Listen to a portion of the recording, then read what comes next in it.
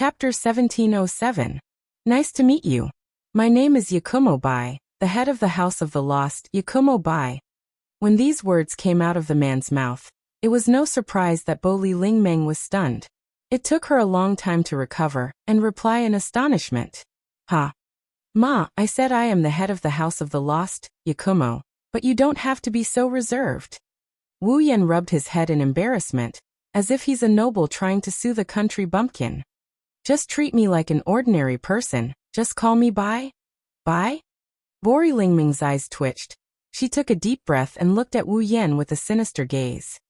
Are you kidding me? Kidding. Wu Yan asked innocently. Why do you say that? I don't know how you know about the House of the Lost, and I don't know how you know the surname Yakumo, but I don't feel the aura of someone who lived in the fantasy village. So you're from the outside world? Bo Li Lingmeng said with displeasure. There's no way I wouldn't know about you in the House of the Lost. You don't think I'm that gullible, do you? I didn't lie to you. Wu Yan sighed with an innocent expression. If you don't believe me, you can ask Yukari. My relationship with Yukari isn't shallow. This time, Bo Li Lingmeng was confused. It was just as Bo Li Lingmeng said. If the House of the Lost had someone with the surname Yakumo, it's impossible for Yukari to not know. After all, the relationship between the Bori Shrine and the House of the Lost was not shallow. One was the manager of the fantasy village, the other was the creator of the fantasy village. Bo Li Lingmeng and Yukari's relationship wasn't simple. If this Yakumo Bai was really from the House of the Lost, Yukari wouldn't hide it from Bo Li Lingmeng. However, this person who didn't have the aura of someone who lived in the fantasy village knew about the House of the Lost and said the name Yukari. It was obvious that he wasn't an outsider. Could it be that she was mistaken? Bo Li Lingmeng knocked on her head in distress. She suddenly realized something and stared at Wu Yan. Even if you're from the House of the Lost, the head, do you think I'll believe you? House of the Lost. Yakumo. To put it bluntly, it was just the place where Z lived. In other words, the House of the Lost. Yukari is the real master. Being the head of the House of the Lost was just a bunch of nonsense. Wu Yan seemed to have expected such a question from Bo Li Raimu. He grinned in response. It's natural for you to find it strange, but I am indeed the head of the House of the Lost. To be precise, I should be the future head of the House of the Lost. Because. Wu Yan grinned at Bo Li Lingmeng. What he said made Bo Li Lingmeng flabbergasted. Purple is my fiancé. What did you say? Bo Li Lingmeng cried out. Yukari is your fiancé? That's it. Wu Yan humbly told Bo Li Lingmeng. Please take care of my House of the Lost in the future. This is definitely a joke. Bo Li Lingmeng seemed to have suffered a blow. She took 2 steps back and loudly shouted. How could anyone want that moldy old hag? Just as he said that, a black crack filled with eyeballs appeared above the shrine. Before Wu Yan and Lingmeng could react, a black beam of light shot out. The black beam of light fell straight down. Wu Yan and Lingmeng only saw a blur in front of their eyes. The black beam of light landed on the recently repaired cash box. Pung. The black beam of light blasted the cash box that Lingmeng treated as her life into powder. Not even a piece of wood was left as it dissipated with the wind. Ah. Bo Li Lingmeng stared blankly at the original spot where the money box had been. Looking at the empty spot, not even a single piece of wood was left behind. She once again let out a desperate scream. My cash box. Amidst her sorrowful cries, Bo Li Lingmeng threw herself onto the ground where the money box had originally been. It was as if the money box had not disappeared, but had instead become invisible. Her delicate hands groped around the box, but of course, she could not find anything. It's gone. It's really gone. Tears gushed out of Bo Li's eyes. She raised her head and looked at the gap in the sky above the Bo Li shrine as she screamed in rage. Yukari, come out! Lingmeng yelled. Yukari did not come out of the crack. Instead, the crack closed and disappeared. Seeing this, Bo Li Lingmeng was so angry that she wanted to die, but she couldn't do anything about it. Wu Yan, on the other hand, breathed a sigh of relief. Flandre-chan and Yukari were not by his side when he first arrived at the fantasy village. Wu Yan was worried that something might have happened to them. Now, it seems like Yukari and Flandrachan have returned to the place where they were before they became Wu Yan's summons. Yukari, that be *starred. Wu Yan grumbled as he looked at the empty sky. Since you've been paying attention to this place, you should at least come out and show your face. You made me worry for nothing. That's right. Tell her to come out. Bori Lingmeng leapt up from the ground and arrived in front of Wu Yan. She grabbed Wu Yan by the collar and started shaking him. Tell her to come out. Tell her to come out. With Yukari's personality, she won't come out even if you yell your lungs out. Wu Yan felt dizzy. If you want to see Yukari, why don't you go to the House of the Lost and look for her yourself? If I can find the House of the Lost, why would I need you to tell her to come out? Lingmeng hissed. In the fantasy village, everyone only knows about the existence of the House of the Lost, but no one knows its exact location. Oh, Wu Yan asked curiously. He really didn't know about it. Even you don't know? On the surface, the relationship between Yukari and Ray Dream seemed to be very bad. But seriously speaking, not only did the two manage the fantasy village together, but as the shaman of the Ray Shrine, Ray Dream definitely had a closer relationship with Yukari than others. Does that mean Lingmeng doesn't know where the House of the Lost is? Every time Violet invited someone to the House of the Lost, she would directly use her ability to bring them there. I'm afraid only Yu Yuzi knows the real location of the House of the Lost. Bo Li's spirit dream grimaced. Aren't you the head of the House of the Lost? Don't tell me you don't know where your house is. Haha. Wu Yan chuckled. You're right. I really don't know where the House of the Lost is. You. Lingmeng's hands trembled as she clenched her fist. She didn't hit Wu Yan's head with it. Instead, she let go of Wu Yan's collar. Forget it. If that's the case, you'll have to fix my money box again. I can't do it this time. Wu Yan raised his hands in surrender. If there's any remains, it won't be hard to fix it. But now, the money box has completely evaporated. There's not even a speck of dust left. I don't care. I don't care. Bo Li Lingmeng clearly intended to be shameless. If you can't fix it, you'll have to make me a new one. Huh. Wu Yan flinched at her words. Why? This time, it wasn't me who broke your money box. Aren't you the head of the House of the Lost? Aren't you Yukari's fiancé? Bo Li Lingmeng waved her hand impatiently. If that's the case, Yukari broke my things. Don't you have to take responsibility? This time Wu Yan was speechless. Wu Yan was speechless. Hurry up and finish my money box. Bo Li Lingmeng lightly snorted. Otherwise, when people come to pay their respects, what if they don't see the money box and think they don't have to donate anymore? Don't worry. Wu Yan complained. No one will come to pay their respects. What did you say? Nothing. Then hurry up and do it. Bo Li Lingmeng turned around and walked into her shrine without looking back. As she walked, she muttered to herself. Yukari, she really has a fiancé. Since that gap appeared, it means that Yukari has been paying attention to the situation here. Since Yukari didn't come out to deny it, it means that she admitted it. Lingmeng could only choose to believe it. Chapter 1708.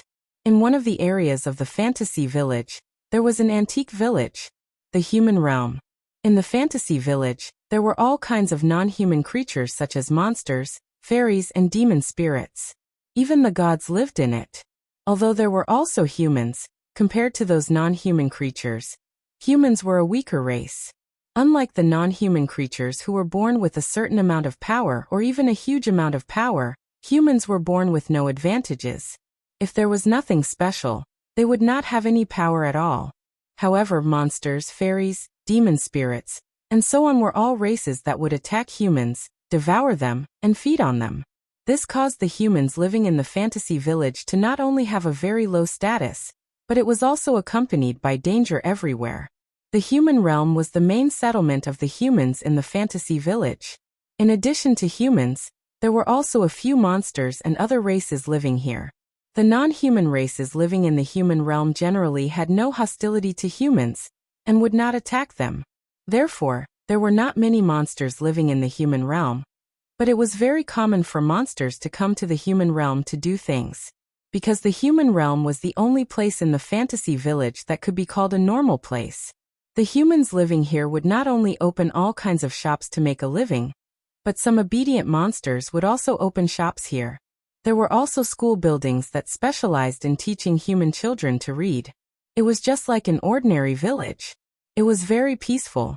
The daily necessities that humans needed could be bought here.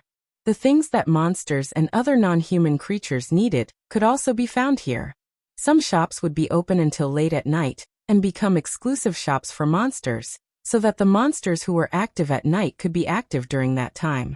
So during normal times, even the monsters and other races outside the human realm would come to the human realm to shop. In addition, there were people who specialized in repelling monsters living in the human realm.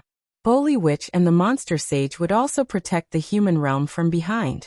If one lived in the human realm, it was very safe and wouldn't be attacked by life forms of other races. Of course, it was another story if one went out. At this time it was morning. There was still some time before noon, but the mortal world was very lively. Many people came to buy groceries for lunch, shuttling back and forth on the streets. Some monsters also mingled in the crowd, patronizing some shops. The entire human realm was like an ancient market, bustling with noise and excitement. On this bustling street, there were many people. Amidst the flow of people, a cute little girl also came here. As she walked, she sucked on her finger and looked left and right as if she had no relatives. The newcomer. It was Flandre-chan who had escaped from the Scarlet Devil Mansion. After escaping from the Scarlet Devil Mansion, Flandre-chan flew at her fastest speed and ended up in the human world. Originally, Flandre-chan had been locked up in the basement by Remilia for 495 years. Other than the Scarlet Devil Mansion, basically, he had never taken a single step outside. Under such circumstances, Flandre-chan really wanted to find Wu Yan, but she didn't know where to look. She could only choose a random direction and search aimlessly. The reason she stopped at the human realm was because it was very lively. Not only did it attract Flandre-chan's attention, but it also made Flandre-chan think that her brother might be here as well. And so Flandre-chan began to wander around the human realm. Of course, she was also aimless. Looking at the owners of the surrounding shops shouting and observing the people who walked past them, Zhang Xian thought to himself, "What a pity." Flandre-chan carefully avoided the crowd while sucking on her finger like a lost child, mumbling pitifully, "Big brother, where are you?" On the street, many people noticed this unusually cute little girl who was dressed differently and had a pair of broken crystal wings on her back. They all felt that she seemed to be lost and hesitated whether they should go up and ask her about it. But in the midst of hesitation, no one chose to approach her. It wasn't that the humans in Fantasy Village were all cold and indifferent.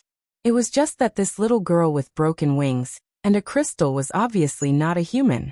Moreover, she had never shown her face in the human realm before. Facing such an unknown existence who might be a monster, no matter how cute she was, no one dared to approach her recklessly. Who knows, maybe she hates humans and doesn't want to interact with them. If she approached, she might be attacked. Under the gazes of many passers-by, Flandre-chan sucked on her finger and looked around. But not long after, Flandre-chan stopped in her tracks and fixed her gaze on a shop in front of her. It was a shop selling baked bread. Looking at the piping hot baked bread, Flandre-chan couldn't help but cover her stomach, feeling a little hungry. Ugh. Flandre-chan was in a dilemma. Big brother. She wanted to continue looking for her brother, but she also wanted to buy something to eat. For Flandre-chan, this small conflict was enough to make her feel a little troubled. But in the end, Flandre-chan couldn't overcome her desire for the baked bread. She walked to the front of the shop and stared at the baked bread. Little girl. The shop owner seemed to have noticed Flandre-chan standing in front of the shop. He hesitated for a moment before choosing to approach her and asked carefully, "Do you want to eat a baked bread?" Flandre-chan looked up. Her cute big eyes looked at the shop owner who was at least 10 years old and nodded. Flandre-chan is hungry. Seeing that this non-human little girl didn't seem to reject humans, the shop owner heaved a sigh of relief and a smile appeared on his face. Then, "Do you want to buy a baked bread?" "Yes." Flandre-chan nodded without hesitation. Her adorable look made the shop owner's face soften despite knowing that she wasn't human. "All right. 1 baked bread." The shop owner grabbed a piping hot baked bread and stuffed it into a paper bag that could only hold half of it before passing it to Flandre-chan. "Thank you for your patronage." Flandre-chan smiled happily, just as she was about to reach out for the baked bread. An anxious voice sounded behind her. "Flan." Hearing the voice, Flandre-chan's happy smile instantly crumbled. She turned her head around indignantly and looked towards the source of the voice. Not far away, on the other side of the street, two figures were standing there. One was a petite girl about the same height as Flandre-chan. The other was a silver-haired maid holding a parasol for the petite girl.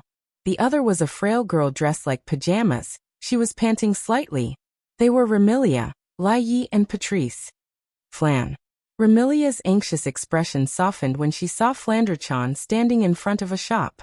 She was about to reach out for a biscuit when she saw Flandre-chan. Instead, she was filled with anger. "I finally found you, little sister." Patrice calmed her rapid heartbeat and breathing. She was surprised to see Flandre-chan standing on the street. "Not only are you not afraid of water, you're not even afraid of sunlight?" "Second miss," Lai Yi said worriedly. "Why don't you come over and let me hold the parasol for you?" "I don't need it," Flandre-chan said angrily. "Big sister, how did you find this place?" "A fairy reported that she saw you enter the human realm, so we rushed over," Patrice explained. "Little sister, Remy was very worried about you. She didn't even care about the sun outside and insisted on coming out to find you." Hearing this, the anger on Fran's face dissipated. She looked at Remilia, who was cowering under the parasol, and lowered her head. "Big sister is such an idiot."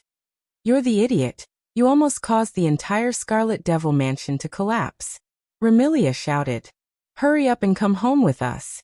Flan won't compromise on this," Flandre-chan stubbornly said.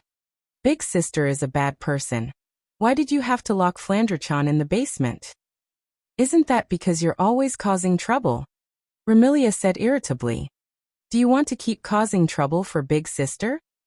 "Of course not," Flandre-chan retorted. "Then Big Sister, do you think Flandre-chan is causing trouble for Big Sister?" Remilia, Patrice, and Lai Yi were all speechless.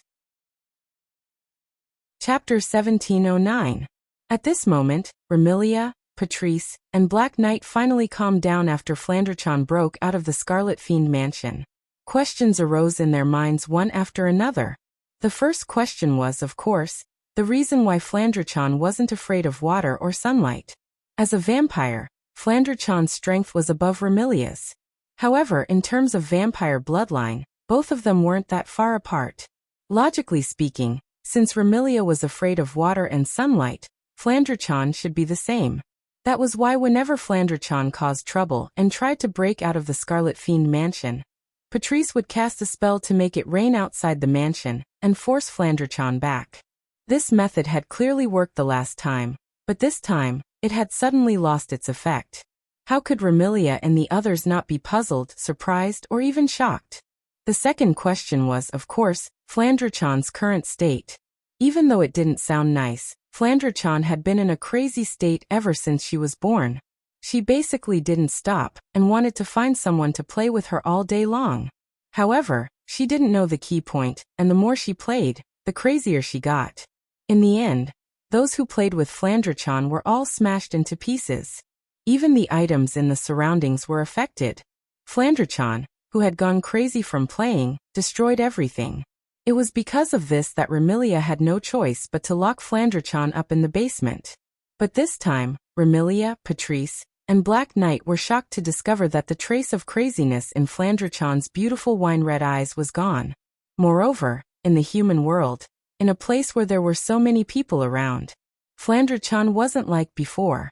Every time she met someone, she would crazily ask them to play with her, and play with them until they broke. She even blended into the crowd like an ordinary child. There wasn't the slightest feeling of being out of place. Remilia, Patrice, and Black Knight, who thought that Flandre-chan would start a massacre upon encountering strangers, looked at each other in dismay. It had been a while since they last saw Flandre-chan. Actually, it hadn't been that long.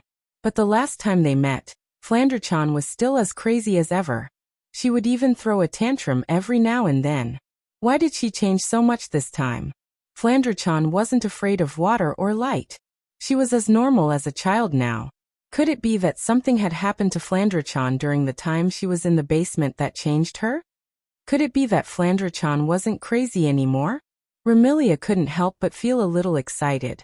If Flandre-chan was really like a normal person, then wouldn't the two sisters be able to live a good life together, and not have to imprison her? Zuoyi seemed to have thought of the same thing, and a trace of surprise appeared on her pretty face.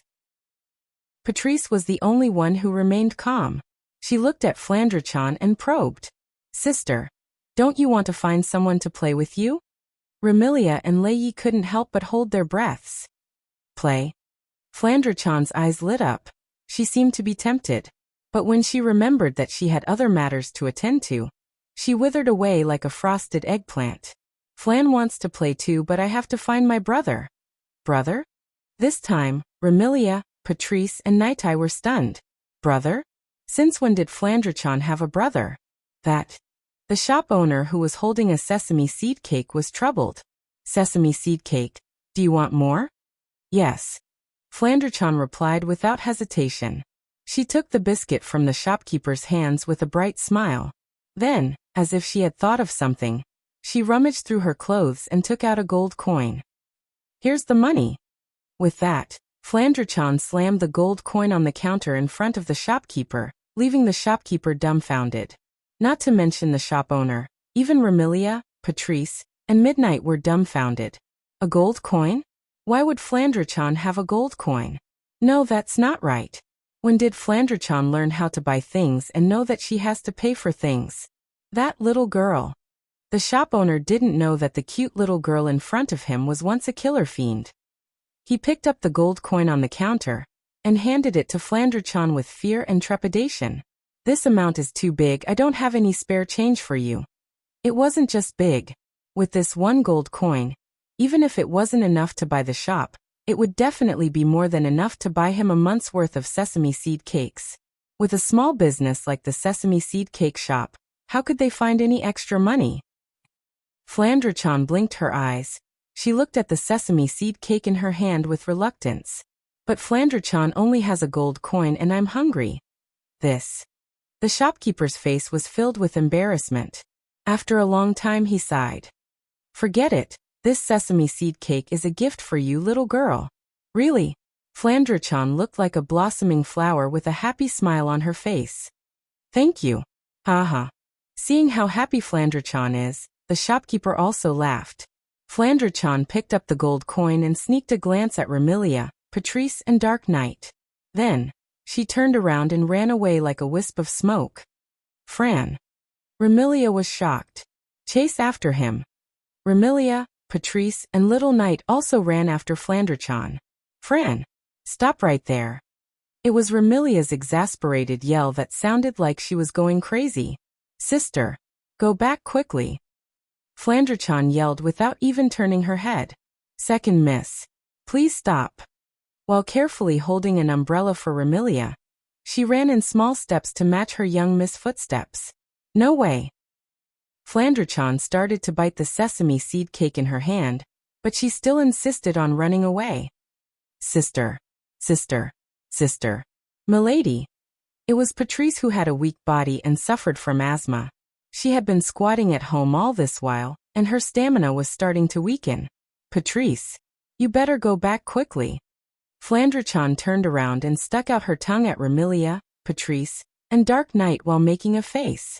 Just like that, for beautiful girls big and small, were engaged in a chase on a street in the land of the living. Along the way, Flandre-chan's bell-like laughter, Remilia's exasperated yell, Dark Knight's anxious and worried call, and Patrice's increasingly hurried breathing mixed together, and attracted the attention of many. This state lasted for roughly 5 minutes before the sickly Patrice couldn't hold on any longer. Her legs went soft and she fell forward. Smack. MQ. With a crisp sound, Patrice uttered an extremely adorable word and wailed miserably as she smashed onto the ground. Patrice. Lord Patrice. Remilia and Zuoyi immediately cried out in alarm and stopped their footsteps. Patrice, who was lying on the ground with her face on the ground, raised her trembling hand. I am fine. After stammering out those words, Patrice's hand fell down as though she had fainted and didn't move an inch. Patrice, Lord Patrice. Remilia and Dark Knight's sorrowful cries echoed through the streets. Wah! Flandre-chan was chewing on a sesame seed cake in front of him. She exclaimed as she chewed. Flan seems to have gone overboard with her play. Flan! Remilia was furious at Flandre-chan's words. If you continue to fool around, Big Sister will really be angry. Flan isn't afraid. Flandre-chan snorted. Even if Big Sister is angry, Flan will still look for Big Brother. What Big Brother? Remilia shouted. When did you have a big brother? Why didn't I know about it? Flandre-chan's expression froze and her expression turned gloomy. Of course Big Sister doesn't know. Big Sister never cared about Flan, who stayed in the basement. Remilia opened her mouth and looked at Flandre-chan's gloomy expression. Guilt welled up in her heart and she couldn't say anything else. Flandre-chan composed herself and said angrily to Remilia. Anyway, Flan won't go back before finding Big Brother. Remilia, Dark Knight and Patrice, who was lying on the ground, felt a headache coming on. What should they do? Chapter 17:10. What a scam! In the wooden corridor of a warehouse on the west side of the Bori Shrine, a man with black hair and red eyes held a hammer in his hand. He looked at the sky and sighed, but at the same time he swiftly nailed a few pieces of wood together with nails to make a money box. I didn't expect that today. I would pick up a hammer and work as a carpenter. If the people in the Spalier world knew that a peak rank 9 powerhouse who was about to ascend to the demigod level was working as a carpenter with a hammer, they would definitely be shocked. However, there was no other way. Bori Dream's money box had been completely destroyed. It was impossible to repair it with magic. If he wanted a money box, he would have to make something out of nothing. It was not that Wuyan didn't know how to do magic of this level. Just like Blackie in the world of magical girl Ilya. Didn't she know how to use class cards and projection magic to create something out of nothing? There were also magic similar to projection magic in the 103,000 magic books. Due to his personal issues, he couldn't create a noble artifact using that kind of magic. However, creating a money box is just a matter of time. However, just like the projection magic, this type of magic that was created out of nothing had the biggest drawback. That was, once the mana used to create an item was exhausted, the created item would also disappear. Wuyan didn't want to keep replenishing mana just to maintain the existence of a money box. Therefore, he could only do it himself. He had enough food and clothing. As expected, common sense is the most useless thing in genjutsu. Holding a hammer, Wuyan hammered on the money box that was slowly taking shape in front of him. Wuyan had a conflicted expression on his face. That red-white, even the fiancé of the creator of Fantasy Village could be ordered to do this kind of thing. Who would have thought of this if it was somewhere else? Of course, he kept complaining, but in his heart, Wuyan never thought that this kind of situation would be degrading, just because he had some strength. He was just complaining casually. His consciousness took advantage of this moment to sink into the content of the 4th round of his Demigod Path mission. Special mission, Demigod Path mission chain. 4th mission world. Fantasy Village mission details. Obtain blood essence with fantasy power x1. Blood essence with state power x1. Blood essence with eternal power x1. Blood essence with nature power x1. Blood essence with time power x1. After confirming the content of his 4th mission Demigod Path, Wuyan frowned. Blood essence? This was easy to understand. It was just extracted from the human body. Blood without any impurities. Blood essence containing fantasy power. Blood essence containing realm powers realm power. Blood essence containing eternal power. Blood essence containing nature power. Blood essence containing time power. There were a total of 5 types of blood essence. If he found all of them, Wuyan will be able to complete the 4th segment of the Demigod Path quest. But, where should he find these blood essence? Blood essence that contains the power of one's realm? That should be referring to Purple's blood essence that had the ability to control realms, right? Then, the other 4 types should refer to the blood essence of those who had the corresponding abilities? blood essence containing fantasy power, referred to the blood essence of those who had the ability related to fantasy. Blood essence containing eternal power, referred to the blood essence of those who had the ability related to eternity. Blood essence containing nature power, referred to the blood essence of those who had the ability related to nature. Blood essence containing time power, referred to the blood essence of those who had the ability related to time. In other words, all he needed to do was to find existences with abilities related to fantasy, realm, eternity, nature, and time and obtain their blood to complete the fourth round of the demigod path mission. Fantasy, realm, eternity, nature, time. Wu Yan swung the hammer in a daze as he hammered away at the money-stuffing box. If it's realm, it must be Z. In the fantasy village, no one else has the ability related to realm, except for Z. I more or less know about eternity and time. If it's nature, it should be that person. But who is this fantasy? While mulling over the background of the person he's looking for, Wu Yan also completed the money box in his hand. Bang, bang, bang. That's it. Wu Yan hit the money box a few more times before he put down the hammer in satisfaction. He patted the box that was almost the same as the one he destroyed, but it was much bigger. Hurry up and give this to that shameless red-white. Then go and get a drop of blood from Violet. If I'm not wrong, Violet should be in the House of the Lost. That's where she was before I summoned her. Wu Yan's face froze at the end of his sentence. The place where Violet was before she was summoned by Meng-Chi? Flandre-chan should be in the same place, right? Is there any other place where Flandre-chan was before she was summoned? The basement of Scarlet Fiend Mansion. It was a place that left Flandre-chan with endless trauma and hatred. Given how much Flandre-chan hated the basement of the Scarlet Fiend Mansion, if she had returned to the basement the moment she returned to Fantasy Village, she would either be hiding there helplessly, or she would have already caused a ruckus in the Scarlet Fiend Mansion. Wu Yan couldn't sit still any longer. He stood up and he rushed towards the shrine. When he arrived at the entrance of the shrine, he pushed the door open, and he shouted without hesitation. Red-white. Bo Ling Meng, who was leisurely sitting in front of a table and drinking tea, was startled by the sudden cry. A mouthful of scalding hot tea smoothly slid down her throat, causing her eyes to widen in shock. Wah! Immediately, Bo Ling Meng jumped up from the ground and ran around the shrine. Tears flowed down her face as she fanned her tongue with all her might. Water! Water! Water! Seeing the chaotic scene, Wu Yan raised his hand and he channeled his magic power into it. At the next moment, an azure magical ritual appeared above Bo Ling Meng's head. It spun and a waterfall of water poured down like rain. Splash! Amidst the splashing sound of water, Bo Ling Meng's entire body was drenched by the water from the sky. She instantly turned into a drowned rat. Drip! Water droplets slid down from Bo Ling Meng's body and dripped onto the soaked floor.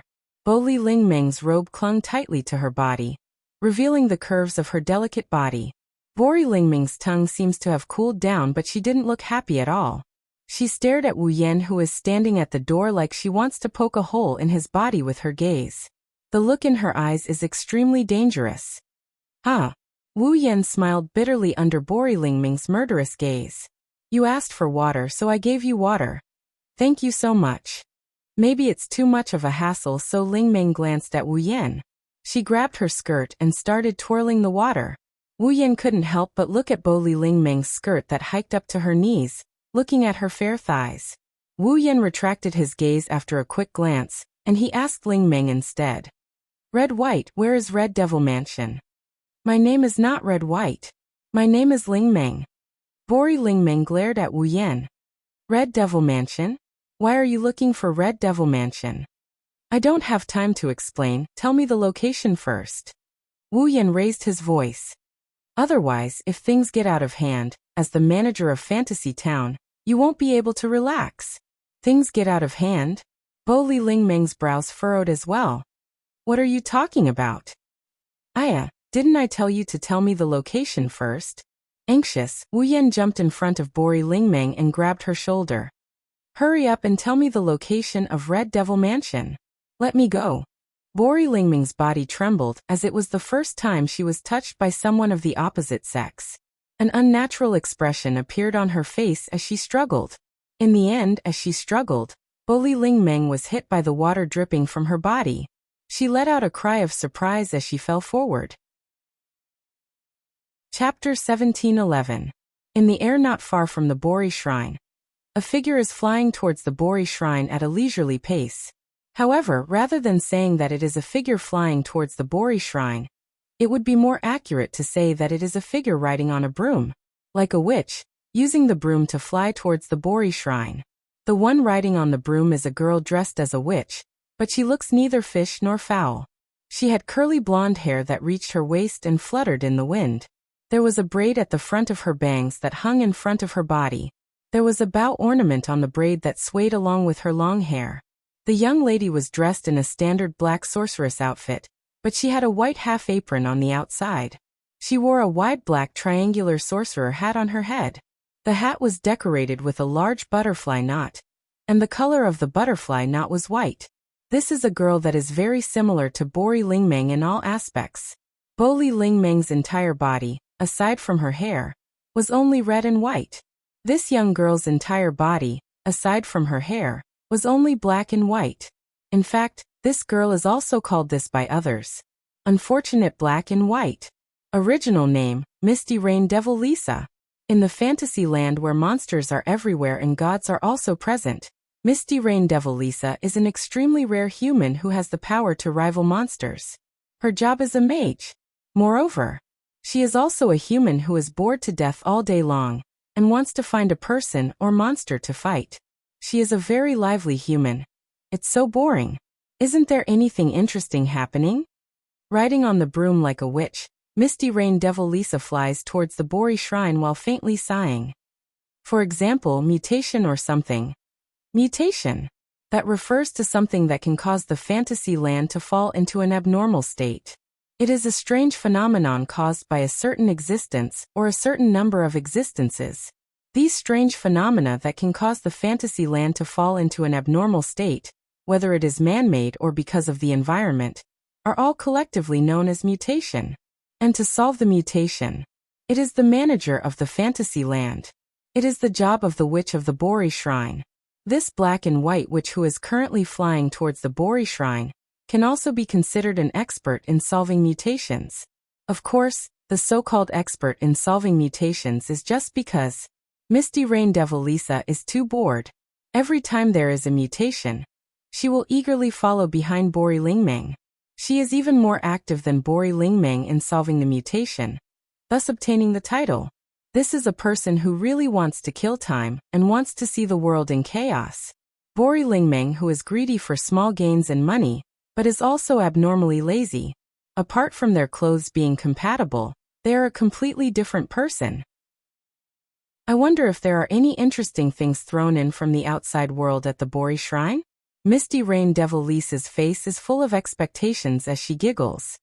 If there is, I will borrow it to play with Ling Meng. The borrow is the witch's, as the witch. It means that although it is a borrow, in the hands of Misty Rain Devil Lisa, the things she borrows will never be returned. Not only that, Misty Rain Devil Lisa's borrow is completely different from other people's. Her borrow means that she doesn't need the owner's permission to take away the things she wants. In other words, she is stealing. Very simple, understand? Thus, Misty Rain Devil Lisa, who is known as a mage but is actually a black and white bandit, arrived at the Bori Shrine with the help of her own magic tools. She descended in front of the Bori Shrine's entrance. Ling Meng.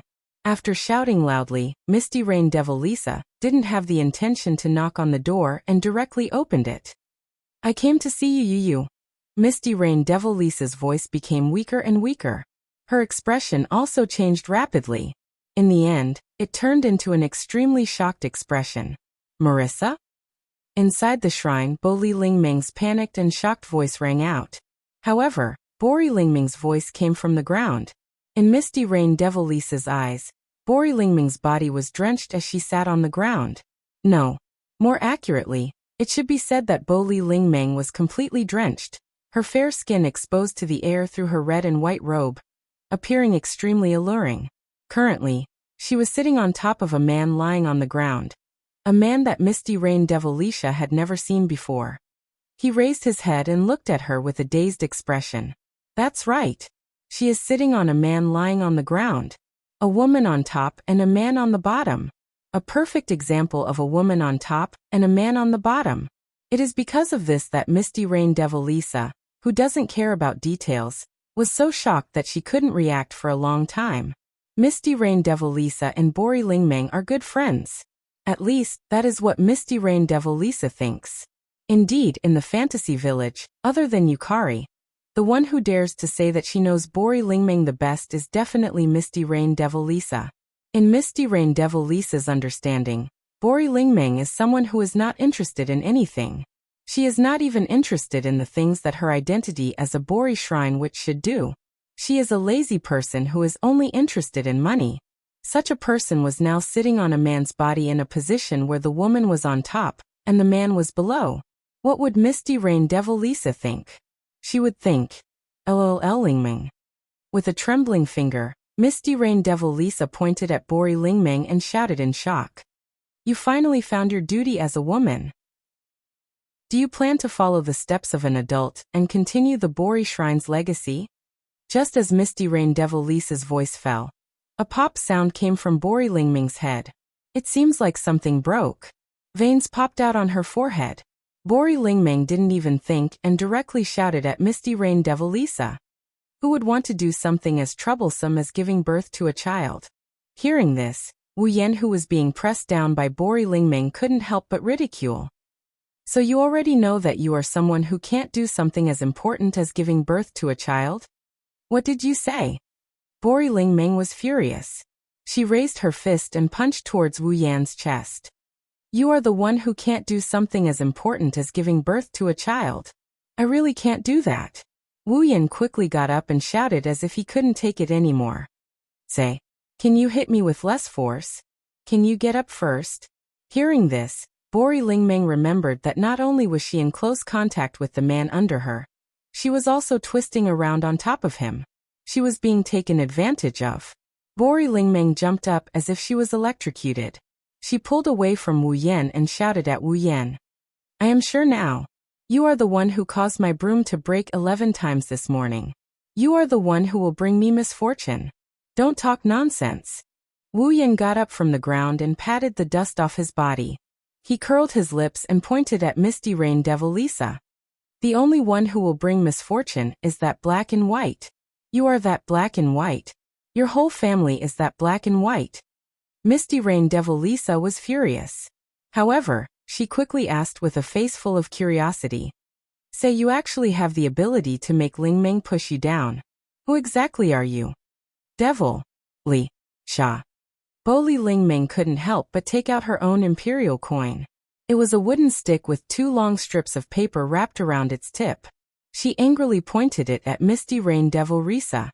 Do you want me to treat you? I am not a devil nor a spirit. Why would you treat me? Misty Rain Devilisha was dissatisfied. However, she licked her lips in the next second. However, if you want to fight with me, I am more than happy to. You, stop yes me. Tell me where Scarlet Devil Mansion is. Let go of me. Bori Lingmeng struggled. Scarlet Devil Mansion? Misty Rain Devilisha looked at Wu Yan in confusion. You want to go to Scarlet Devil Mansion? I don't have time to talk to you. Wu Yan looked at Misty Rain Devilisha impatiently. Just tell me where Scarlet Devil Mansion is. Misty Rain Devilisha was startled. She stretched out her hand and pointed in a direction. Okay. Following this voice, the 3 figures in the shrine disappeared without a trace. Chapter 17:12. On the other hand, in the human realm. Excuse me. Flandre-chan stopped a middle-aged woman who was shopping for groceries. She tilted her head and asked in an innocent tone. Have you seen Fran's brother? Fran's brother? The middle-aged woman who was buying groceries was stunned. Who is Fran's brother? Fran's brother? Flandre-chan was stunned for a moment before she answered seriously. Fran's brother is Fran's brother. The middle-aged woman was at a loss. She smiled bitterly. I'm sorry, I don't think I can help you find Fran's brother. Flandre-chan lowered her head with a dejected expression, but she quickly pulled herself together and pulled on another passerby. Excuse me, have you seen Fran's brother? Fran? Who is Fran? Fran is Fran. Not far behind Flandre-chan, Remilia, Patrice, and Black Knight were left speechless as they watched Flandre-chan pull one person from the left and the right to question her so-called brother, and watched her answer others' questions with a godlike theory. Although Flandre-chan looked a lot more normal than before, and she wouldn't attack people or play with them anymore, Flandre-chan's mind was still very much intact. She's still like a child. With Flandre-chan's way of questioning, she wouldn't be able to find out where her brother was even if she asked for the year 495. Pukie. Remilia clenched her fists, loosened them, clenched them, loosened them, and loosened them again. She kept repeating this action. Do you think Fran has become normal? Mississippi. Young mistress. Hearing Remilia's hopeful and nervous words, Remilia's voice was filled with hope. Kuo-yi, who had never seen her mistress before, showed a gentle expression. Milady seems normal now. She looks normal. Really? Remilia's eyes never left Flandre-chan, but the joy in her eyes was obvious. Does that mean Fran can live with us from now on? She doesn't have to be locked up in the basement anymore? Then, Zuyi wanted to say something positive. By the side, Patrice interrupted. That may not be the case. Lady Patrice. Zuyi looked at Patrice in shock. Patrice. Remilia couldn't help but look at Patrice. He asked nervously. Do you see any problems? Isn't the problem obvious? Patrice calmly explained. Although my dear sister looks like a child and is no longer as crazy as she used to be, but something that we can't understand also happened to my sister. Right now my dear sister isn't afraid of light or water. Her mind is like that of a child's, but her rationality is very complete. Can this be considered no problem? Patrice reminded him. Also, don't you think that there's something wrong with my sister's constant mention of a brother? Don't you think there's a problem? How is that possible? They clearly met not too long ago and Flandre-chan had always been locked up in the basement. After a period of time, she suddenly came out and not only did she become more normal, her weakness was also gone. Just like what Patrice said, apart from becoming normal and overcoming the weakness of being a vampire, Flandre-chan also gained a big brother. All these signs point to the fact that something must have happened to Flandre-chan. It was because of these things that Flandre-chan was able to become normal and overcome her weaknesses. Patrice, you mean? Remilia spoke with a gloomy expression. Someone snuck into the Red Devil Hall without us noticing at all, and even made contact with Fran? It's not as simple as that. Patrice nodded heavily. The person who came into contact with my dear sister might be the reason why she returned to normal and overcame her weakness as a vampire. Lady Patrice, in Fantasy Village, there are people who can infiltrate Scarlet Devil Mansion without us noticing. Zuyi frowned. But is there someone who can help the second young mistress return to normal and overcome her weakness as a vampire? Remilia and Patrice went silent. If such a person really exists, Remilia would have gone up to them and even kneeled down to invite them back. Naturally, she wouldn't have let Flandre-chan live a life of darkness for 495 years. There's no point in overthinking it. Patrice looked straight ahead at Flandre-chan, who's still questioning the passers-by. Remy, I think we should ask my dear sister. That's right, young mistress. Zuyi nodded in agreement. If the second young mistress really came into contact with someone while she was locked up in the basement, we should be able to get some information out of her. Remilia hesitated for a moment before nodding. That's true. After that, Remilia, Lai, Patrice, and Remilia trotted behind Flandre-chan and grabbed her hand. Flan. Big sis, what are you doing? Flandre-chan, who was about to ask more questions, turned around in dissatisfaction. Flan said she won't go back until she finds her brother. You. Remy. Patrice stepped forward and called out softly when Remilia was about to spit out another word of anger. Let me do it. Remilia took a deep breath and turned her head away with a displeased expression, silently expressing her agreement. Dear sister. Patrice squatted down and looked at Flandre-chan. Can you tell me who this brother you're talking about is? Didn't Flan say it already? Perhaps because she felt she was being obstructed, Flandre-chan's tone wasn't polite. Brother is brother. Even if you put it that way, we still don't understand. Patrice said patiently. You have to tell us so we can help you find your brother, right? Flandre-chan's eyes lit up and she spoke excitedly. Are you all going to help me find my brother? Seeing how happy Flandre-chan was, Remilia muttered in jealousy. Is that brother more important than big sister? Dear sister, you have to tell us what's so special about that brother of yours so we can help you find him, right? Patrice pondered for a moment. For example, what does your brother look like? My brother? Flandre-chan tilted her head and thought for a moment. My brother has the same eyes as Flan. Same eyes? Remilia and Ziyi started to recall the existences with wine-red pupils in Fantasy Village. Patrice continued to ask. What else? And. Flandre-chan bit on her thumbnail. My brother has the same smell as Flan. Same smell? Remilia and Ziyi were startled. Patrice was also startled and asked doubtfully. What does that mean? Flandre-chan doesn't understand. Flandre-chan said with a troubled expression. But my brother said he's the same as Flan. The same. Remilia, Bay, and Patrice looked at each other in dismay. Oh, that's right. Flandre-chan exclaimed as if she suddenly remembered something important. My brother said he's the true ancestor of vampires. What did you say? Patrice lost her voice. Ziyi's expression froze and Remilia cried out in agitation. Impossible. The true ancestor of vampires shouldn't be around anymore. What? Flandre-chan got angry. Big sister, do you think I'm lying? That's not it, but. That's enough, Remy. Patrice comforted the agitated Remilia and turned to Flandre-chan. Dear sister, why don't you follow us back to Scarlet Devil Mansion? No way. Flandre-chan said stubbornly. Flan wants to find my brother. That's why you need to follow us back to Scarlet Devil Mansion. Patrice said. Dear sister, you should know that I have a lot of books with information about the true ancestor of vampires. Let's go back and do some research to find your brother, right? Flandre-chan hesitated, unsure of what to say. Will you really help me find my brother? Patrice and Dark Knight hurriedly nodded. Only Remilia turned her head away with a gloomy expression. After a while, Flandre-chan nodded unwillingly.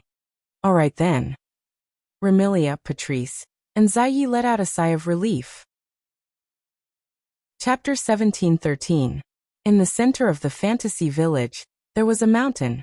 The Mountain of Monsters. This was a mountain where many ancient monsters and deities lived. On this mountain, the monsters and gods had jointly established a cultural society that was different from other humans and monsters. Their unity was very strong. When they encountered outsiders, they would reject and drive them away. And near the foot of the Mountain of Monsters, there was a lake surrounded by thick fog all day long. The Lake of Fog. This was a mysterious lake that could easily attract fairies and monsters, especially in summer.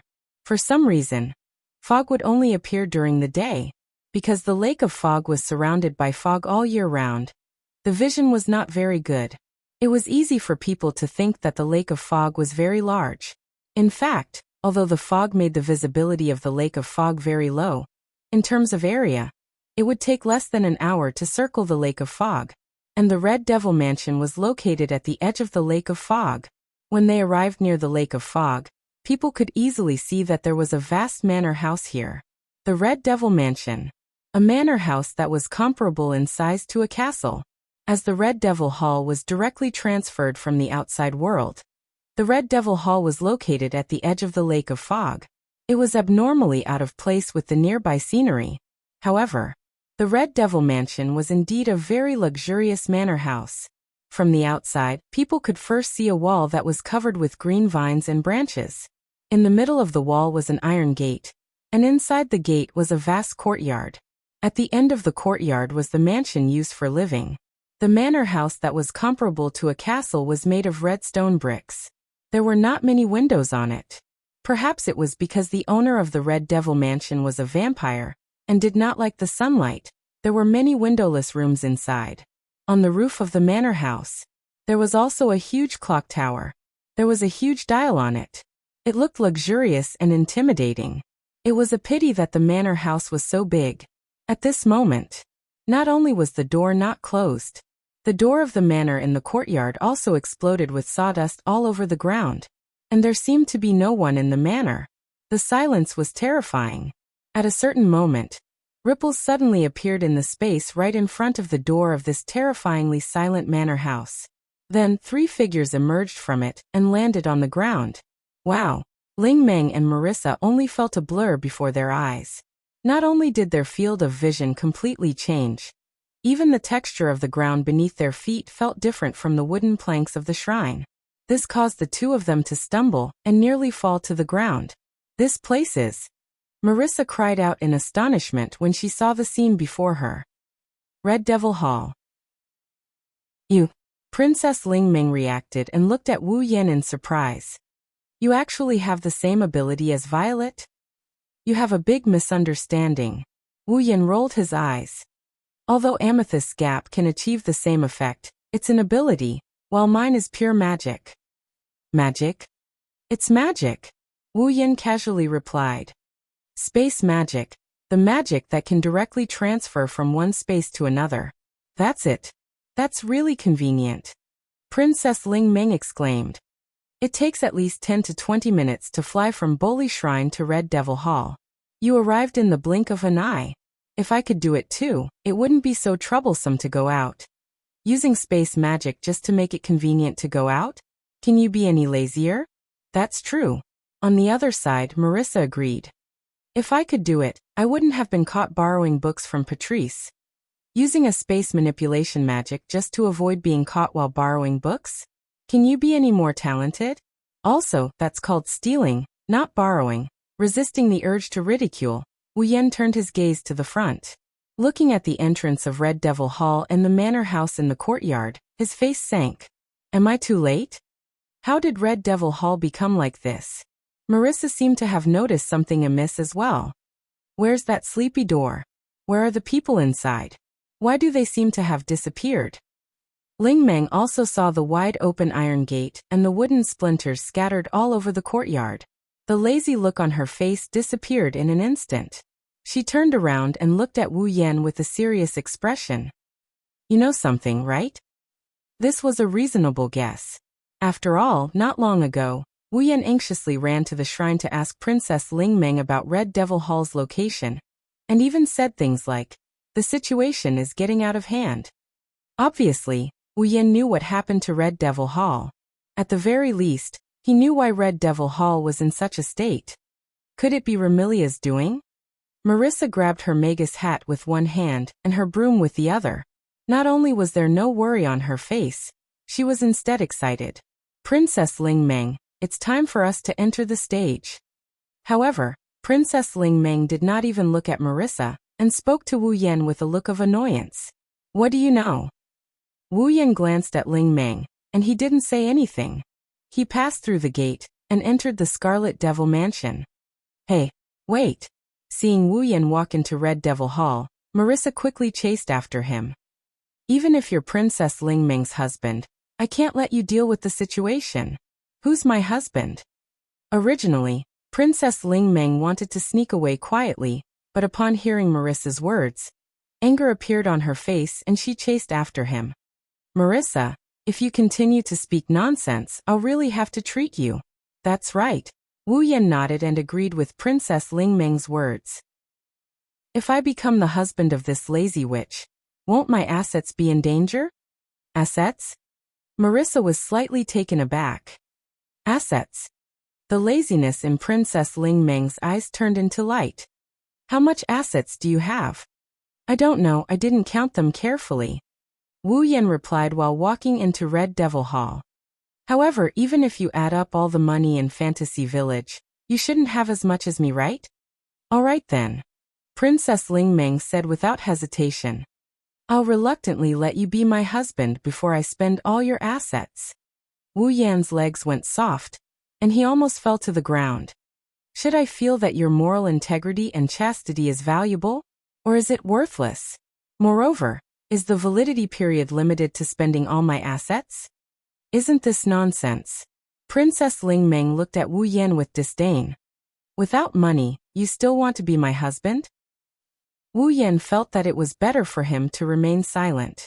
After passing through Red Devil Hall's courtyard, they arrived at Red Devil Hall's manor and entered the interior. A large hall that took up a lot of space was imprinted in everyone's eyes. It was a luxurious hall that seemed to be covered with a red carpet. Around the hall were corridors that led to unknown places. There was a luxurious chandelier on the ceiling and a flight of stairs at the front. At the top of the stairs was a platform with a round table and a tea set. However, there was not a single person in such a luxurious hall. In the middle of the hall, there was a large pool of water. Hey! Looking at this strange scene, Marissa called out. Is there anyone here? I, Marissa, am here. Marissa's voice spread far and wide, but in return, only echoes were heard. There was not even a single response. No one. Princess Ling Meng tilted her head. Don't tell me they all went out? Wu Yan took a step forward and looked at the large pool of water in the middle of the hall. His eyes flashed with a thoughtful light. There is a small amount of magic residue left in the space of this hall. Magic residue? Marissa blinked her eyes. Princess Ling Meng understood. You're saying that there was a battle here earlier? No, it shouldn't be as serious as a battle. Wu Yan waved his hand. There is only a small amount of magic residue left in the air. If it was a battle, there should be more magic residue left. Then what happened? Princess Ling Meng sighed. Really? Why do I have so much trouble the moment you come? I'm sorry to trouble you. Wu Yan unhappily replied to Princess Ling Meng. All of a sudden, a voice filled with surprise and joy rang out from the entrance. Brother. Chapter 17:14. Big Brother.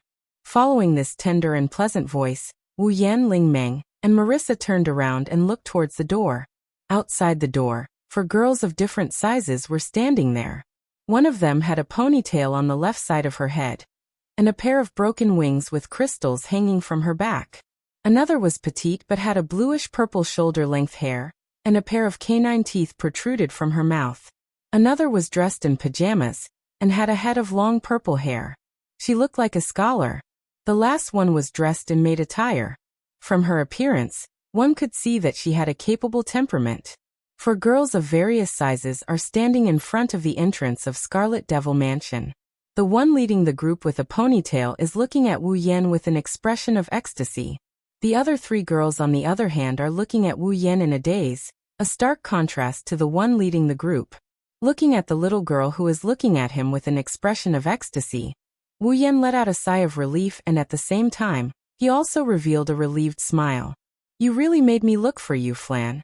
Flandre-chan's ecstatic expression slowly turned into one of grievance as if she was being bullied. She leaped towards Wu Yan and pounced on him. Big Brother. Wu Yan quickly stepped forward and caught Flandre-chan in his arms. Onyai-chan. Flandre-chan buried her head into Wu Yan's chest, and she started sucking in his scent. She said in an aggrieved manner, Flan, I finally found you. Wu Yan felt a slight pain in his heart. The two of them were separated for less than 3 hours, but Flandre-chan was already so attached to him. It seems like it was as Wu Yan guessed. She returned to the basement when she entered the fantasy village. Wu Yan could clearly feel Flandre-chan hugging him with an unprecedented strength, as if she was afraid that he would disappear again. With this kind of performance, if it was not unexpected, then she was definitely influenced by the basement. This made Wu Yan feel a little guilty. I'm sorry, Flan. Flan. Wu Yan rubbed Flandre-chan's head and he whispered into her ears. Big Brother is late. Big Brother is a bad guy. Flandre-chan buried her head in Wu Yan's arms. Her voice was full of grievance. You said you would return to the Scarlet Devil Mansion with Flan. But he ran away alone. How is it Wu Yan who ran away alone? The system must have misplaced Wu Yan, Flandre-chan, and Yukari when they entered the fantasy village. However, Wu Yan didn't explain. It was true that he didn't expect Flandrachan to return to the basement in the first place. Similarly, he didn't rush over in time, and could only pat Flandrachan's head apologetically. It's all Big Brother's fault. You can punish Big Brother however you want. Really? Flandrachan's pound, of course. Then I'll punish Big Brother by not leaving Flan again. Oh you. Wu Yan pinched Flandrachan's nose. Flandrachan didn't want to let him off so easily, but she still smiled through her tears. It was only at this moment that the people around reacted. You. Before Ling Meng, Marissa, Patrice, and Zui could say anything, Remilia stood up and glared at Wu Yan with her scarlet eyes. Put Flan down. Put Flan down. Wu Yan frowned. Why? No reason. There's no why. Remilia glared at Wu Yan with a murderous glare. If I tell you to put her down, then put her down. Oh. Wu Yan sneered when he saw that Remilia wasn't going to be polite. What if I refuse? Ah. Swish, swish, swish, swish, swish. As soon as he finished speaking, a chaotic sound of breaking through the air echoed throughout the entire Red Devil Hall. He saw that a formation of flying knives, which seemed to be nailed to an invisible wall, was arranged neatly in rows. It happened to be a square formation of flying knives with a side length of more than 2 meters. Without any warning, it suddenly appeared in front of Wu Yan and fell on Wu Yan. Boom. Unfortunately, although the neatly arranged flying daggers seemed to have appeared out of thin air, and were extremely abrupt, a violent mana whirlwind suddenly shook and blasted out like an explosion when it was about to land on Wu Yan's body. Clang, clang, clang. All of a sudden, the flying daggers that formed a phalanx were all knocked away by the whirlwind formed by mana, as if they had hit steel. The explosion caused Ling Meng and Marissa, who were the closest to Wu Yan, to cry out in surprise as they were pushed back, putting some distance between themselves and Wu Yan. At the entrance, Patrice gazed at Wu Yan, who was engulfed in a whirlwind of mana, and her expression turned solemn. What a powerful mana! Wu Yan gradually opened his eyes. His line of sight shot like an arrow toward a dashing female servant who stood before Remilia with a flying knife in her hand. Is this how the Red Devil Hall treats its guests? My apologies, my apologies. 16 Knights. Black Knight stood before Remilia, and spoke in a neither servile nor overbearing tone. Although the Red Devil Hall is hospitable, we will never entertain someone who is rude to the Red Devil Hall's owner. I was the one who was provoked, but now I am the one who is being rude. I guess I got to see how overbearing Scarlet Devil Mansion can be. Wu Yan curled his lips and he looked at Sakuya with a look of contempt. But in order to protect the authority of the first young miss, you actually disregarded the fact that the second young miss is in my hands and attacked me. Should I say that you are loyal? Or should I say that you are ignorant? Rest assured, Your Excellency, Black Knight said indifferently. With the second young miss's capabilities, it is impossible for her to be injured by an attack of this degree. Oh? Wu Yan's lips curled up slightly. In other words, as long as you are certain that your attack won't cause any harm, you will attack the first young miss and second young miss? Sakuya raised her head and looked straight at Wu Yan. She didn't say anything else. She probably realized that she couldn't win against Wu Yan, so she just gave up. Such a decisive attitude made Wu Yan have a whole new level of respect for Black Knight. Don't think that this girl is just an ordinary maid just because she is dressed in maid attire. If you really think so, you will die a horrible death. 16 Black Knight. Not only was this girl in charge of all the affairs in the Red Devil Hall, but she was also Remilia's most trusted and capable maid. She also had the ability to control time. Therefore, even Wu Yan didn't notice when the flying daggers appeared just now. He only noticed when they were within a certain range of him. Come to think of it, Sakuya must have used her ability to stop time before throwing her throwing knives. Only when the throwing knives got close to Wu Yan did time return to normal. With such an ability, it was not strange that Wu Yan didn't notice when the flying daggers were thrown.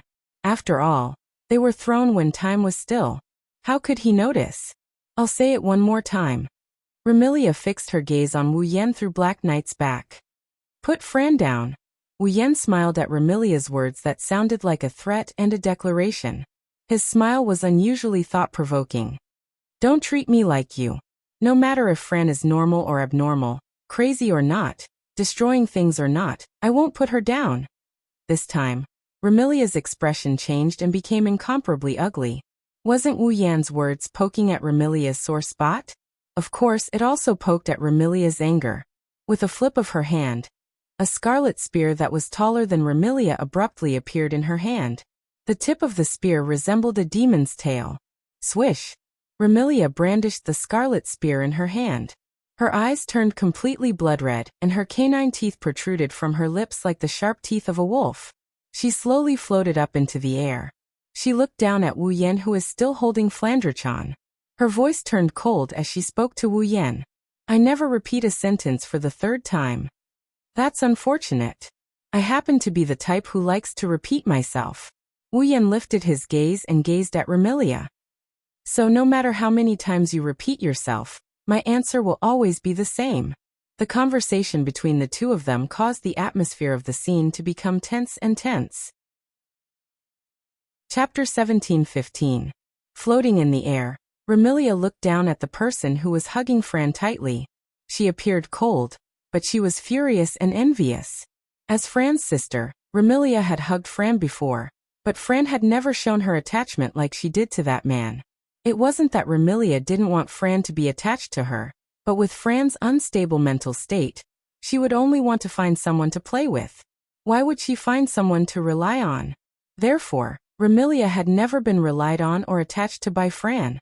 To put it bluntly, as an elder sister, Remilia had never given Fran anything that an elder sister should give.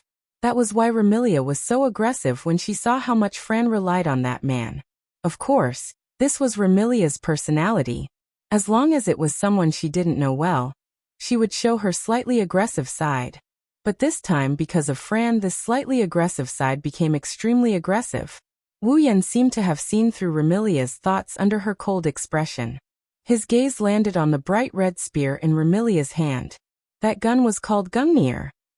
In Norse mythology, Odin used a godly spear that never missed. As long as this spear was thrown by its owner, it would definitely hit the target. It was similar to the spear of thorns that had the effect of stabbing the heart. Unfortunately, the bright red spear in Remilia's hand wasn't the real Gungnir, and Remilia didn't actually possess the Gungnir. The Gungnir in Remilia's hand was just a skill, derived from her ability. At this point, it was necessary to talk about Remilia's ability. As a member of Fantasy Village that was blessed by the gods, and as a member of Fantasy Village where basically everyone was equipped with a special ability, since Fran had such a terrifying ability, as Fran's elder sister, even if Remilia couldn't compare to Fran, she wasn't too far off. Remilia's ability was the ability to control fate. As for the ability of Gungnir, it was an ability of Gungnir. It was 100% accurate. Remilia, who had the ability to control fate, she could use her own strength to use the 100% accurate fate. Through controlling fate, Remilia was able to recreate the legendary Gungnir in the form of a skill. Therefore, the Gungnir in Remilia's hands wasn't a real Gungnir, but Remilia's Gungnir wasn't a real one. However, it had almost the same ability as Gungnir. If Remilia threw the spear in her hand, if Wu Yan has no way of reversing something as non-existent as fate, he might be able to do so. He would definitely be hit. Of course, he would only be hit after Remilia took out the Gungnir. Fran, who had been silent all this while, lifted her head and glanced at Remilia. Just as she opened her mouth and was about to say something, she was interrupted by a voice beside her. Let's stop here. Holding the coin, Soul Dream closed her eyes and moved to the middle of the floating Remilia and Wu Yan on the ground. She opened her eyes. Do you really think I don't exist? Soul Dream. Remilia's cold voice carried a hint of anger. Are you going to help him? I don't have the time to help anyone fight. Soul Dream glanced at Remilia. But since you don't follow the rules of Fantasy Village, I have no choice but to stand up. Wu Yan, Remilia, and the rest of the people recalled something when they heard Ling Meng's words. Personal fights are not allowed in Fantasy Village. This was a rule set by Bunny Shrine's Bunny Spirit Dream as the manager of Fantasy Village. In the Fantasy Village, when humans, monsters, and other races fought against each other, Ling Meng had set up a rule to prevent them from using too much strength and causing damage to the fantasy village or causing other troubles. The rule of rune cards. The so-called rule of rune cards refers to when two parties are required to duel. They must use their abilities and skills as forms and give their abilities and skills a name. When used during the duel, they are known as rune cards. Before the battle began, both parties had to indicate the number of rune cards they used in the battle. If the opponent deciphered all the rune cards, or if one of the parties was the first to exhaust their strength, it would be considered as the loser. Even if both parties still have stamina left, if one party indicates that they have used up all their rune cards before the duel begins, then the party that uses up all their rune cards will lose. This kind of duel, other than comparing the power of the skills used by both parties, also relied on the magnificence of the moves to compete on the spiritual level. Rather than calling it a duel, it would be better to call it a game. However, this kind of game was recognized by all existences in Fantasy Village. This was because in Fantasy Village, the Bunny Shrine was absolutely invincible. If they were to fight head-on, even if Soul Dream couldn't win against Violet's Bunny Shrine wouldn't be able to do anything to Soul Dream. However, if the rules of rune cards were used to determine victory and defeat, the invincible Bunny Shrine would be defeated. Because of this, the rules of rune cards were recognized by all existences in Fantasy Village, and no one could go against them. However, from just now, whether it was Black Knight's surprise attack, Wu Yan's counterattack, or Remilia's plan to use the Gungnir, none of them followed the rules of rune cards to duel. Thus, as the one who made the rules of rune cards, it was natural for Soul Dream to stand out at this time. It was so natural that the aggressive Remilia withered. Soul Dream. Remilia looked at Soul Dream unwillingly. Can't you make an exception for once? If you're just messing around, I don't have the time to care about you. However, looking at you, it's impossible for you to not get serious. Soul Dream pouted impatiently. Unless you can guarantee that your messing around won't affect the surroundings, and won't cause any destruction. In that case, I can't be bothered. Instantly, Remilia's aura dissipated as if it had been dealt a blow. Won't affect the surroundings? Won't cause any destruction? It wasn't that Remilia couldn't do it. However, would an attack that wouldn't cause any destruction be able to achieve the goal of teaching that man a lesson? Obviously, that was impossible. It would be better for them to duel using rune cards. I'll say this first. From start to finish, I didn't intend to cause any destruction to the surroundings. Wu Yan spoke indifferently. You're the one who provoked him. Remilia looked at Wu Yan with a murderous look. You despicable bastard. Ling Meng grabbed Wu Yan's collar and for the first time, she screamed at the top of her lungs. You've already caused me a lot of trouble today. Don't cause me any more trouble, all right? I know. Wu Yan hurriedly spoke. I just want to say a few words to that lowly vampire. Is that all right? Lowly vampire. Remilia's eyebrows twitched. Her murderous aura filled the air once more. Kill. I'll definitely kill you. You want to fight? I won't accompany you today. Wu Yan sneered. His words caused Remilia to lose her composure. Today Fran will be by my side. What did you say? Remilia cried out. I said, I'll take care of Fran today. Wu Yan snapped. If you want to see Fran, then come to the shrine. Hey, why is it a shrine? Wu Yan grabbed Ling Meng before she could finish her sentence. Well then, goodbye. Leaving those words behind, Wu Yan and Ling Meng melted into the space and disappeared. Hey, Black White, who had been gloating on the side, suddenly flipped out. Don't forget about me. Black White picked up her broom and flew out of the Scarlet Devil Mansion's window without looking back. Phew. Fran was taken away? Remilia stared blankly at the direction Wu Yan, Fran, and Soul Dream disappeared. She lowered her head and her delicate body trembled violently. Eldest young miss. Seeing this scene, the nearby Zui cautiously asked, why don't I go and bring the second young mistress back? Bring back that bastard's head as well. Remilia didn't care about her image and screamed. I want to suck his blood dry. Calm down, Remy. Patrice shook her head. Little sister said that person is a primogenitor. Did you forget? How can that despicable fellow be the noble true ancestor of the vampires? Remilia glared at Patrice before speaking with a gloomy expression. No, now isn't the time to think about that. What's important is to bring Fran back. Let's go. We're going to the shrine. Yes? Chapter 17-16. Fantasy Village Boli Shrine. Because they had left in a hurry, and because they had used space teleportation, the gate of the shrine that Marissa had pushed open was still open, as if someone had come in to steal something. Don't think that there aren't any thieves in Fantasy Village.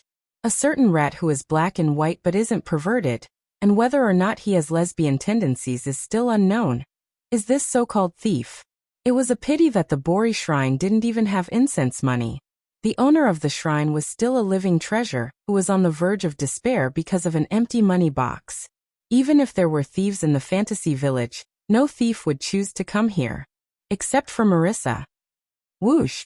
Gusts of cold wind blew from the bottom of the stairs at the front of Boli Shrine.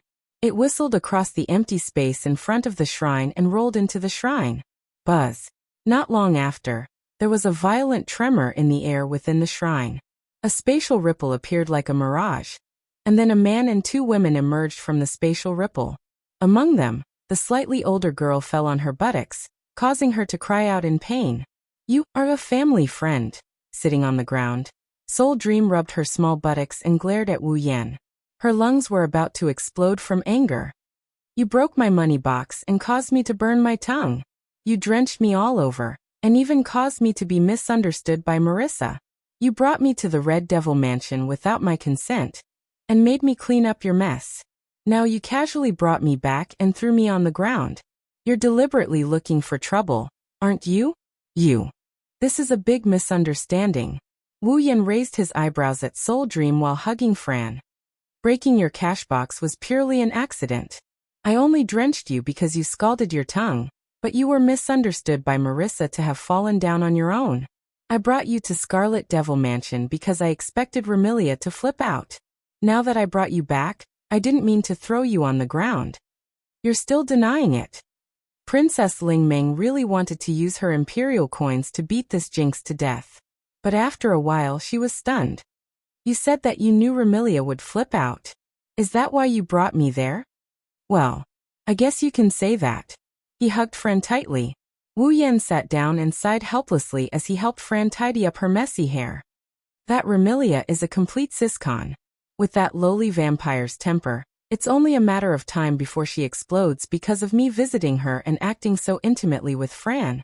Siscon? Fran, who was in Wu Yan's embrace, asked innocently. What's a siscon? Sisoncon is a creature that commands respect and fear at the same time. Wu Yan pinched Fran's nose. Those who really like their younger sisters are siscons. He likes his sister very, very much? Elder sister. Does my sister like Fran a lot?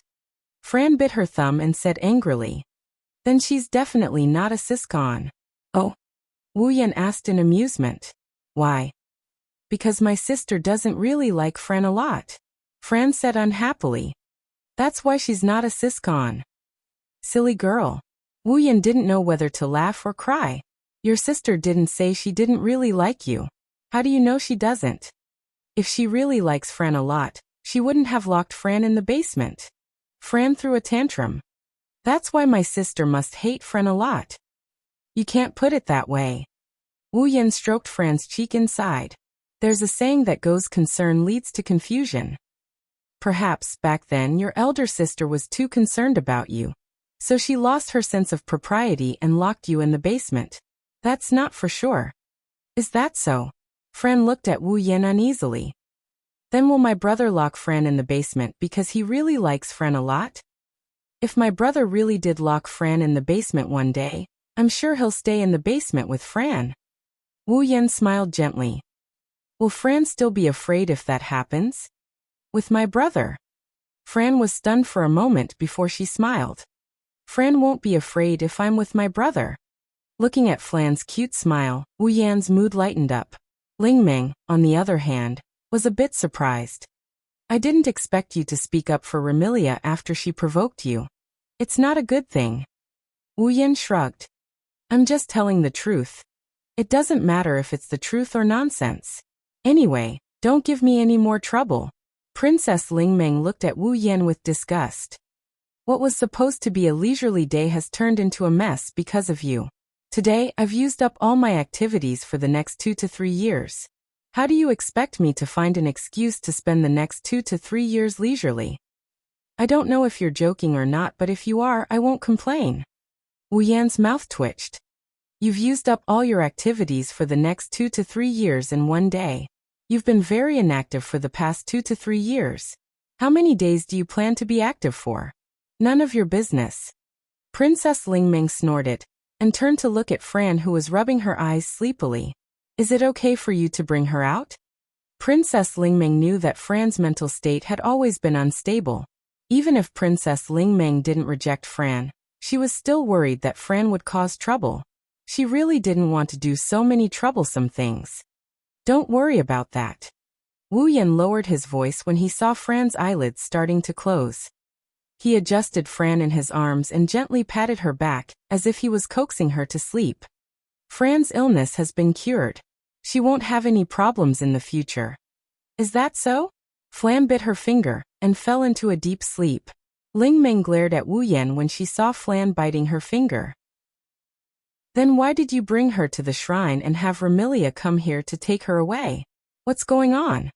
Can't help it. This girl isn't in a state where she can be ignored. Wu Yan smiled bitterly. I'll let her stay by my side for now. I'll bring her back to the Scarlet Devil Mansion when she's emotionally stable. I have some things I need to tell Remilia. Seriously, this is your first day in Fantasy Village. Why do you always cause trouble? Princess Lingmeng looked at Wu Yan as if he was a troublemaker. She couldn't stop complaining. Marissa is already a headache. Now there's another one. Mama, don't make it sound so bad. Wu Yan chuckled. After all, we still have to spend some time together. Princess Lingmeng's eyelids twitched. She had a bad feeling. What do you mean by that? It's simple. Wu Yan looked straight at Princess Lingmeng. I want to stay the night. Stay the night? Princess Lingmeng was stunned. Her face was filled with disbelief. You can't be thinking of... That's right. Wu Yan nodded. I want to stay in the shrine for the time being. No way. Lingmeng did not even want to think about it, and firmly rejected. Don't even think about it. Hey, aren't you a witch? Wu Yan was speechless. It's fine if you don't care about an outsider who doesn't have a place to stay. But it shouldn't be hard for you to give her a place to sleep, right? I don't want to let a super troublemaker stay in the shrine. I won't be able to live a peaceful life if that happens. Princess Lingmeng made a decision. No matter what, there's no room for discussion. Oh, Wu Yan chuckled. It's an eerie laugh. Don't speak so soon. Wu Yan took out a pouch and threw it on the table. Clang. Following this sound, the bag slammed heavily onto the table in front of Lingmeng. The opening of the bag opened up, exposing the contents of the bag to the air. In the next moment, Lingmeng's vision was filled with golden light, causing her incorruptible expression to freeze on her face. There was no other reason. This was because the bag was filled to the brim with gold coins. Chapter 17:17. There were at least 30 gold coins in the old pouch. They were emitting a rich and dazzling light that seemed to illuminate the entire shrine. Princess Lingmeng's eyes were glued to them, unable to move away. If Princess Lingmeng's eyes turned into 2 yin signs, it would be an interesting scene. Gold coins. Princess Lingmeng struggled to speak as she looked at the bag of gold coins on the table. These gold coins should be enough to sustain the shrine for half a year, right? And these gold coins are enough to sustain the shrine for half a year. Now you just need to say the word and they'll all be yours. Wu Yan reminded Princess Lingmeng. How about it? Can you promise me to live in the shrine? Ugh. Princess Lingmeng stared at the bag of gold coins on the table. Her eyes were filled with hesitation. She was struggling to make a choice between gold coins and leisure. As a greedy person, Princess Lingmeng was also an extremely lazy person. Now that money and leisure were placed on the table, and Lingmeng had to choose between the two. Wouldn't that be a very difficult choice? Of course, since ancient times, From the perspective of the Bori Shrine witch in the land of fantasy, Soul Dream was probably the only one who would have to make such a difficult choice between the two. But, Princess Lingmeng, who couldn't make a choice, could only say that sentence with a dry mouth. Aren't you the head of the House of the Lost? Isn't it better to live in the House of the Lost? Unfortunately, I don't know where the House of the Lost is. Princess Lingmeng, who claimed to be the head of the House of the Lost, was implying that she didn't know the way home. So, I can only choose to live in the shrine. Princess Lingmeng's eyes were filled with hesitation. She kept muttering to herself. What should I do? Choose gold coins? But if I let this troublemaker live here, I won't be able to live a peaceful life. Choose to refuse? Then I'll have to take the risk of offending Yukari and fight with this troublesome person. That seems to be very troublesome. Hearing Lingmeng's mumbling, Wu Yan's mouth twitched. Feelings. If this girl chose to refuse, he would even fight with him for the sake of gold coins. Wasn't that daylight robbery? As expected, someone who could mix with Marissa, who was good at borrowing things, also had the potential to become a great thief. No, they were bandits. After a series of difficult choices, Princess Lingmeng suddenly exhaled. He tapped his palm as if he had suddenly realized something. I think it's more reliable for you to be my husband. This way, I can accept your gold coins. I can even chase you out. Wu Yan's hand trembled, and he almost threw Fran, who was sleeping in his arms, out. His face twisted. I don't mind you selling your chastity for gold coins, but you let someone else be your husband, and you want to kick him out. Because it's too troublesome to have another husband, Princess Lingmeng said righteously.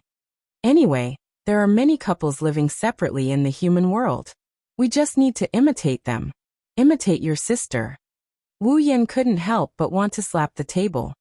Just let me live here. Will it kill you to have some integrity? Integrity? Princess Lingmeng said with disdain. That kind of thing is too troublesome. I understand now. Your laziness is no longer a disease, but a realm. In order to not destroy his worldview, Wu Yan decisively chose to force her to abdicate. Now you only have two choices. You can choose the gold coins and I'll live there, or you can choose to refuse. I can also go to the human realm. I believe that no one will refuse to provide a place for me to find a rich man. Ugh. Princess Lingmeng's delicate body trembled, and trembled again. You actually use money to force a girl to do something she doesn't want to do. How shameful. I just want to live in the shrine. I don't want to push you down. Wu Yan said weakly. Are you willing or not? Can't you just say it? Fine. Princess Lingmeng's face was resolute. Now that things have come to this, I can only.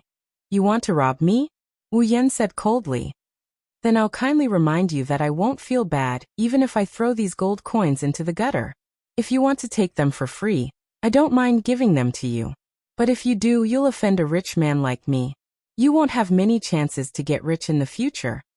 Princess Lingmeng, who had just decided to choose between gold coins and leisure, was petrified on the spot. You really want to rob me? Seeing Princess Lingmeng frozen on the spot, Wu Yan's face was full of conflict. Then he revealed a ruthless expression. Are you going to let me live here or not? If you don't, I'll go to the human world. The human world? Princess Lingmeng seemed to have just woken up. She waved her hand at Wu Yan in a daze. Go, just leave the gold coins behind. I beg you, can you give me a definite answer? Wu Yan forced a smile. If this goes on, I'm afraid I won't be able to resist burying you. Sigh. Princess Lingmeng seemed to have accepted her fate. Why do I have to get into trouble with you? Although she said that, Lingmeng seemed to have made a decision in her heart. With lightning speed, her hand turned into an afterimage as it flashed across the table in front of her. When the afterimage disappeared, the money pouch on the table had also disappeared. There's no place for you in the shrine. Princess Lingmeng gave a ruthless answer after taking the money. If you want to stay here, then go to the warehouse and move your old stuff. You can sleep on the floor. Listen carefully. Princess Lingmeng stood up and leaned forward. She put her face in front of Wu Yan with a serious expression. Don't cause any more trouble for me. If you do, I'll treat you like a monster and treat you. Well, don't worry, Wu Yan said straightforwardly. I won't cause any trouble. At least, I won't take the initiative to cause trouble. It's just that. Wu Yan turned to look at the entrance of the shrine and shrugged. If trouble comes knocking on my door, then I can't do anything about it. Princess Ling Ming couldn't help but be startled. She followed Wu Yan's gaze and looked at the entrance. Then the corners of her eyes began to twitch. There were two figures standing at the entrance of the shrine. One was a silver-haired girl holding a parasol and wearing a maid's outfit. The other was a petite girl wearing a gothic lowly outfit and standing under the parasol. Her face was filled with anger. Of course, they were Remilia and Zai Yi.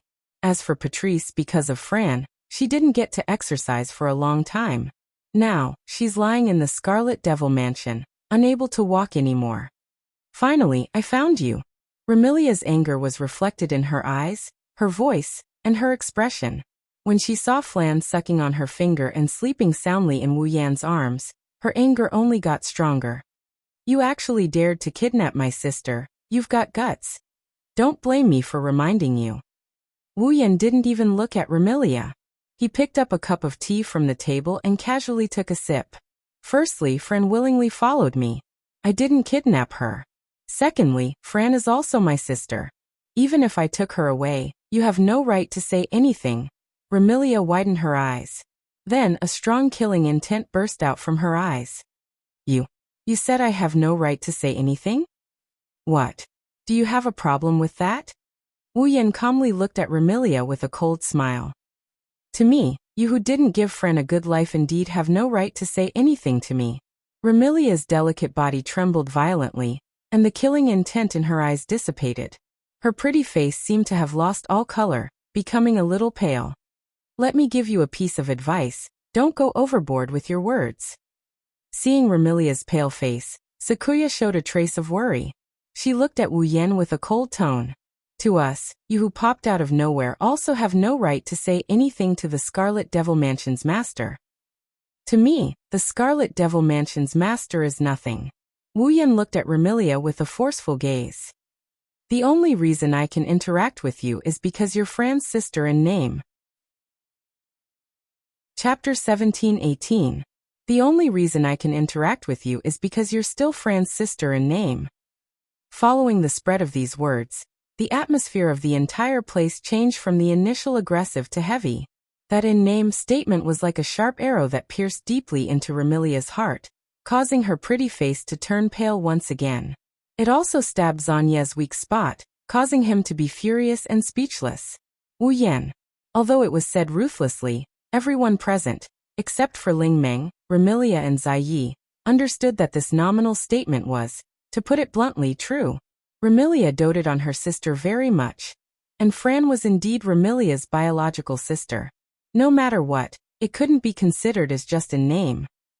However, just as Wu Yan said before, Remilia didn't give Fran a good day at all. She even gave Fran a very traumatic life. But that couldn't be considered Remilia's fault. The main problem was still Fran's problem. For a person who could go crazy at any time and want to kill everyone around her, even if that person was the person closest to her and the person she loved the most, who could think of a way to solve the problem without hurting her. If this person could be easily suppressed, then it wasn't impossible.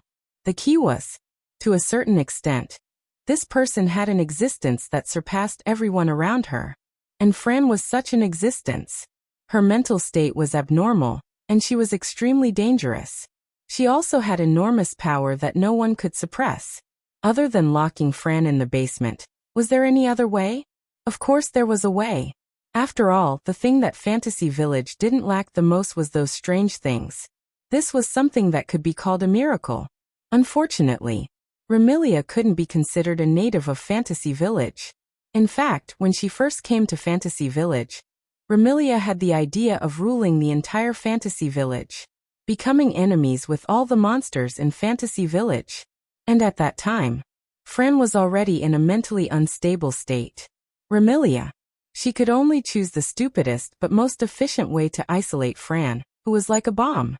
As a result, when facing Fran Remilia was definitely not on the side of reason.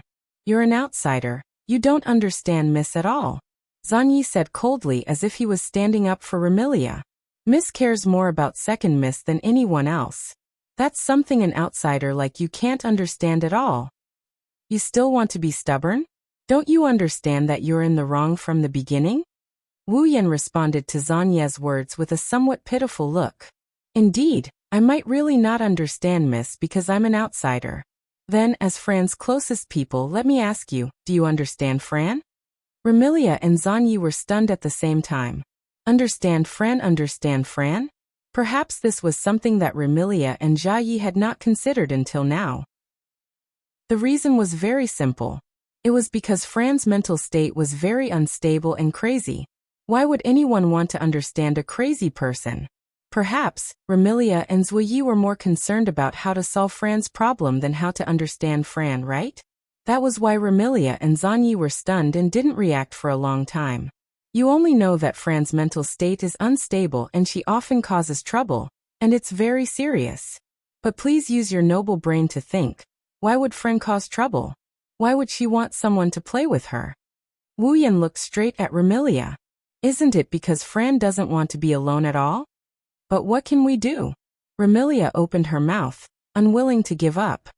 Given Fran's mental state, even if someone plays with her, she doesn't know how to control herself. In the end, Fran will destroy everything by her side, whether it's a person or an object. Then let me ask you. Wu Yan's eyes carried a calmness that made Remilia's heart palpitate. Did Fran ever hit you hard when she was making trouble for you? Attacked? Remilia was slightly taken aback. It was only at this moment that Remilia realized that no matter how crazy Fran was in the past, no matter how unstable her mental state was, she would ignore her elder sister's words once she got into a fight. However, she had never been so crazy as to attack her. Great Master of the Scarlet Fiend Dojo. You should have taken it for granted that Fran never attacked you, right? Wu Yan's voice turned into a sharp needle that pierced Remilia's heart. It is indeed a matter of course because no matter how crazy Fran is, she still remembers that you are her sister, and that she can't attack you. Remilia was at a loss. You think that you had no choice but to lock Fran in the basement, and that it was for her own good, but you never tried to understand Fran. Wu Yan seemed to have lost interest in Remilia and looked away. Of course, it never occurred to you that Furan, who had been shouting come and play, was doing so because she was too lonely. You never considered the ways that could make Furan happy, either. If you tried to understand Fran and figure out her thoughts, you would have thought of this. Wu Yan sighed. Since Fran has been causing trouble because no one is playing with her and Fran likes you from the bottom of her heart, she won't attack you no matter how crazy she is. Then, as long as you take some time out of your day to accompany Fran in the basement, won't the problem be solved? This sentence was like a thunderbolt that hit Remilia hard. Remilia's expression changed drastically and she was stunned. As long as you take some time out of your day to accompany Fran, Fran won't feel lonely. If she doesn't feel lonely, she won't look for someone to play with her. If she doesn't need someone to play with her, Fran won't cause trouble. Wu Yan glanced at Remilia. However, you kept saying that you were doing it for Fran's own good, but you locked her in the basement and left her sister, who was not even as smart as a 10-year-old child, all alone in the basement. She was getting crazier and crazier. Isn't it because you've never considered things from Fran's point of view, and never tried to understand Fran's proof? Remilia's mouth opened and closed as if she wanted to defend herself, but she couldn't find the words to say. She could only stare blankly at Fran, who was sleeping peacefully in Wu Yan's arms. She couldn't say a complete sentence. Miss. Looking at Remilia's expression, Rui Yi worriedly called out, but Remilia didn't respond. Hey. Beside them, Princess Lingming couldn't stand it anymore and frowned. Don't you think you're going overboard? I'm just stating the facts. Wu Yan shifted his gaze from Remilia to Princess Lingming. I'm not denying that Remilia really cares about Fran, but it's a fact that she didn't try to help Fran. It's also a fact that Fran has been causing trouble and has a dark life. Wu Yan ignored Lingming. He closed his eyes and softly muttered this sentence. Fran's past is dark and painful. That's why Fran has the right to be happy in the future. If you can't give Fran happiness, then I advise you to give up on her. Give up on Fran. These simple words caused Remilia to raise her head abruptly. I will never give up on Fran. When she said that, all the emotions in her heart turned into determination. Because this was the only thing Remilia would never give in to. Even if Remilia gave Fran a painful life, she was still Fran's elder sister. That's not something you can decide. Wu Yan snorted and stood up to look at Remilia. Tomorrow, I will bring Fran to the Scarlet Devil Mansion. At that time, let me see if you have the right to keep Fran by your side. After saying that, Wu Yan walked past Remilia and walked out of the shrine. Remilia didn't move from the start to the end, but her back revealed a sense of desolation. Princess Lingmeng and Rue Yi could only watch this scene silently for a long time. Chapter 1719. Fantasy Village, Scarlet Devil Mansion. Sitting by the round table at the end of the staircase, Patrice wore a pair of spectacles and held a book in her hand. She looked like a scholar who was improving her knowledge, and possessed a tranquil feeling that made others unable to speak their mind. Beside Patrice, an imp held a tray and observed her master with a trace of helplessness on her face. Even though the imp was a demon, she wasn't considered powerful among demons. Therefore, the imp became Patrice's familiar. It wasn't impossible for ordinary demons to become the familiar of witches and magicians. However, if witches and magicians wanted powerful demons to become their familiar, they would have to pay a price.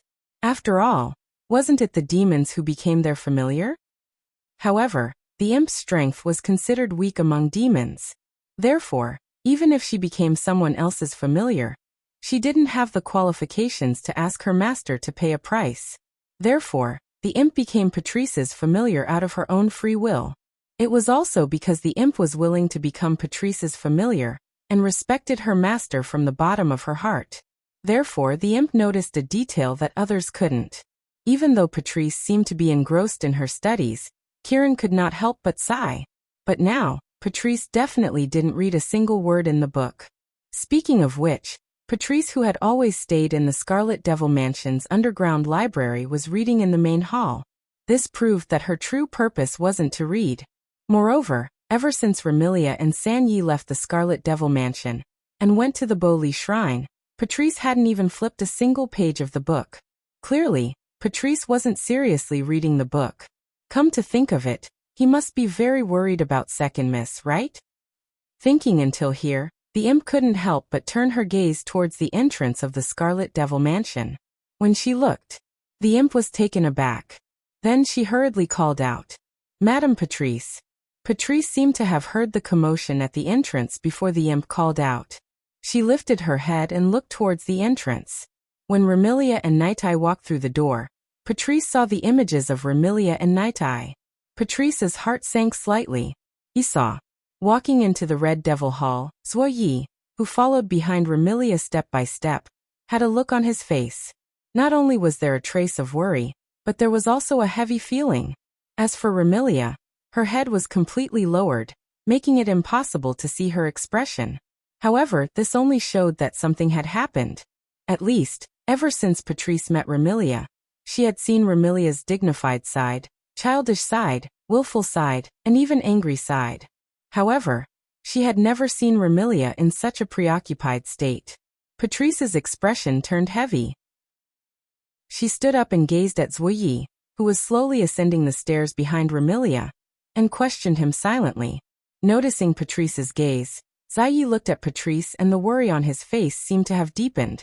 He shook his head at Patrice. What Zuo Yi wanted to express was not that he did not know, but that it was not easy to say. This made Patrice feel the importance of this matter. Not only did Zuo Yi return with a heavy heart, he didn't even bring back Fran who he wanted to bring back. This was enough to show the severity of the matter. What's wrong?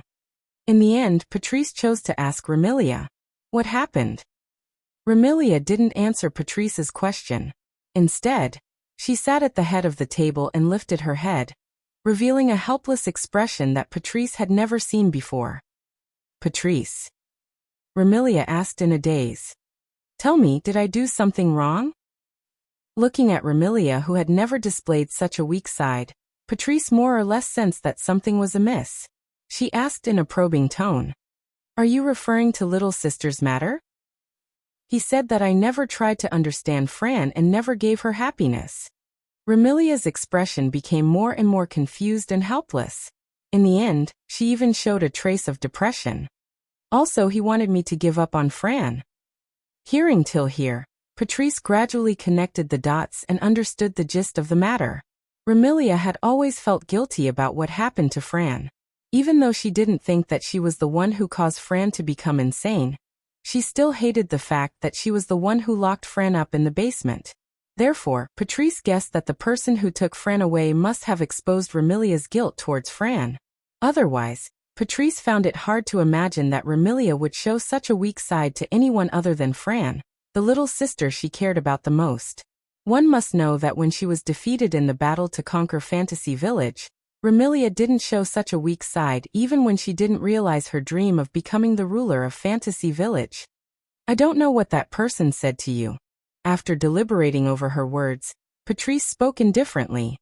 But, Remilia, no matter what you did, your concern for Fran is something no one can deny. I am certain of this.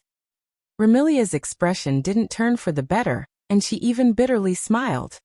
That man also said he didn't deny my concern for Fran, but he felt that I couldn't give her happiness. Did that person say that? Patrice knitted her brows as though she was surprised that Wu Yan would say something like that. Her expression tensed up. That's true, but in the past, there was no other way. My dear sister was mentally unstable, but it's different now. Different. Remilia's spirit jolted as though she had found a life-saving straw. She stood up from her chair and placed her hand on the table as she leaned towards Patrice. How is it different? I think you're confused because of your concern, Remilia. Patrice shook her head with a smile. Before little sister was in that state and you couldn't give her happiness. But now, little sister seems to have returned to normal, right? Remilia stared blankly for a moment before her scarlet eyes lit up. That's right. Just because I couldn't give Fran happiness in the past doesn't mean I can't in the future, right? Now that Fran had returned to normal, he didn't need to worry about Fran losing control anymore.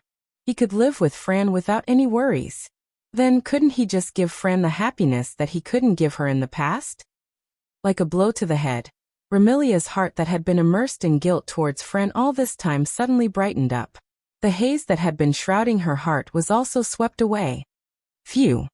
Remilia let out a long sigh and her expression returned to her usual confident and arrogant self. Her voice also carried a hint of pressure. Thank you, Patrice. Lady Patrice. Yi seemed to be very happy that Remilia had returned to her original state, and looked at Patrice gratefully. It seems like all of you are fine. Patrice felt relieved and asked. Then, what about little sister? At the shrine. Remilia's tone became displeased at this point. She should be with that fellow right now. What? Patrice said in astonishment. Oh. You all couldn't take little sister back from him? No. Remilia replied unhappily. Moreover, if we really fought back then, I wouldn't have a say in Fran's matter anymore. Patrice revealed a puzzled expression and turned to look at Zuoyi. That. Kuoyi smiled helplessly. He said that he will bring Second Miss to Scarlet Devil Mansion tomorrow and decide if he wants to return Second Mississippi. I see. Patrice nodded. Understood. I will be there tomorrow as well. Kuoyi let out a sigh of relief. With the knowledgeable Patrice, he would have the confidence to negotiate with the other party tomorrow. After all, Zanyi had personally experienced the extent of the other party's eloquence. Chapter 1720. The next morning. In his dreams, Wu Yan felt something furry poking his nose. It tickled the bridge of his nose, and he couldn't resist the urge to sneeze. In a daze, Wu Yan wrinkled his nose. He even reached out to touch his nose until the furry thing that stuck in his nose seems to be gone. Only then did he go back to sleep. However, when Wu Yan was about to fall asleep again, the furry object poked his nose again, making Wu Yan frown. Sensing that something isn't right, he slowly regained consciousness and opened his sleepy eyes. Big brother is awake. Hearing this tender voice, the last bit of his drowsiness dissipated and his mind cleared up completely. He lowered his head and looked at his chest. Over there, a young girl wearing a gothic lowly outfit with a pair of broken wings full of crystals on her back is looking at Wu Yan with a pair of bright red eyes. She has a mischievous expression on her face as if her prank was discovered. In the little girl's hand was a ponytail tied to the left side of her head. She was sweeping it in front of Wu Yan's nose. Needless to say, the furry object that woke Wu Yan up was the end of this ponytail. The one who pranked Wu Yan with her own hair. It was Fran. Girl. Wu Yan sat up and hugged Fran. He acted like he wanted to eat her alive as he yelled at her. Do you know the punishment for disturbing Big Brother's sleep? Wow. Big Brother is angry. Fran immediately cooperated with him and pretended to be pitiful and trembling. Fran knows she was wrong. Big Brother, please forgive Fran. It's not sincere to apologize verbally. Wu Yan said calmly. What do you have to do if you want to be forgiven when you prank someone? What do I have to do? The pitiful and scared expression on Fran's face disappeared. This time, she was really curious. What do you have to do? Do you even need to ask? Wu Yan smiled maliciously. Of course, you have to hand over the tool for pranking. Hand over the tool for pranking. Fran blinked. She immediately understood Wu Yan's meaning. She held her ponytail tightly with both hands and asked weakly. Could it be? Ahaha. Wu Yan groped around his back, and when he raised his hand again, there's a pair of scissors shining with cold light in his hand. Let me cut off Fran's hair for pranking. Wah. No. Fran jumped up from Wu Yan's body. Wu Yan screamed. He also jumped up. He chased after her. Immediately, messy footsteps could be heard on the wooden floor. Fran's panicked screams and bell-like laughter could be heard as well. This morning was filled with warmth. In the early morning, every corner of the Boli shrine was filled with cold air. Even if the warm sunlight shone down from the sky and filled every corner of the Boli shrine, it couldn't completely drive away the cold wind. Fran was holding her ponytail with one hand, and Wu Yan's clothes tightly with the other hand.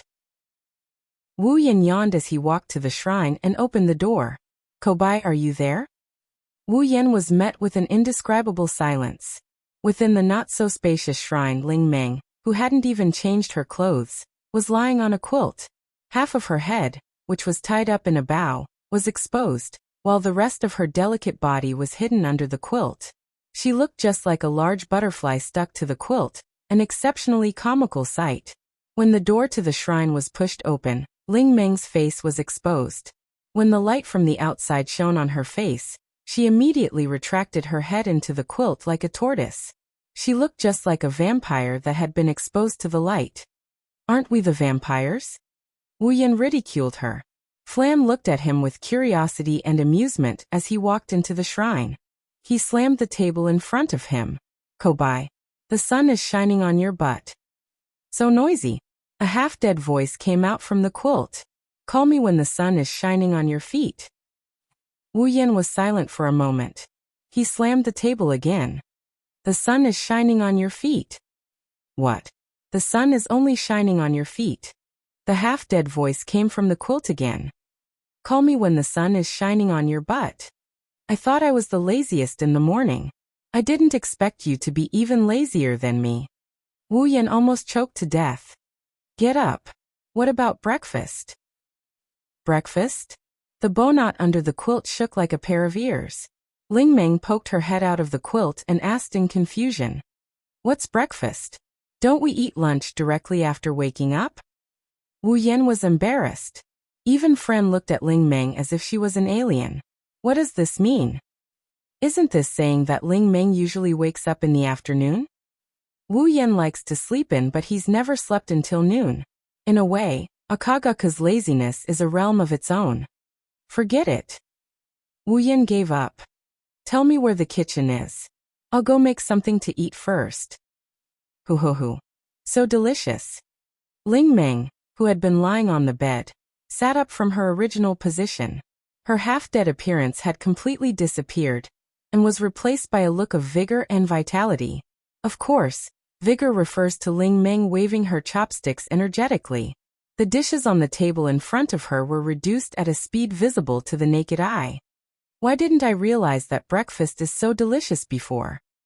Wu Yan and Fran sat opposite Ling Meng with bowls in their hands. They looked at each other as Ling Meng looked like a hungry ghost who had just been reincarnated. Does Ling Meng not have any food to eat? Fran bit the tip of her chopsticks as she looked at Ling Meng, who kept eating. Her eyes were filled with sympathy. So pitiful. Well, she used to eat lunch the moment she woke up. She has never tasted breakfast before. It's inevitable that she would be like this. Wu Yan said. So let's be considerate of her. Got it, brother. After choosing to ignore Ling Meng, Wu Yan and Fran began to eat their breakfast in silence. By the way, Wu Yan and Fran secretly hid the dishes after seeing how fast Ling Meng ate. They didn't want Ling Meng to clean up all the dishes on the table. Therefore, if someone were to come here, they would see the Miko of Bori Shrine eating and drinking without any care for her image. The other two Miko sat opposite each other, took out a few dishes hidden in the stove, put them on the ground, and started eating.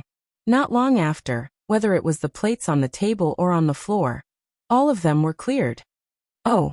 Ling Meng lay down on the floor and narrowed her eyes in satisfaction. I haven't eaten so much in a long time. I can see that. Wu Yan put away the dishes and handed them to Fran, who was happily cleaning up. He then glanced at Ling Meng. Looking at the way you eat, we are almost full. Don't tell me you are so poor that you don't have money to eat? Don't have money to eat? Princess Ling Meng asked curiously. Do I need money to eat? Huh. Wu Yan was shocked. If you don't need money to eat, where did the ingredients come from? Who knows? Ling Meng pouted. Every time the inventory runs out, the ingredients will appear out of nowhere. Appear out of nowhere? Wu Yan was stunned for a moment before he understood. It must be a 17-year-old girl who was used to peeping through the gaps. When she saw that Ling Meng did not even have money for incense, she naturally did not have money to eat. In order to keep the life of the manager of Fantasy Town alive, she must have secretly brought the ingredients over. Wu Yan did not know whether to laugh or cry as he shook his head. He put all the cutlery aside and reached out to Fran. Fran, come here. What is it? Fran asked, but she was already in Wu Yan's arms. Are you going out? Yes. Where are you going? Scarlet Devil Mansion. Chapter 1721. Fantasy Village, Red Devil Mansion. In the early morning, the fog around the fog lake at the foot of the Demon Mountain seemed to have thickened. The Red Devil Mansion, which was right next to the fog lake, was shrouded in a layer of white fog. It looked somewhat illusory. The cold wind howled in the space, taking away the fog that filled the surroundings. It also brought back the new fog from the lake of fog, causing the surroundings of the Red Devil Hall to be hazy. Coupled with the fact that the Red Devil Hall did not fit in with its surroundings, people could not help but think of it as a mirage. Buzz, at a certain moment, in front of the Red Devil Mansion, a space near the fog lake quietly distorted. The air vibrated, dispersing all the fog in the surroundings. Like boiling water, it was neither intense nor slow, gradually forming circles of ripples. In the spatial ripples that others could not see, two figures, one big and one small, appeared out of thin air and appeared in this space. Ta! An extremely soft sound of landing was like a thin needle falling in the silent world. Although the sound was extremely soft, it echoed clearly in the surroundings. Holding Fran, Wu Yan raised his head and looked at the somewhat illusory huge building in front of him. He sighed in his heart. It's called the Red Devil Mansion, but it looks like it's more like a ghost's castle than a devil's mansion. There was nothing he could do about it. Under the fog of the fog lake, the Red Devil Mansion, which already had an evil atmosphere, became completely gloomy. He couldn't help but worry that if he walked in, when the fog dissipated, he would also disappear from the world along with the building. It was not an exaggeration to say that the Red Devil Mansion was a haunted house. On the other side, Fran, who was hugging Wu Yan's neck, looked a little unhappy. Do we really have to go back to the Red Devil Mansion? Fran did not reject the Red Devil Mansion as much as she did her basement. However, it was not easy for her to be with Wu Yan. Fran thought that she could play around in the fantasy village with Wu Yan. Who knew? After only a day, Wu Yan was going to send her back. How could Fran not be unhappy? If it wasn't for Wu Yan's repeated assurances, If Remilia still insisted on locking Fran in the basement, he would definitely take her away. Fran did not want to go back to the Red Devil Mansion. He clearly understood Fran's feelings. Wu Yan said softly, "No matter what, the Red Devil Mansion is Fran's home. Fran can't always follow brother everywhere. You don't want to go home? What does it matter?" Fran's face was puzzled. "Even if you don't go home, Fran."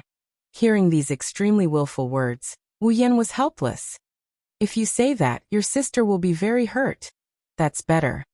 Fran puffed up her cheeks. "Big sister is so bad. Bad children should be punished, right?" "You." Wu Yan shook his head. "Do you really? Fran doesn't want Flan?" Fran was speechless.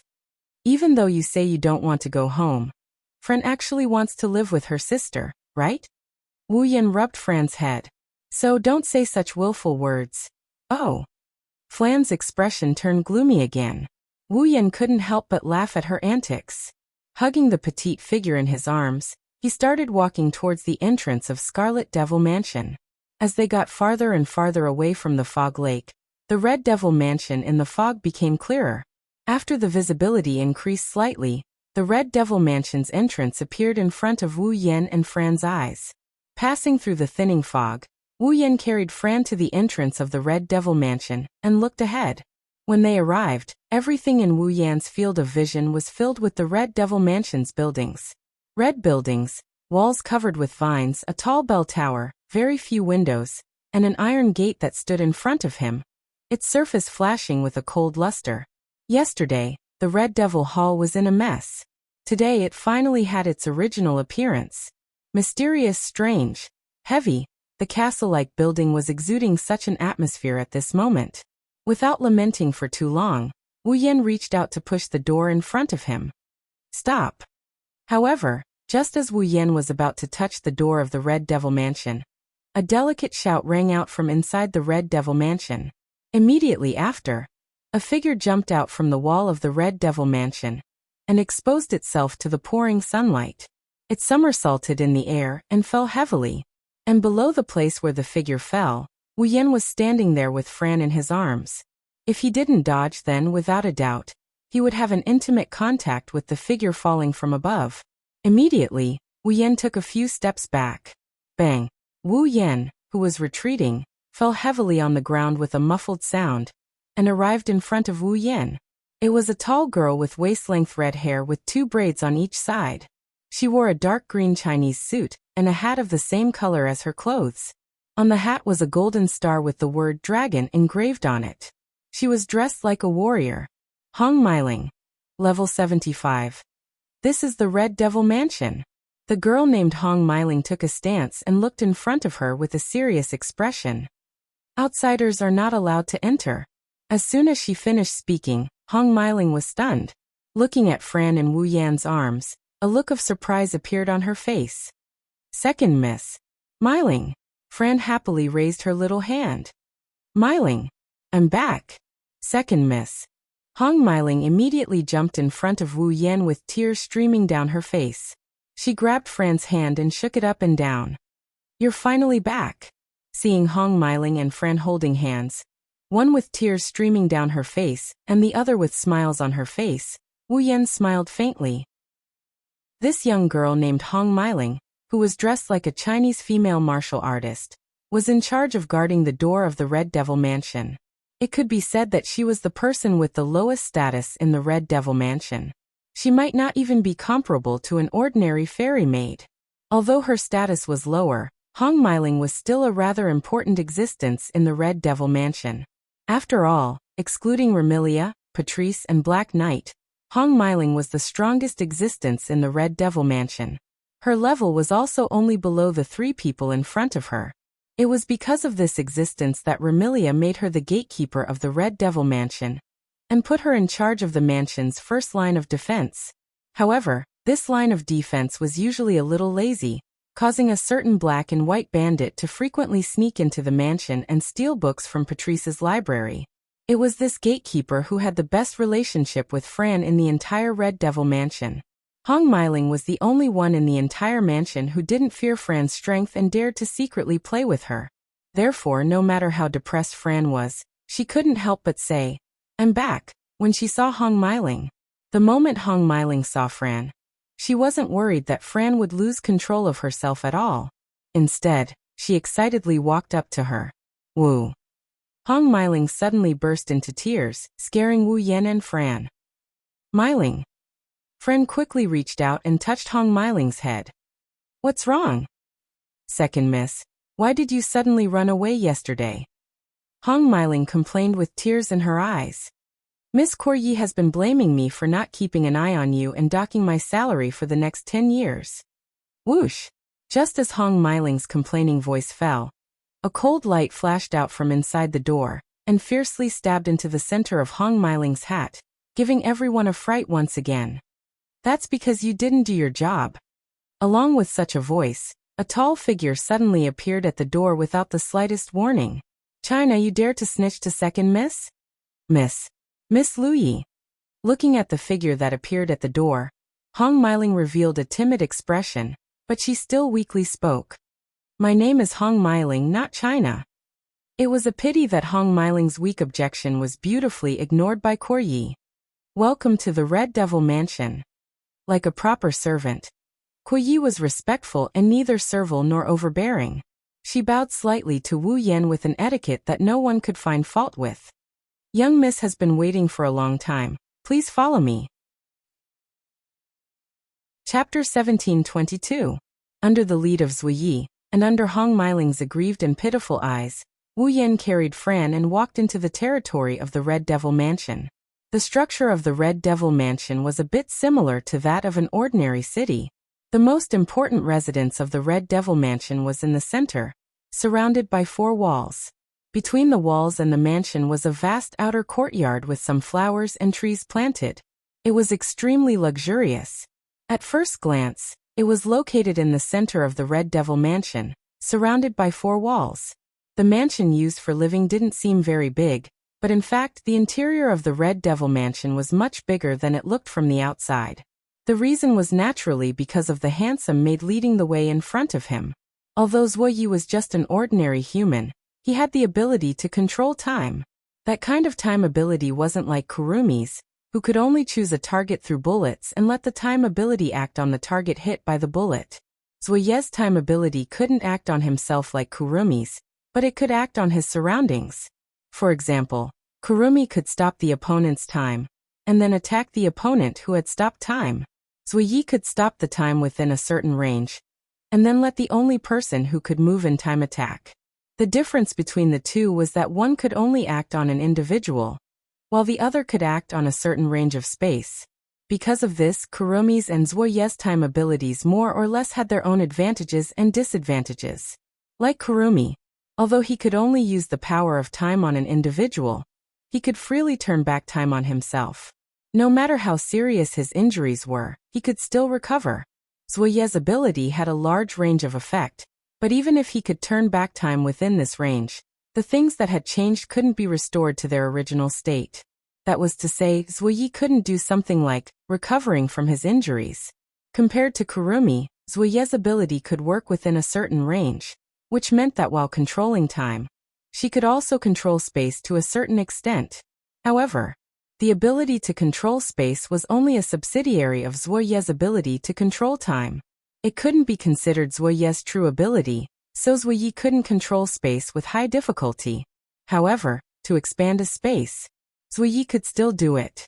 In between, the space in the Red Devil Mansion had also been expanded a lot by Zui Yi. It was much bigger than it looked from the outside. Just in the hall alone, Wu Yan walked quite a distance before arriving at the front of a flight of stairs. "Welcome to the Red Devil Mansion." Up ahead, at the end of the stairs, Remilia was floating in the air with her bat-like wings on her back. She had one hand on her waist and the other on her back casually. Her scarlet eyes looked down at Wu Yan, who was standing at the bottom of the stairs. Her face was brimming with confidence, pride, and a noble smile. He looked just like a real aristocrat. At this moment, Remilia no longer had that blank and helpless expression she had when facing Wu Yan in the shrine yesterday. It went without saying that Remilia had already overcome the confusion in her heart, and was beginning to take Wu Yan seriously. This Remilia was the real Remilia. Seeing Remilia like this, Xiao Yi, who was standing at the edge of the stairs, was full of pride. Even Fran couldn't help but feel happy for such an elder sister. Unfortunately, Remilia didn't maintain this appearance for long. Seeing Fran in Wu Yan's arms, Remilia's confident, proud, and self-reliant smile immediately collapsed and turned into a trace of anger. How long do you want to stay in someone else's arms? Hurry up and get down. No. Fran didn't even think about it and refused to make a sound. Moreover, as if she was deliberately disobeying Remilia, her arms around Wu Yan's neck tightened. Fran wants Big Brother to hug her. You've been hugging her since yesterday, haven't you hugged her enough?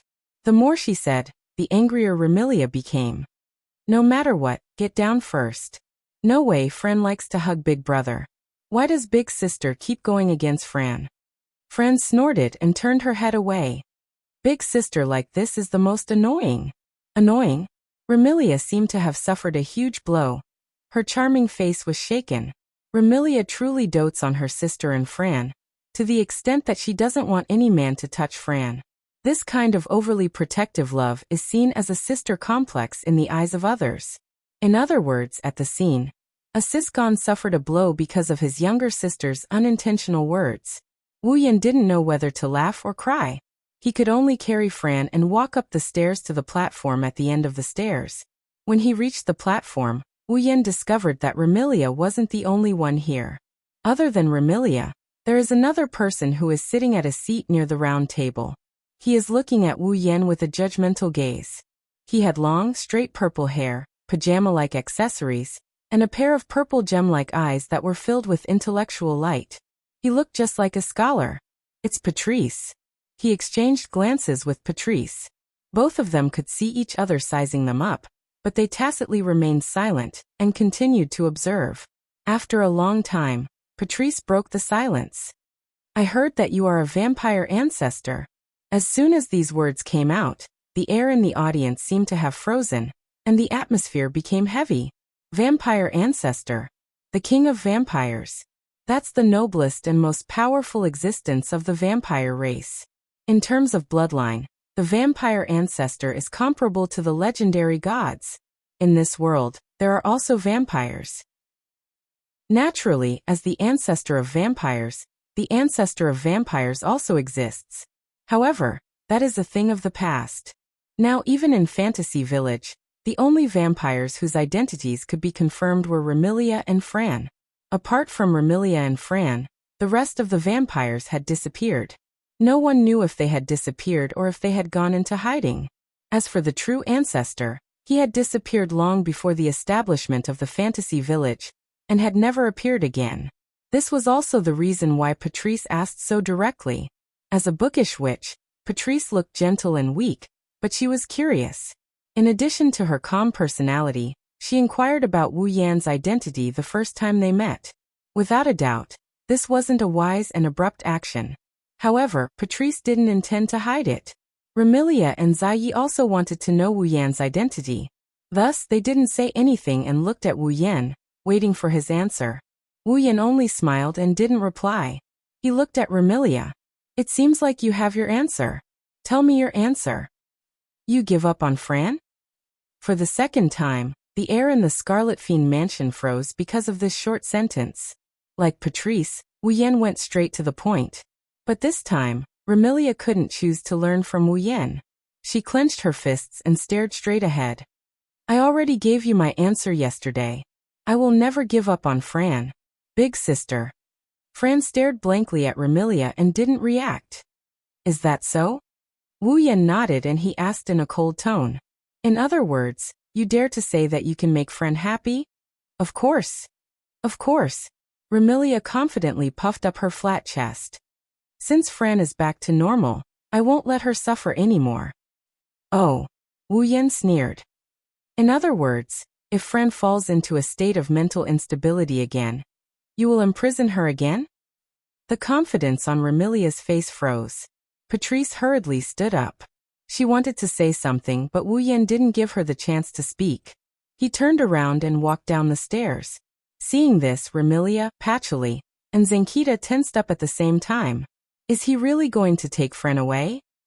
While Remilia and the other two were having wild thoughts, Wu Yan said as he walked down the stairs. Follow me. Remilia, Patrice, and Ziyi were startled. They looked at each other and followed. To be continued. Chapter 1723. Lake of Mist. Beside the lake where the fairies and monsters loved to reside, several figures were standing in a standoff. Remilia looked around and saw Wu Yan carrying Fran. She frowned. What are we doing here? Wu Yan didn't answer. Instead, he squatted down and placed Fran on the ground. He rubbed her head that's wearing a beret. Fran, stand to the side. Oh, Fran's face was filled with confusion. She didn't know what Wu Yan was planning to do, but she obediently nodded and walked to the side. Remilia grumbled when she saw Fran defying her in every possible way, but obeying Wu Yan's every word. All right, tell me quickly. What are you planning to do by bringing me here? Wu Yan glanced at Patchouli, Sasuya, and Hong Meiling who followed behind Remilia. Tell them to back off first. Remilia's frown deepened. Her displeasure grew, but she still did as she was told. Patrice, Zuyi, China, all of you leave first. Yes, Zuyi respectfully replied. Patrice also nodded. Only Hong Meiling muttered. I'm not China, I'm Hong Meiling. However, no one paid attention to her. Only after Zuyi, Patrice and Hong Meiling left did Remilia look at Wu Yan impatiently. She clearly didn't have the patience to wait any longer. However, Wu Yan's next sentence completely dispelled Remilia's impatience. Zuyi, Patrice and Hong Meiling were shocked. Looking at the stunned Remilia, Wu Yan suddenly said, Defeat me. Defeat me. Fran will return to Scarlet Devil Mansion. Bro. Big brother? Fran didn't know what to do after hearing Wu Yan's words. As for Remilia, after being stunned for a moment, she smiled. Her smile was abnormally joyful. What? So this is the method. Indeed, this can save a lot of trouble. I also like this method. With that, Remilia's petite body floated into the air. She stretched out her slender palms, and her fingernails suddenly turned red and elongated, looking like the claws of a wild beast. It was extremely ferocious. Remilia's smile was equally ferocious. If that's the case, then disappear. Remilia roared out these words with a tone full of satisfaction and grievance. It had to be said that with Remilia's violent temper, she had indeed endured Wu Yan for a long time. Now with Wu Yan's words, they finally exploded. A crimson mist suddenly swirled around Remilia's body, transforming into crimson bats that spiraled into the air. Red bats. In the next moment, Remilia's delicate voice rang out from the bloody mist. VPI Day Night, Night of Bats. The crimson bats that soared into the air instantly lined up and faced Wu Yan below. They widened their mouths and shot out red flying daggers. Swish, swish, swish. The red throwing knives fell from the sky like raindrops, filling Wu Yan's field of vision. Amidst the sound of breaking air, they landed on Wu Yan's body. Boom. As the flying daggers rained down, the place where Wu Yan stood was covered in a thick cloud of dust from the impact of the flying daggers, making it hard for others to see what's going on inside. Looking at the place where the dust rose, Remilia revealed a smile. With a wave of her hand, a powerful gust of wind swept out, blowing away all the dust that rose into the air. When all the smoke and dust had dissipated, the uneven pits on the ground were exposed to the eyes of everyone present. However, Wu Yan's figure had disappeared without a trace. Come out, Remilia said coldly. If you die so easily, who am I supposed to vent my anger on these past few days? Don't be so anxious. As soon as Remilia's voice fell, a voice sounded from behind her. The show has just begun. Remilia was startled. She quickly turned around and looked behind her. Wu Yan, who was obediently waiting for Remilia's attack, had appeared less than 5 meters away from her. He floated there with a relaxed expression. You. Remilia stared at the smiling Wu Yan in shock. When did, that's... Patrice's eyes glinted as she gazed at Wu Yan, who suddenly appeared behind Remilia. That's a spell. A spatial teleportation spell. Remilia seemed to have heard Patrice's voice. She coldly snorted and didn't say anything else. She raised her hand and a dense blood mist appeared once more. But this time, Wu Yan had disappeared before Remilia could attack. When he reappeared, he was behind Remilia. "You're too slow." As soon as she finished speaking, a tremendous amount of mana soared into the sky from Remilia's back, transforming into the purest of shockwaves that spread out. Boom! The powerful impact smashed into Remilia's body, causing her petite body to fly backwards with a muffled groan. She flew backwards for over 100 meters before coming to a stop and stabilizing herself. "Young Mistress Remy." Bouilly and Patrice couldn't help but step forward. "Big sister." Fran revealed a worried expression. "Damn it." Remilia's pretty face was filled with anger. She glared at Wu Yan with bloodshot eyes. Her body started glowing with a dark red light. Remilia's cataclysmic killing formation. The dark red halo covering Remilia suddenly burst apart, turning into countless red beams that shot out in all directions. Swish, swish, swish. Amidst the whistling sounds in the air, the crimson beams of light were like meteors, cutting through the space like blooming fireworks, shooting at the surroundings in all directions. Wu Yan curled his lips in disdain when he saw such a magnificent and earth-shattering amount of light shooting towards him. But it's a pity that the power is scattered into so many light beams, and the might of each light beam is much weaker. At most, it can only threaten a low-level or mid-level 8th stage being. Wu Yan said something only he could hear. He raised his hand and pure mana surged out of his hand. It turned into a circle of light that rippled outwards. When the crimson beam of light landed on the solidified mana halo, it didn't make any sound, nor did it stop abruptly without any warning. Upon closer inspection, one would discover that the surface of the light beams was covered in a layer of faint radiance.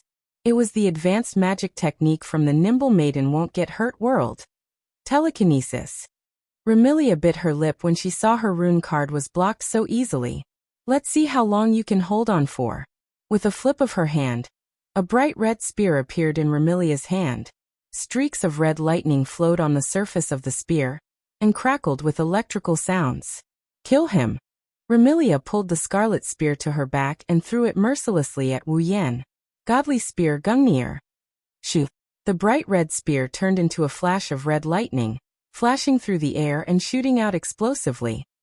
Hum! Wherever the spear passed, the air vibrated violently and space trembled. The Gungnir, that resembled a red comet with a long tail of light and scorching airflow, flew straight at Wu Yan as though it had a mind of its own. At this moment, Wu Yan began to take Remilia's attack seriously. However, he didn't do anything to the Gungnir. The Gungnir was a godly gun that never missed a single shot. No matter what he did to the Gungnir, he wouldn't be able to avoid the fate of being hit. Therefore, dodging was foolish and meeting force with force was unnecessary. The only thing he could do was to block. That was why Wu Yan only did one thing. He extended his hand toward the red lightning bolt that was shooting at him. Chapter 1724. Wu Yan, who was suspended in midair, extended his hand to receive the incoming Gungnir. Everyone was astonished. Was he planning to receive the Gungnir with his bare hands? If that was the case, this person was definitely crazy. Although Remilia's Gungnir wasn't the real divine weapon, it had the exact same effect as the real Gungnir, which was the effect of never missing a target. Wu Yan didn't choose to dodge Remilia's Gungnir. That was a very commendable action. But to receive it with his bare hands? Even if Remilia's Gungnir only had the exact same effect as the legendary Gungnir, and wasn't as powerful as the real Gungnir, it definitely wasn't weak.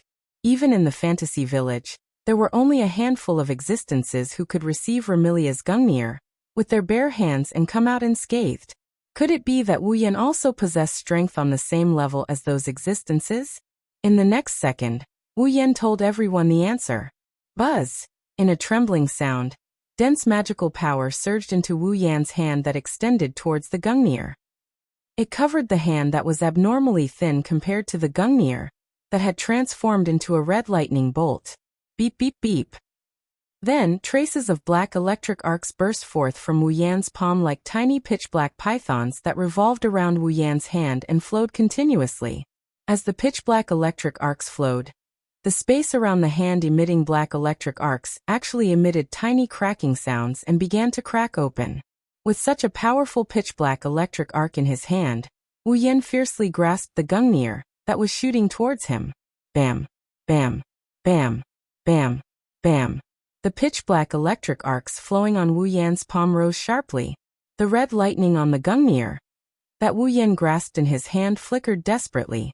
The two weapons seemed to be competing, triggering deafening explosions. In an instant, sparks flew from the surface of the Gungnir that Wu Yan grasped in his hand. The electric currents collided with each other and turned into small explosions. Around the Gungnir, a strong gust of wind was stirred up. Until a certain moment, Wu Yan lifted his head and a cold glint flashed in his eyes. Break! Wu Yan shouted and clenched his hand that was flickering with pitch-black electric arcs. Bang!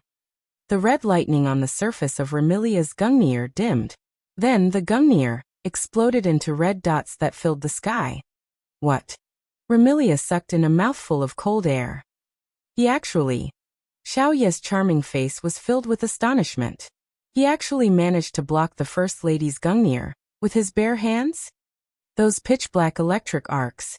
Patrice stared at the pitch-black electric arcs flickering on Wu Yan's palm and revealed a grave expression. Dangerous. Extremely dangerous. Fran, who was standing far away from the crowd, looked at the two people fighting in the sky. Her wine-red eyes kept fluctuating, and no one knew what she was thinking. What's wrong? Is it over? While everyone was astonished by Wu Yan's strength, Wu Yan let out a disappointed sigh. Since that's the case, it's my turn to attack. Hearing this, Remilia's heart frantically rang with warning signs, causing her expression to change and her movements to become sluggish. Following the warning signs in her heart, she decisively chose to retreat. Buzz! At the same time, a fiery red vortex spun above her head and gushed out a vast amount of magical power. I shall follow the rules of Fantasy Town and give you a gorgeous rune card. As soon as he finished speaking, the fiery red whirlpool above him trembled violently. Then, a hand that was 10 meters long and completely red like a giant's arm reached out from the fiery red whirlpool. The 5 fingers of the hand spread apart, making cracking sounds that even the space couldn't bear the weight of the hand. Giant strike, reverse Titan's hand. The fiery red arm flipped over and stirred up a violent airflow. Remilia's expression changed abruptly. It was as though an enormous mountain had crashed down from the sky. Boom! Remilia couldn't dodge in time. With a muffled sound, her petite body exploded like a peanut that had been hit by a hammer, exploding into a bloody mist that filled the sky. Young Mistress Remy. Looking at this scene, Patrice, Zuyi, and Hong Miling turned pale instantly. Even Fran was dumbfounded. Remilia is dead? As this thought arose in their minds, a feeble laughter echoed in the surroundings. If only it were that easy. As if responding to the content of this sentence, red bats suddenly appeared out of thin air in the sky. Like bees surrounding a beehive, they flew all over the sky and wandered in the same direction, gathering into a cluster. Shortly after, the red bats gathered together and formed a wheel that emanated a crimson radiance. Amidst the crimson radiance, the red bats fused together. When the crimson radiance dissipated, Remilia once again appeared before everyone's eyes. But looking at the reappearance of Remilia, not only did Patrice, Zuyi, and Hong Miling's expressions not look better, but they also revealed traces of anxiety. Not only was Remilia's complexion incomparably pale, but she was also panting heavily. Her noble Gothic lowly costume had also become tattered, and she looked extremely miserable. Is this your regenerative ability? Wu Yan exclaimed as he gazed at Remilia, who looked extremely miserable, but wasn't injured at all. From a vampire's point of view, this regenerative ability isn't something that ordinary vampires can compare to. Not bad. Remilia didn't seem happy at all after hearing Wu Yan's praise. Instead, her expression turned ugly. Who exactly are you? Why haven't I heard anything about someone with this level of strength in fantasy country? I don't mind telling you. But first, let's deal with Fran's problem. Wu Yan curled his lips. If you can't defeat me, you won't be able to snatch Fran back. Stop joking around. Remilia clenched her fists and glared at Wu Yan. I won't give up on Fran. I won't lose to you. Haven't you realized?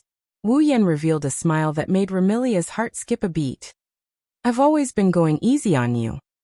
The crimson radiance in Remilia's eyes intensified. What do you mean by that? What I mean is that I have a way to defeat you in an instant, but I haven't used it. Wu Yan lifted his head and scanned the surroundings. For example, what do you think I'll find if I blow away the mist coming from the lake of fog? Blow away the mist. Remilia tilted her head to the side in confusion. On the surface, Patrice seemed to have thought of something. Her expression changed, and she yelled at Remilia. Remilia, don't let him blow away the mist. Once he does, sunlight will shine in and you'll be dead. Remilia finally realized what was going on. It wasn't night, it was daytime. Since you don't want to admit defeat. Wu Yan raised his hand in front of Remilia's fearful expression. Then, have a taste of sunlight that you've never experienced in your entire life. A whirlwind of mana surged out from Wu Yan's hand. It turned into a raging storm. Remilia couldn't help but despair. Once the mist dissipated and sunlight shone in, even if Remilia didn't die, her vitality would be greatly damaged and she would lose without a fight. Just as Remilia was about to give it a try, the surrounding space suddenly changed color. Wait to continue. Chapter 1725. It happened in an instant. The surrounding space turned into a red mist for a moment. It was as though the air in the world had been dyed red. Everyone couldn't help but feel sluggish and unable to move. Even Wu Yan, who was about to raise his hand and blow away the surrounding mist, was the same. However, it only lasted for a moment. After a moment, the world returned to its original state, but a delicate voice replaced it and reverberated in the surroundings. Illusory talisman. Murd meat doll. Along with the ice-cold, delicate voice, streaks of cold light suddenly flashed in the surrounding space and coiled together, spinning in circles.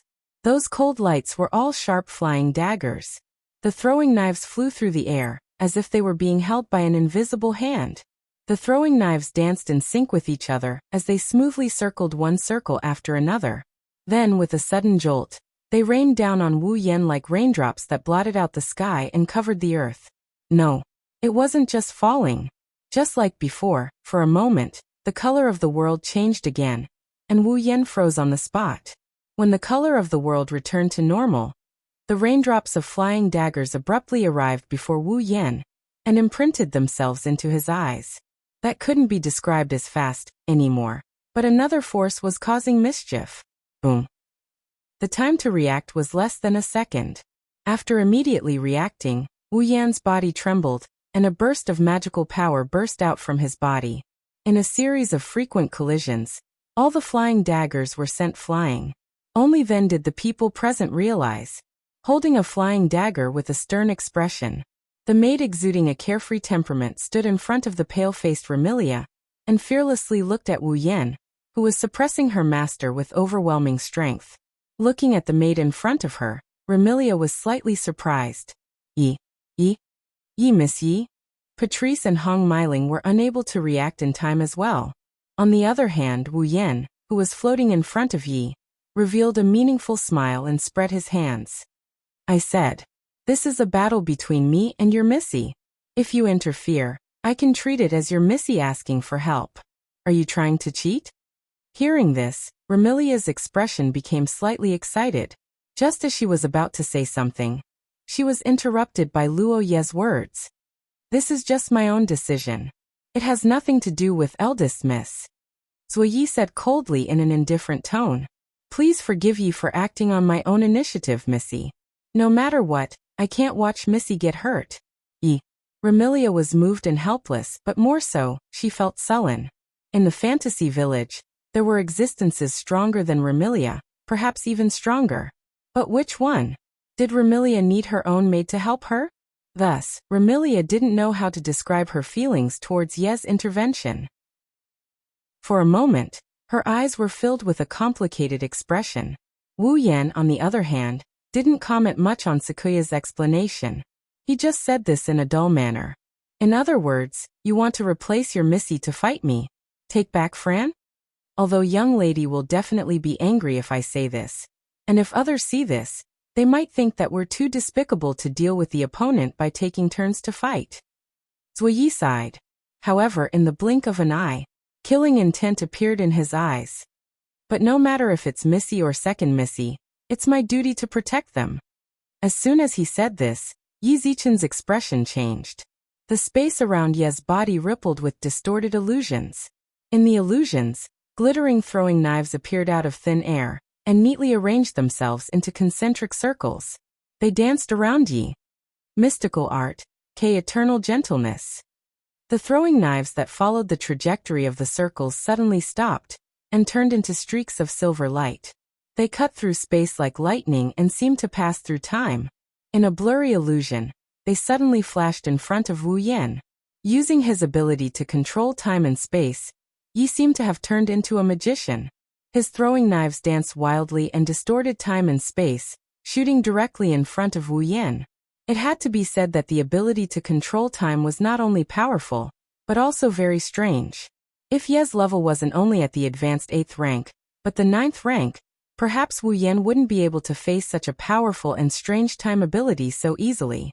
Unfortunately, no matter how powerful and strange this ability was, in the end, Ye's level was lower than Wu Yan's. He was still far from Wu Yan. This was something that couldn't be changed. After all, this time the system didn't impose any restrictions on Wu Yan's use of Fantasy Village. In other words, not only could the current Wu Yan perfectly display his peak 9th rank strength, he could also use all the trump cards in his hands. Facing Wu Yan in his 100% state, let alone Yi, even if all the members of the Red Devil Hall except Fran attacked together, they still wouldn't be a match for Wu Yan. Therefore, Remilia, Patrice, and Hong Meiling all saw this scene. Sakuya, who is surrounded by flying daggers, moved his hand, and the flying daggers suddenly disappeared. When they reappeared, they were already in front of Wu Yan. When the throwing knives that could pierce thousands of holes were about to pierce Wu Yan's body like nails, this time, it was Wu Yan who suddenly disappeared. Throwing knives flashing with cold light pierced through the air, and scattered the faint afterimage left behind by Wu Yan, who disappeared into thin air. The throwing knives didn't slow down in the slightest as they continued to shoot forward. At this time, a crimson space reverberated in the space in front of the flying daggers, swallowing the flying daggers one by one into the crimson space in bursts of ripples. In the next moment, another crimson space ripple appeared above Ye's head.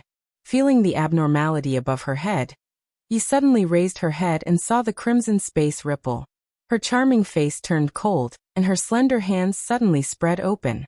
Illusion Moon God's Bell. With just a movement, a voice, and a few words, brand new flying daggers appeared around Zuoyi without any movement. They suddenly soared into the sky, pierced through the space, and shot out.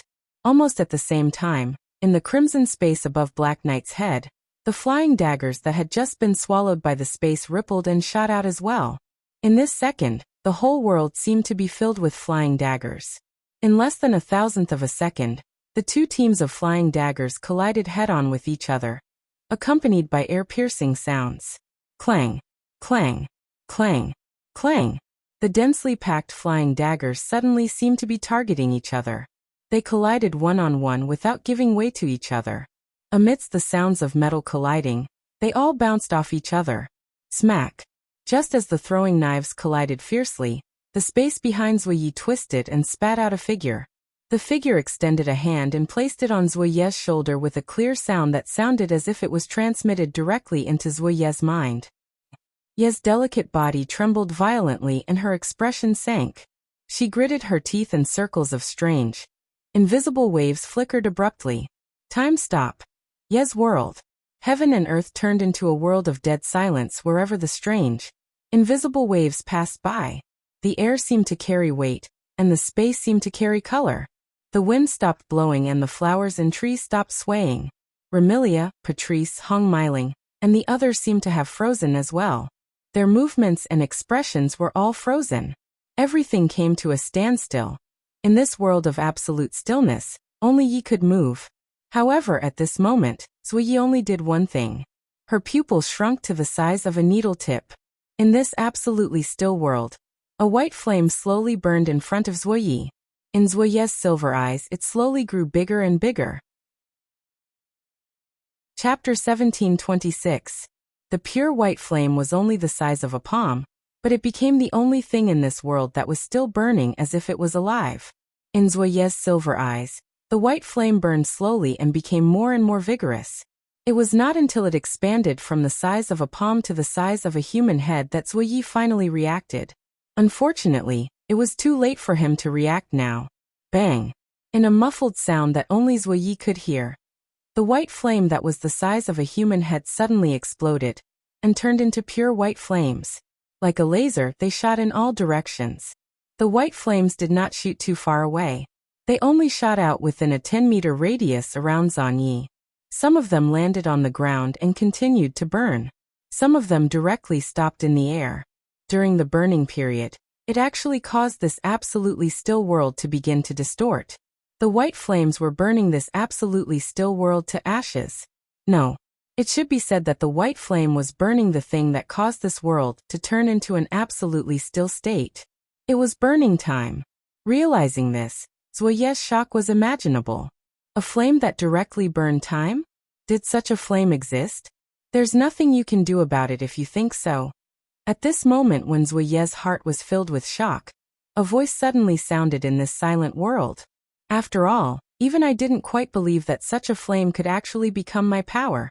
At the same time, the hand that was resting on Zuoyi's shoulder, which had stopped moving after Zuoyi stopped the time around her, suddenly tightened its grip and forcefully grabbed Zuoyi's shoulder.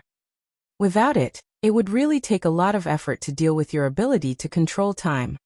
After that, before Zuoyi could react, the hand that grabbed Zuoyi's shoulder forcefully lifted Zuoyi up. Zuoyi only felt that the world was spinning and her body was sent flying. Ding, ding, ding. Around Zuoyi, who was thrown into the air, space rippled like ripples on the surface of water. Chains with purple light on the surface stretched out and shot out, wrapping around Zuoyi's delicate body amidst a series of light and agile sounds of collision. Immediately afterward, the chain wrapped around Zuoyi's body tightened. In Zuoyi's extremely soft exclamation, he was tied up tightly and hung in the air. Bam! At the same time, the absolutely still world around them shattered like a mirror. Remilia, Patrice, and Hong Meiling only saw Wu Yan suddenly appearing behind Buyi and placing his hand on Buyi's shoulder. Then, in the blink of an eye, Zuoyi, who was standing in front of Wu Yan with her back towards him, disappeared. She was tied up tightly by chains that extended out from the space and hung in midair. The chains were shining with a faint purple light on the surface. Black Knight struggled with all his might, but let alone breaking the chain, he couldn't even move the chain a little bit. Miss Knights now. Hong Meiling cried out in alarm. Patrice's expression also sank. Damn it. Remilia gnashed her teeth and struggled to her feet. However, by the time Remilia stood up, a figure was already standing before her. Don't waste your energy. Wu Yan looked down at Remilia and said calmly, even if you stand up, you won't be a match for me with your current strength. Not to mention you still have the fatal weakness of a vampire. Heh. Remilia lifted her still pale face. She no longer had her usual confidence, arrogance, and self-improvement. She no longer had her willfulness, anger, and awkwardness. Instead, there was only stubbornness. Even so, I still want to fight. If we continue fighting, it will only get worse. Wu Yan said helplessly. Even though we've given names to our moves and fought in the name of rune cards, the rules of rune cards don't only stipulate that we must use rune cards. We also have to agree on the number of rune cards that we can use. We didn't do that. Strictly speaking, we've violated the rules of rune cards. Wu Yan shot a glance at Remilia. In addition to the disparity in strength, this battle is over. Over? Remilia yelled as though she had been provoked. No. It's not over. Remilia extended her arm and clenched her fist. The scarlet gungnir, that flickered with scarlet electric currents, coalesced in her hand once again. Bam. However, before Remilia could throw the gungnir, her other hand grasped the gungnir. Pitch-black electric currents flickered on the gungnir and collided with the scarlet electric currents, causing muffled explosions. Since you don't want to admit defeat, Wu Yan gripped her gungnir with one hand while raising his other hand that's covered in black lightning. Then I'll have to make you lie down for real. His hand flickered with pitch-black electric currents as he extended it towards Remilia. Young mistress. The struggling Zhao Yi cried out. Remy. Patrice flipped her hand and a grimoire appeared. Traces of magical power surged from the grimoire. Even Hong Miling anxiously got into a stance, planning to save Remilia. Remilia's heart was filled with unwillingness as she watched the hand flickering with pitch-black electric currents grow larger and larger in her eyes. I've lost just like that? I can't win? I can't snatch Fran back? It wasn't easy for Fran to return to normal, but the two sisters can't live together anymore. God is really unfair to us. To think that I'm a vampire with the ability to control fate. Isn't this the same as not being able to control the fate of the people around me? How ironic. As the hand flickered with pitch-black electric currents was about to touch her body, Remilia's unwillingness turned into self-mockery. She shut her eyes. Boom. All of a sudden, the pitch-black electric currents flickered on Wu Yan's hand and vanished into thin air. This scene not only caused Remilia to open her eyes in astonishment, but it also stunned the struggling Zui Yi, Patrice, Hong Miling, and the others who were about to intervene. Wu Yan was the only one who turned around after a brief pause. He looked at the corner of the ground. Over there, Fran lowered her head and extended her hand toward Wu Yan and Remilia. Furthermore, at this moment, that hand was still tightly clenched. It was apparent that Fran had transferred the pitch-black electric currents from Wu Yan's hand to her hand and crushed them. But that was to be expected. Apart from Fran, who could destroy everything, even in the fantasy village, it was extremely difficult to find an existence that could destroy pitch-black electric arcs that could shatter space. Fran. Remilia also noticed Fran's actions and the astonishment on her face turned into astonishment. Flan. Wu Yan retracted his expression, and he looked at Flan. He didn't say anything as if he was waiting for an explanation from Flan. Don't fight anymore. Fran squeezed out a sentence and lifted her head slowly. Her burgundy eyes were filled with reluctance. Fran doesn't want to see big brother and big sister fight. Fran. Remilia's lips trembled, and her eyes were filled with complicated emotions. Why? Wu Yan continued to look at Fran with a smile. Doesn't Fran hate big sister the most? That's right. Fran hates big sister who locked Fran in the basement and never came to see Fran, play with Fran, or eat with Fran. Fran's voice sounded as though she was sobbing, but her face was filled with a smile. However, what Fran hates the most is still seeing her sister get hurt. R1152 said. Chapter 1727. But what Fran hates the most is seeing my sister hurt. These words not only caused Remilia's scarlet eyes to be filled with emotions and guilt, but also caused Ruo Yi, Patrice, Hong Miling and the others to turn silent. In the past, everyone here had treated Flan as a crazy little girl. Although they valued Flan a lot, they had never tried to figure out Flan's thoughts from her perspective. Only now did Remilia, Zui Yi, Patrice, Hong Miling, and the others know that it's not that Fran didn't have any thoughts, it's just that they thought she wouldn't have any. Now, a single sentence from Fran had caused them to feel extremely complicated emotions in their hearts. After all, Remilia's status in Fran's heart was clear from her words. It was Fran's words that made Remilia loosen her grip on the gungnir, causing it to turn into bright red particles and gradually dissipate. Wu Yan raised an eyebrow. What? You're not fighting anymore? Giving up? Remilia didn't react to the three questions that came out of his mouth. Instead, a bitter smile appeared on her face. How can I give up? Then why did you stop? Wu Yan looked at Remilia. You don't want to defeat me. You want to take Fran back? But Fran said. Remilia looked at Fran, who was standing on the ground, and the bitterness on her face intensified. She doesn't want to see us fight.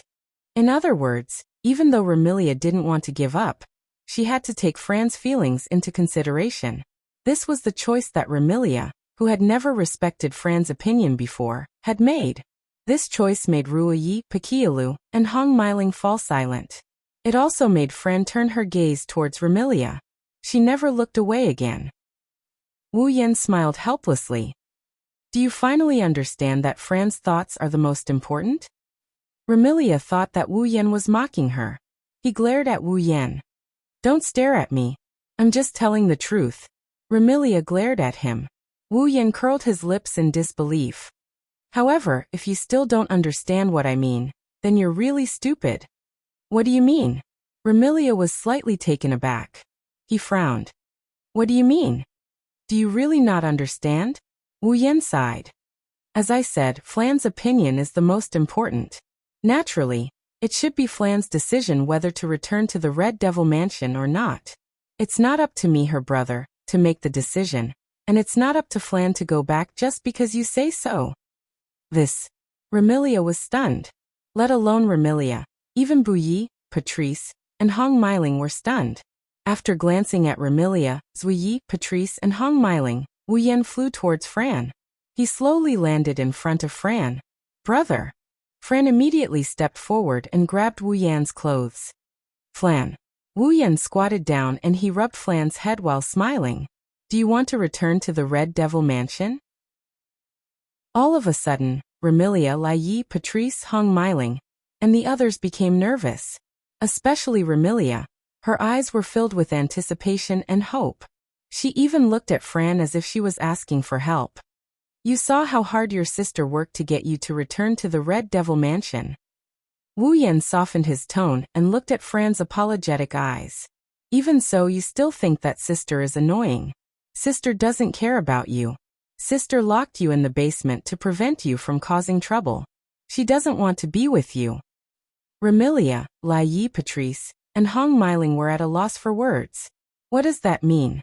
Is he speaking up for Remilia and helping Fran to return to the Red Devil Mansion?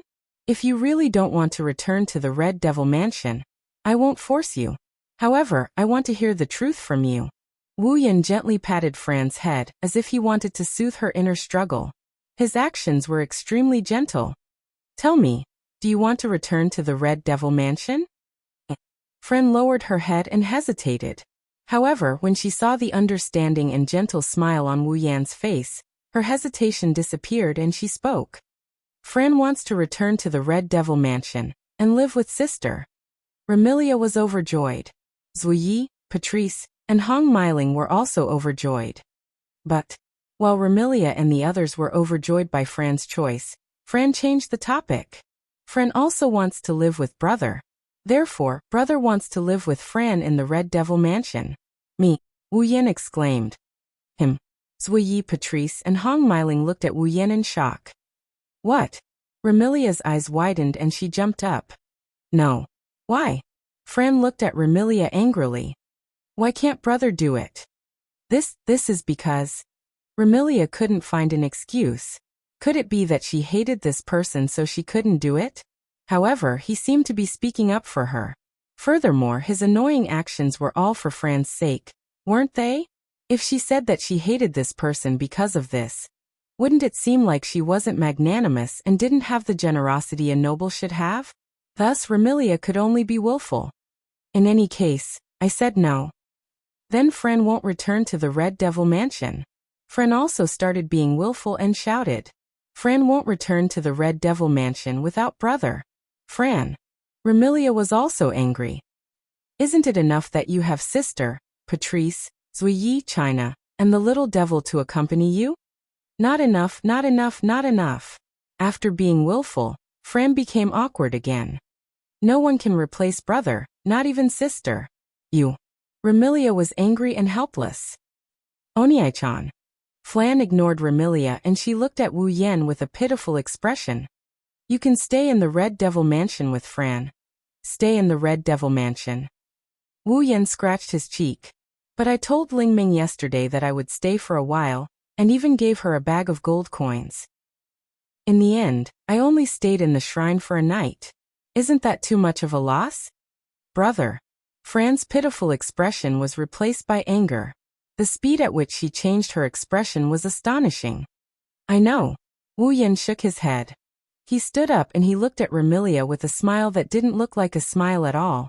This is Fran's request, Master of the Red Devil Mansion. Do you want to disappoint your sister again? Remilia was speechless and could only cry out in despair. Forget it. Do as you wish. Yay. That's great. Fran cheered and threw herself into Wu Yan's embrace. Patrice hung smiling, and the released Sui Yi gathered behind Remilia. They looked at the blissful Fran who threw herself into Wu Yan's embrace helplessly. Sui Yi. Remilia snorted. What the eye doesn't see, the heart doesn't grieve over. Invite some guests to the Red Devil Mansion tonight.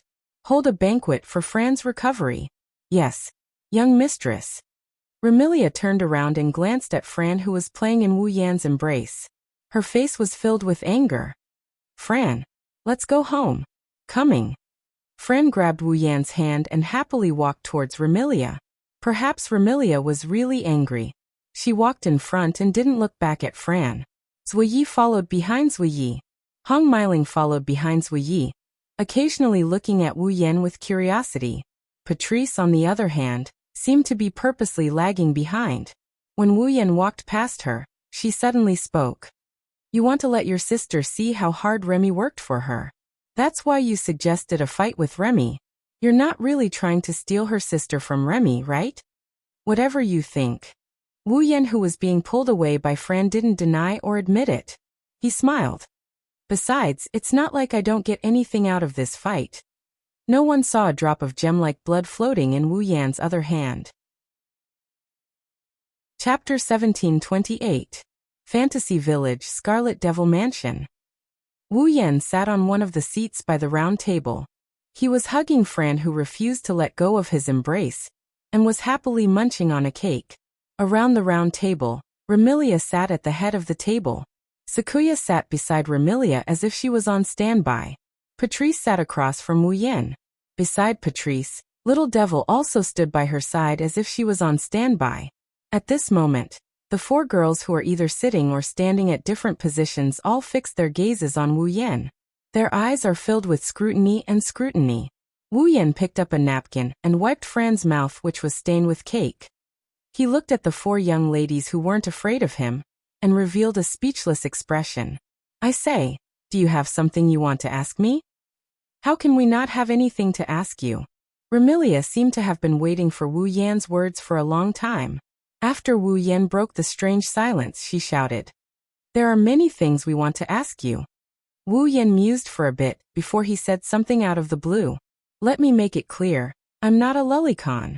Ha. Patrice, Little Knight, and Little Devil's expression fell. Remilia almost fell off her chair. She glared at Wu Yan. Isn't your explanation even more suspicious? Don't tell me you really have some dirty thoughts about Fran. Remy, you're looking in the wrong direction. Patrice spoke with a headache. This isn't the question we want to ask, right? Not this. Wu Yan was puzzled. Don't tell me you want to ask about my type of girl? Who would ask you that? Remilia almost went berserk. Even Patrice glared at Wu Yan. What we want to know is, when did you get to know my sister, and what method did you use to make my sister return to normal? I see. Wu Yan sighed in disappointment. I thought you wanted to ask about my type of girl, and introduce me to some cute girls. Remilia was about to fly into a rage, but she calmed down after hearing Patrice's enlightened words. Don't tell me you're trying to change the topic. Change the topic. Remilia felt that Patrice's words made sense. She looked at Wu Yan with an unfriendly expression. You don't intend to say anything? We hope you can provide us with some information. Patrice spoke in a calm tone. Otherwise, we won't let little sister get close to a suspicious fellow. Suspicious fellow? Wu Yan looked at Patrice with a mocking gaze. If you want to say something suspicious, isn't that black and white bandit in Fantasy Village more suspicious? However, the librarian in Red Devil Mansion often lets her steal books, right?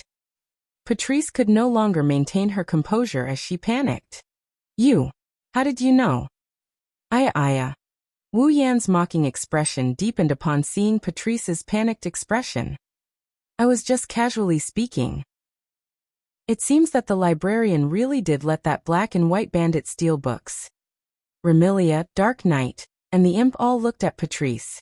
Their eyes were filled with curiosity. I didn't do it on purpose. Everyone stared at him with strange expressions. After Remilia, Patrice also gave Wu Yan an unfriendly look. Can you please not change the topic? Fine, fine, fine, the people in Red Devil Mansion can't take a joke, Wu Yan said with a bored expression. Then, what do you want to ask? Didn't I say it earlier? Remilia's expression turned serious. When did you meet Fran? What method did you use to make Fran return to normal? These two questions were the biggest questions in the hearts of the girls in Red Devil Mansion. As mentioned before, Fran has been staying inside Scarlet Devil Mansion since the last time they met.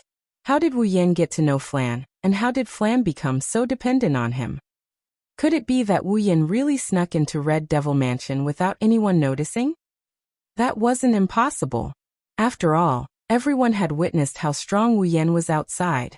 It was indeed quite easy to sneak into Red Devil Mansion without being discovered. The problem was, if Wu Yan snuck into Red Devil Mansion, what was his motive? Remilia and the others had long guessed that Wu Yan snuck into Red Devil Mansion for some reason, and got to know Fran in the basement. Or perhaps, he snuck into Red Devil Mansion because of Fran. That might not be the case.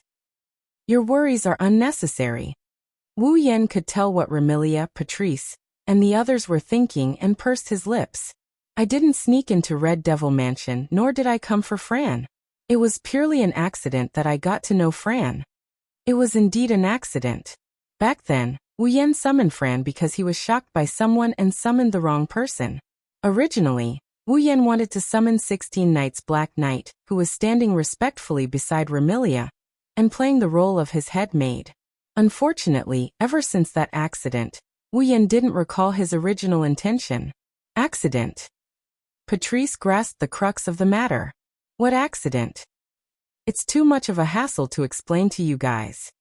Despite saying that, Wu Yan had an impatient look on his face. All you need to know is that I have no ulterior motives towards Fran or Red Devil Mansion. No ulterior motives? Remilia sneered. If you don't have ulterior motives, would you help someone you don't know for no reason? These words were not wrong. Logically speaking, Wu Yan and Flan have nothing to do with each other. So, why did Wu Yan want to cure Flan of her mental illness? Because he saw it, so he helped her?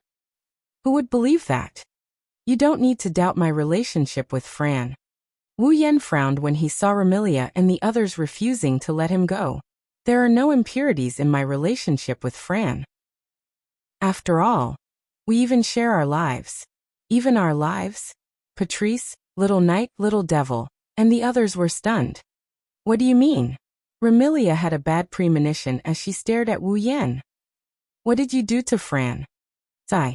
Knowing that Remilia and the others won't let this matter go if he doesn't give them an explanation, Wu Yan could only speak the truth. Simply put, you can think of it as me and Fran forming some sort of contract. Right now Fran and I share our lives. If I die, Fran will die with me. What did you say? Remilia cried out involuntarily. A life-sharing contract? Patrice gritted her teeth as well. You actually formed such a contract with little sister? You bastard! Remilia abruptly stood up. Dense killing intent emanated from her body. She looked at Wu Yan with eyes filled with anger and hostility. Forming such a contract with Fran, what are your intentions? I already said that it was an accident. He turned a blind eye to the murderous aura emanating from Remilia that could cause a normal person to have a mental breakdown. He glanced at Remilia. Of course, even though it was an accident, Fran is one of the most important people in my heart. This isn't because of our shared lives. Remilia's hands were clenched tightly, and her expression was uncertain. Is there any way to break such a contract? Break? Wu Yan sneered. Why should I break it? Do you think I will let my little sister form a life-sharing contract with a stranger? Remilia's voice was laced with killing intent. Don't think you can do whatever you want just because I can't defeat you.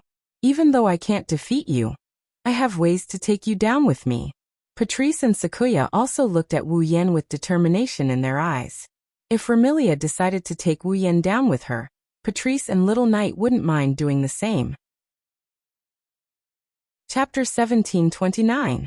For a moment, the entire hall of the Red Devil Mansion was covered in a tense atmosphere and hostility, causing the surrounding fairy maids to retreat with faces full of fear. It also caused Fran, who was eating the cake, to stop. With Fran's intellect that wasn't even comparable to a 10-year-old child, she naturally couldn't understand why Wu Yan and Remilia were at daggers drawn. However, she could sense the disharmonious atmosphere between them. Thus, Fran could only tug at Wu Yan's clothes with an uneasy expression. Wu Yan rubbed Fran's head and comforted her. Then he looked at Remilia with a non-committal look. In other words, rather than letting your sister form a life-sharing contract with someone you hate, you would rather let your sister die with the person you hate? Remilia, Patrice, Bay and the others finally reacted. If he were to perish together with this mysterious being, wouldn't Fran, who had formed a life-sharing contract with him, die as well? This caused Remilia's expression to become rather unsightly. Are you threatening me with Nafra? You don't need me to use someone else to threaten you. Wu Yan sneered. I'm just reminding you. Even though I know that you care a lot about Fran, and it's natural for you to lose your sense of propriety because of your concern, you're still a vampire who has lived for 5 years. There are some words that you'd better consider carefully before. The fury in Remilia's heart surged, but she suppressed it and turned her gaze to Patrice. Patrice, do you have a way to dissolve the contract? Patrice was a demoness. Moreover, she was a witch who had lived for a year and studied magic. She was a knowledgeable witch. Not only was Patrice's magic level the highest in the entire fantasy village, but she had also researched magic for many years. Her knowledge of magic was exceptionally profound. Basically, anything that could be found in books couldn't be hidden from her. Furthermore, Patrice was the librarian of the Scarlet Devil Mansion's underground library, which had the most books in the entire fantasy village. In magic, contracts were an extremely important field. With Patrice's attainments in magic, it was impossible for her to not know about contracts. Naturally, it was impossible for her to not know the most effective method to dissolve a contract. However, facing Remilia's question, Patrice revealed a rare expression of difficulty. There are indeed many ways to cancel a contract, but Remy, there are many different ways to cancel a contract. If you don't understand the structure of a contract and cancel it casually, it will be harmful to both parties, not to mention a contract related to life and death. What Patrice meant was that if she didn't properly understand the structure of the life-sharing contract, even she wouldn't dare to dissolve the contract. I advise you not to waste your time. Wu Yan replied with an indifferent tone. I'm not afraid to tell you that Fantasy Village's Sage Yakumo and House of the Lost Yakumo also formed a similar contract with me. Back then, even she couldn't interfere with the contract. Even now, she is still vexed over this matter. With your words, you won't be able to find a way to dissolve the contract. Yakumo also formed a contract with you? Remilia, Sakuya, and the others looked at Wu Yan in shock. A contract that even Sage Yakumo couldn't interfere with. Patrice's expression was grave. It seems like the level of this contract has reached a level that I can't comprehend. Also, if you want to tamper with my contract with Fran, don't blame me for not warning you. Wu Yan shrugged. Fran was able to overcome all her weaknesses as a vampire because she formed a contract with me. If the contract is broken, I can't guarantee that these weaknesses won't return to Fran again. This is the truth. After becoming Wu Yan's summon, Fran's life force fused with Wu Yan's body. Because of this, the system removed all of Fran's weakness as a vampire. If Fran really broke the life-sharing contract with Wu Yan, would the removal fail? To be honest, even Wu Yan didn't know. However, he couldn't rule out this possibility. It seems like Remilia, Patrice, and the others won't be able to find a way to dissolve the life-sharing contract. First of all, it's a mystery that even Yukari can't resist. Even if Remilia and the others find a way to dissolve the life-sharing contract, it's impossible. After all, Fran's life force has already fused with Wu Yan's body. If they want to dissolve the life-sharing contract, they must first separate Fran's life force from Wu Yan's and have it return to Fran's body. Otherwise, once the life-sharing contract is dissolved, Fran's life force that is still in Wu Yan's body might lose her own life force. It wouldn't be strange if she died. After telling this to Remilia and Patrice, their expressions were filled with helplessness. They didn't know what to do. Who are you? Patrice looked straight at Wu Yan. Her beautiful eyes were filled with sharpness. How can you form such a high-level and tyrannical contract? Who am I? Wu Yan met Patrice's gaze and revealed a smile that wasn't a smile. Didn't you already know who I am? Didn't you ask me about it when I visited you? Hearing those words, Patrice's expression froze. Are you really the missing true ancestor of vampires? Remilia, Patrice, Demon, and the others looked at Wu Yan without uttering a word. Wu Yan still didn't answer Patrice's question. But this time, Wu Yan didn't do nothing. He closed his eyes. Roughly 2 seconds later, he opened his eyes and revealed himself to Remilia and the others. But when they saw Wu Yan's eyes, Remilia, Patrice, Black Knight, and the others narrowed their eyes. The pair of deep, wine-red eyes that were like aged wine had suddenly disappeared. In its place was a pair of cold golden eyes that seemed to look down on everything in the world. There wasn't a single trace of emotion in them. They were exceptionally noble and pure. Looking at that pair of noble golden eyes, the young ladies of the Red Devil Dojo trembled and felt a sense of oppression. As a vampire, Remilia, whose bloodline level was not high, paled and felt a sense of panic that made her want to kneel. The true ancestor was the king of vampires. This wasn't just in terms of strength, but also in terms of bloodline. Facing the king of vampires, as a vampire, it was already commendable for Remilia to be able to endure the pressure from her bloodline and not kneel down. By the time the girls from Scarlet Fiend Mansion felt their pressure disappear, Wu Yan's eyes had returned to their usual wine-red color. His expression also became undisciplined. Don't ask me why I appeared when the true ancestor disappeared. Before the girls could react, Wu Yan waved his hand and said, Because, even if you ask me, I probably won't be able to answer. At least, I won't be able to answer for now. Remilia and Patrice, the two people with authority in the Red Devil Mansion, fell silent. In the end, not only did Remilia, Patrice, and the others' doubts weren't resolved.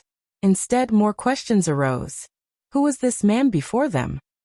Why would the true ancestor, who had disappeared, reappear? Why haven't they heard of such an existence in fantasy countryside? Why would such an existence form a life-sharing contract with Fran? Even the creator of Fantasy Countryside, the Sage of Demons, formed a life-sharing contract with him. It seemed like their relationship was extraordinary. Why haven't they heard of him before? Mysterious. This man before them was too mysterious. Remilia couldn't help but feel apprehensive when facing such a mysterious existence. Even Zaya's heart was raised. While Patrice felt heavy, she was also filled with curiosity towards Wu Yan. To the knowledgeable Patrice, who was infatuated with the Sea of Books, this mystery was undoubtedly the factor that triggered her eagerness to solve this riddle. Chapter 1730. After talking for a while, everyone left unhappily. Tonight, Remilia would host a banquet in the Red Devil Mansion and invite some guests to celebrate Fran's return to normal. From now on, she would be able to live together with the girls of the Red Devil Mansion. It was to announce this that Remilia wanted to host a banquet. After all, everyone who knew Fran knew how dangerous she was in the past, especially the fairy maids of the Red Devil Mansion. It wasn't as if Fran hadn't played with them before, causing the fairy maids to fear Fran to a great extent. In order to stop others from fearing Fran, and to let others know that Fran had returned to normal, they could treat and interact with her like a normal person. This was the main purpose of Remilia's banquet.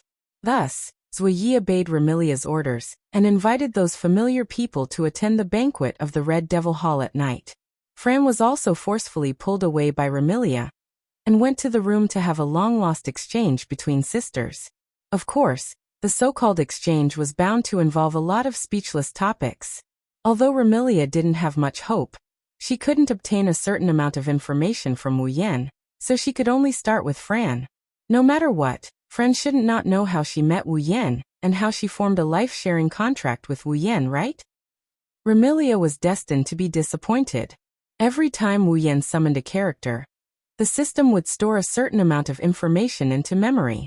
It would directly instill information into the summoned character, allowing the summoned character to understand the existence of the system and their current situation. Logically speaking, Remilia should be able to get some information from Fran. Unfortunately, the questions were too profound for Fran. Even if Remilia asked, she knew the answer but didn't know how to express it in words.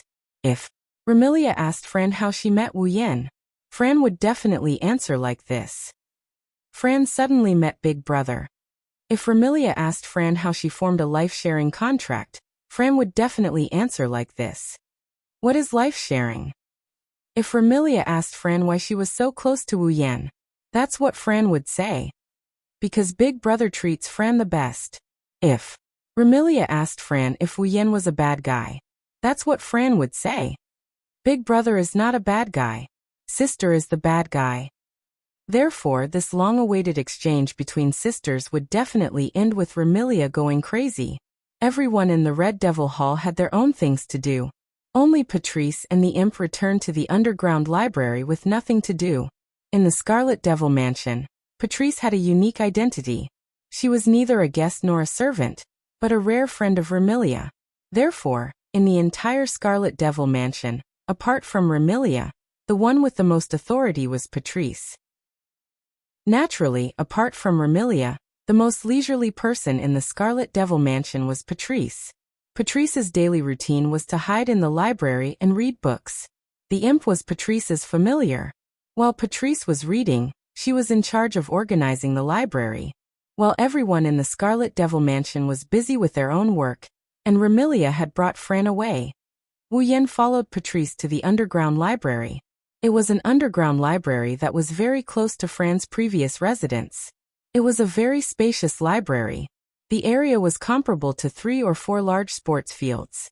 The surrounding area was filled with bookshelves that were at least 10 to 20 meters tall. There were at least a few dozen or even 100 bookshelves. On the bookshelves that were comparable to buildings, old and thick books were neatly arranged. Some were scattered around, some were crooked and unorganized. Some even fell to the ground and piled up into small mountains. Standing at the entrance of the library and looking at the current state of the library, even someone like Wu Yan who has seen a lot of things couldn't help but be stunned for a moment. How? How many books are there? 100,000? 1,000,000? Or 10 million? No matter what, it wasn't an amount that could be counted. It could be said to be endless. But that wasn't the most important thing. The most important thing was that Wu Yan sensed traces of obscure mana fluctuations from some of the old and thick books. A book with its own magical powers? Isn't that a book of magic? Not to mention, there aren't just 1, 2, 10, 20 books in this library.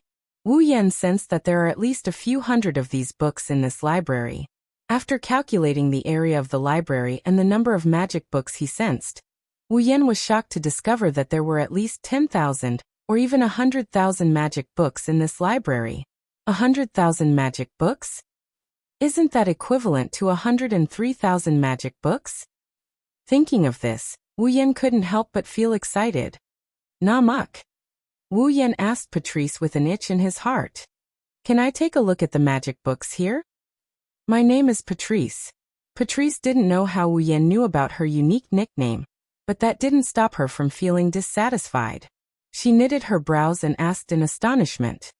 How did you know about the existence of magic books here? Isn't that obvious? Wu Yan rolled his eyes at Patrice.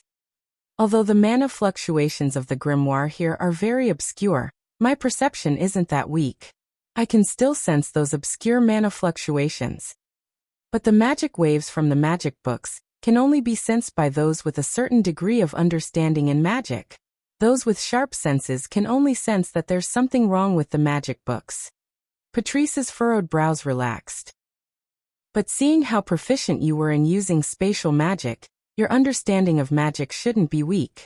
It's not strange that you can sense it. Then do you agree? Wu Yan's eyes lit up. Then let me take a look.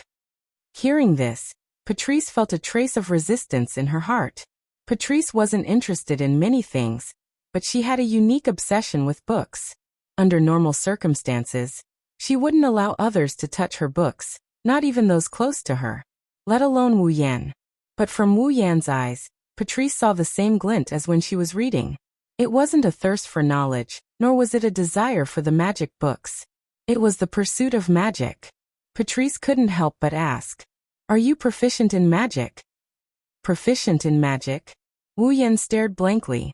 He folded his arms and replied thoughtfully, "Rather than being proficient in magic, it's more accurate to say that I have the capital to be proficient in it. After all, my head contains the knowledge of 103,000 magic books." The knowledge of 103,000 books of the demonic path? Patrice was stunned. The imp by her side was similarly stunned. The knowledge of 103,000 books of Devil's Path? This level of knowledge shouldn't be inferior to Patrice's, right? Patrice looked at Wu Yan suspiciously. After asking him a few questions about the demonic path, Patrice was shocked to find out something. This man in front of him was absolutely comparable to him in terms of research on the demonic path. In fact, in terms of theory, he even surpassed her by quite a bit. How could Patrice, who had the title of the largest moving book vault in Fantasy Town, not be shocked? While Patrice was still in shock, Wu Yan went to the library and he started flipping through the books on the magic path. A magic book isn't an ordinary book. It contains magic and can be considered a magic tool. Not only does a magic book contain the method to use magic, it also contains the spell patterns. Generally speaking, as long as one has a magic book and possesses magic power, they can use the magic within the book. However, the words used to write the grimoire were cuneiform from the mythological era and ancient Latin. They were not the words used by modern people. Without a certain level of knowledge and understanding of magic, there was no way for people to understand the grimoire. Disregarding everything else, the 103,000 magic books in Wu Yan's head were written in different languages. Naturally, he could also understand the magic books in the library. Wu Yan discovered that the contents of the magic books in the library were mostly different from the 103,000 magic books in his head. Wu Yan got even more excited, and he got even more engrossed in the game. Chapter 1731. Fantasy Village, Scarlet Devil Mansion. In front of a bookshelf in the underground library, Wu Yan held a thick book and flipped through it page by page. He was completely immersed in the contents of the book. The entire library seemed to be extremely quiet. Only the sound of pages turning reverberated in the air. This slightly dark library was filled with a tranquil atmosphere. For some people who didn't like bustling places, this was a very good environment. Wu Yan, who immersed himself in the contents of the grimoire, slowly gained a better understanding of the grimoire in this library. To put it simply, the grimoire in this library is different from the 103,000 grimoires in Wu Yan's mind. They aren't the originals, they are all handwritten copies and replicas. The one who copied these books, if he wasn't wrong, should be Patrice herself. Of course, in this library, it couldn't be said that there wasn't a single original copy of a demonic path book. There were still a small number of original copies of demonic path books. These demonic scriptures were basically Patrice's own demonic scriptures. In other words, the creator of these books was Patrice herself. In other words, the originals and magics in this library were all created by Patrice herself. Therefore, this library had a small portion of the original Devil Path scriptures. After all, this library belonged to Patrice to begin with. From this, one could see how high Patrice's attainments in magics were. Although Patrice's strength wasn't considered high in Fantasy Village, it was only in terms of magic level. In the Fantasy Village, it was hard to find someone who could match her. And now, the magical knowledge that Patrice collected was slowly being absorbed by Wu Yan. Wu Yan has 103,000 books worth of knowledge in his possession. In terms of understanding of magic, he definitely wasn't inferior to Patrice. However, in the end, the 103,000 books were still knowledge from the magic catalog world. Even if he possessed the knowledge of the entire magic catalog world, it was still limited to the magic catalog world. The knowledge of magic in this world was very different from the knowledge of magic in the magic manual world. Many of the magic spells were very strange. Even in the 103,000 books on magic, one couldn't find the same type of magic. Therefore, Wu Yan was willing to absorb this knowledge. He wanted to make it a part of his strength. Wu Yan didn't notice that while he was immersed in the contents of the book, a head wearing a hat quietly popped out from the corner of the bookshelf. The person who popped her head out was Patrice. At this moment, Patrice was holding a thick tome that didn't fit in with the other books around her. This book didn't even look old. It was obviously a book without any history. However, its surface was bright and beautiful. If one were to examine it carefully, they would be able to see through it. If one were to examine it closely, one would discover that there were all sorts of colors on it, but it also seemed transparent. Patrice first glanced at Wu Yan, who was engrossed in the book. He glanced at the dreamy book in his hand, and a malicious smile appeared on his face. The Book of the Soul, a book of magic that can trigger one's nature. Let me see if you really don't have any designs on my sister and the Red Devil Mansion. This Book of the Soul was one of the rare original codices of the demonic path in this library. Furthermore, it wasn't Patrice's doing. A book of magic that could trigger one's nature. If Wu Yan was someone who had designs on the Red Devil Mansion, then through the activation of the Book of the Soul, the nature of his heart would be exposed. At that time, no matter how mysterious Wu Yan was, he could hide his identity, but he couldn't hide his goals and ambitions. It was because of this that Patrice agreed to let a stranger like Wu Yan into her library. However, that man's attainment in magic is quite high as well. Patrice rubbed her forehead in vexation. She looked at the Book of Souls in her hand and hesitated. I wonder if it's possible to invade his mind without him noticing? There weren't many spells that could affect one's mind, but that didn't mean there weren't any. Basically, a mage would have a certain degree of resistance to some magic, and would also have their own means of defending against curse-like magic. Needless to say, magic that could invade one's mind and spirit would naturally have to be prepared to defend against it. The Book of the Soul, in Patrice's hand, was a book of magic specifically used to invade one's mind. Moreover, it was an original codex, and its effects were much stronger than ordinary spells. However, Wu Yan's level of magic wasn't low either. Therefore, Patrice didn't know if her Book of the Soul could successfully infiltrate Wu Yan's mind. If he were to be seen through, the entire Red Devil Hall would probably become the target of his anger. Patrice wasn't willing to see that happen. However, if she didn't do that, she would be on tenterhooks if she stayed under the same roof with such a mysterious man. She was afraid that the other party would harbor ill intentions towards the Red Devil Mansion. At that time, it would be too late to defend against him, and it would be a calamity. Patrice bit her lips at this thought. Forget it. If I really infuriate him, I will take full responsibility. After making up her mind, Patrice took a deep breath and infused her mana into the Book of Souls in the most obscure way at a frequency that didn't even produce any fluctuations. As her mana flowed in like water from a faucet, the surface of the Book of the Soul emitted a layer of faint glow. The entire Book of the Soul turned inconceivably transparent. Soon after, the Book of the Soul gradually floated up and flipped its pages. Wu Yan, who was immersed in the world of the Book of Witchcraft, faintly sensed an unusual aura. He lifted his head and scanned his surroundings. The tranquil atmosphere of the library was the same as before. There was nothing out of the ordinary. Misperception. Wu Yan immersed himself in the contents of the Book of Witchcraft once more. He hungrily absorbed the knowledge within the book. In fact, if it was in another place, Wu Yan wouldn't think that the strange feeling was an illusion. After all, Wu Yan was confident in his perception. However, this was the Red Devil Mansion, the fantasy village. In Wu Yan's subconscious mind, even though the fantasy village was full of traps, there wasn't anyone who could be considered a bad person. In addition, he had a favorable impression of the fantasy village.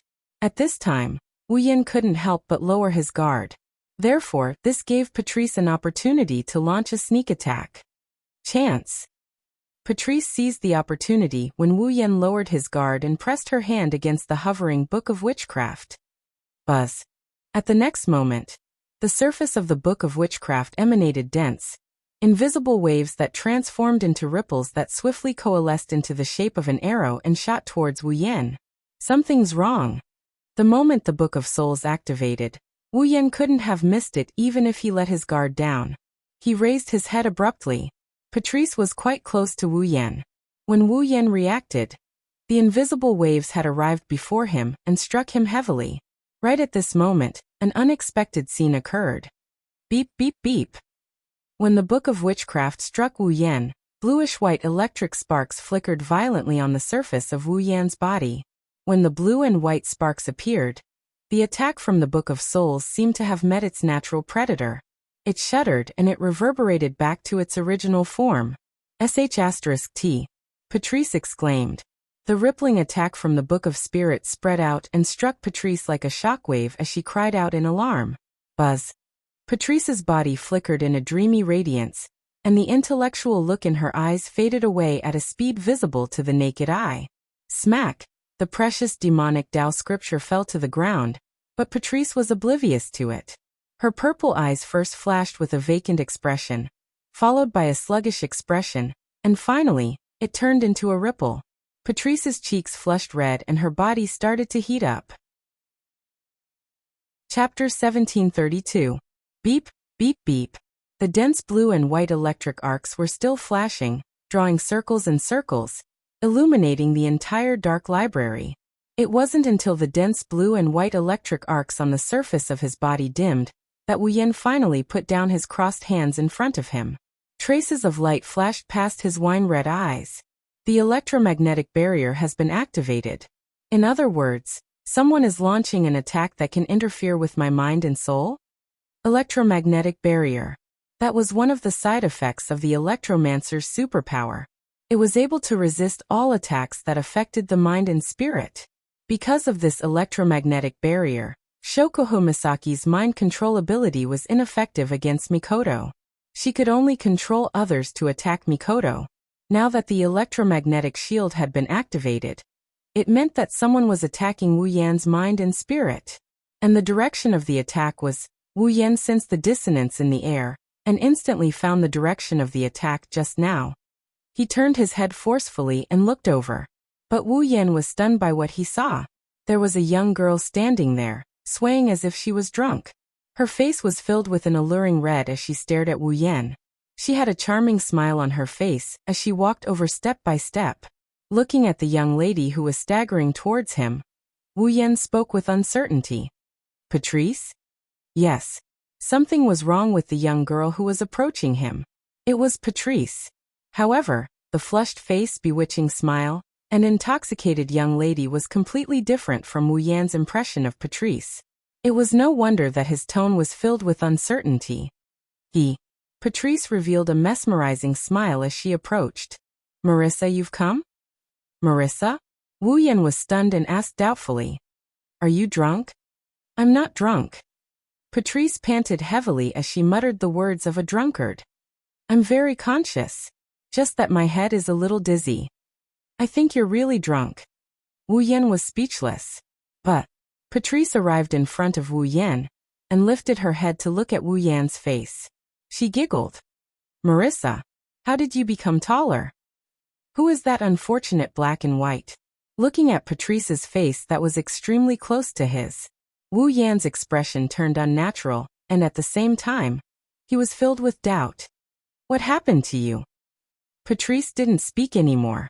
She looked at Wu Yan in a daze. Then she wrapped her arms around Wu Yan's neck. Wu Yan's face. What's this situation? Could it be that Patrice didn't receive any information from me and decided to use a soft approach because she knew that force wouldn't work? Honey trap? Patrice responded to Wu Yan's question with a nasal voice and a sleep-talking voice.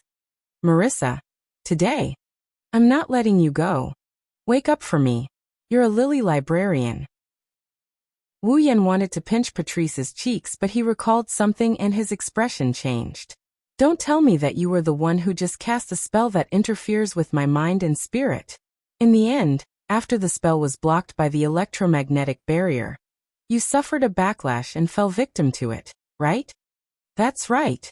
After the magic from the Book of the Soul was blocked by the electromagnetic barrier formed by the electromancer's power, as the initiator of the Book of the Soul, when the magic was reflected, it was normal for the spell to backfire on itself. Right now, Patrice suffered a backlash from the Book of Souls. Not only did she fail to invade Wu Yan's mind, her own mind was corroded and her true nature was revealed. That is Patrice's feelings for Marissa. In other words, Patrice held a taboo favorable impression towards the unfortunate black and white. commonly known as a lily. This witch, who had lived for 100 years, looked like a very intellectual mage, and was actually a lesbian. Oi oi. After understanding this, Wu Yan raised his hand and surrendered. What the hell? Wake up. You're not right. I'm not. Patrice nudged her fair and smooth face towards Wu Yan's stiff expression, and rubbed against Wu Yan's face. Her ample bosom hidden under her pajama-like clothes pressed against Wu Yan's body. I'm very normal right now. That's not normal. Wu Yan ridiculed and pushed Patrice away by her shoulder. What Wu Yan didn't notice is that the book of mojo that he was holding in his hand had rolled to the back of his chair. As a result, Patrice, who was pushed away, stumbled and stepped on the book. Her delicate body fell. Not only that, but a bookshelf also toppled over and mercilessly pressed down on Patrice. The bookshelves in the library were 10 to 20 meters tall, and comparable to a skyscraper. Patrice, on the other hand, was a pure demoness who only knew how to cast magic. Her body was extremely weak. Under such circumstances, she would definitely be heavily injured if such a huge bookshelf fell on her. Wu Yan leaped forward and held Patrice in his arms. He used his hands to stop the falling bookshelf from crashing down on him. Bang! With a muffled sound, the huge bookshelf fell on Wu Yan's hands like empty tie. Books fell to the ground one after another. After supporting the bookshelf, Wu Yan heaved a sigh of relief. However, just as he heaved a sigh of relief, Wu Yan sucked in another breath. That's because Patrice, who fell on Wu Yan's chest, had a pair of misty and hazy eyes. She was panting as she stood on her tiptoes and slowly inched her face closer to Wu Yan. Without a doubt, Patrice's target was Wu Yan's lips. Seeing Patrice standing on her tiptoes and inching her alluring red lips closer, smelling her fresh body fragrance, and feeling her increasingly clear breathing and heartbeat, Wu Yan couldn't help but swallow a mouthful of saliva and speak with a hoarse voice. You better wake up. Otherwise, you'll be the one regretting it. For a split second, traces of struggle appeared in Patrice's misty and hazy eyes. However, her body continued to move on its own. Patrice raised her hands and cupped Wu Yan's face. She slowly inched her head towards Wu Yan's face until their noses touched before slowing down. Feeling Patrice's breath at a close distance and facing her misty eyes, Wu Yan revealed a bitter smile. Later on, even if you want to stop, I won't stop. The struggle in Patrice's eyes intensified, but it was quickly replaced by confusion. The redness on her face reached its limit. In the next second, Patrice's bewildered violet eyes abruptly drew closer, while her face drew in the final bit of distance. Their lips pressed together without any gap. Wu Yan's lips immediately transmitted an ice-cold and soft sensation to Wu Yan's lips. He was forcefully kissed by the MQ. The restraint only lasted for a split second. When Patrice stuck out her tongue and gently licked Wu Yan's lips in an attempt to enter, Wu Yan no longer hesitated. He pushed the bookshelf in his hands back to its original position with perfect force.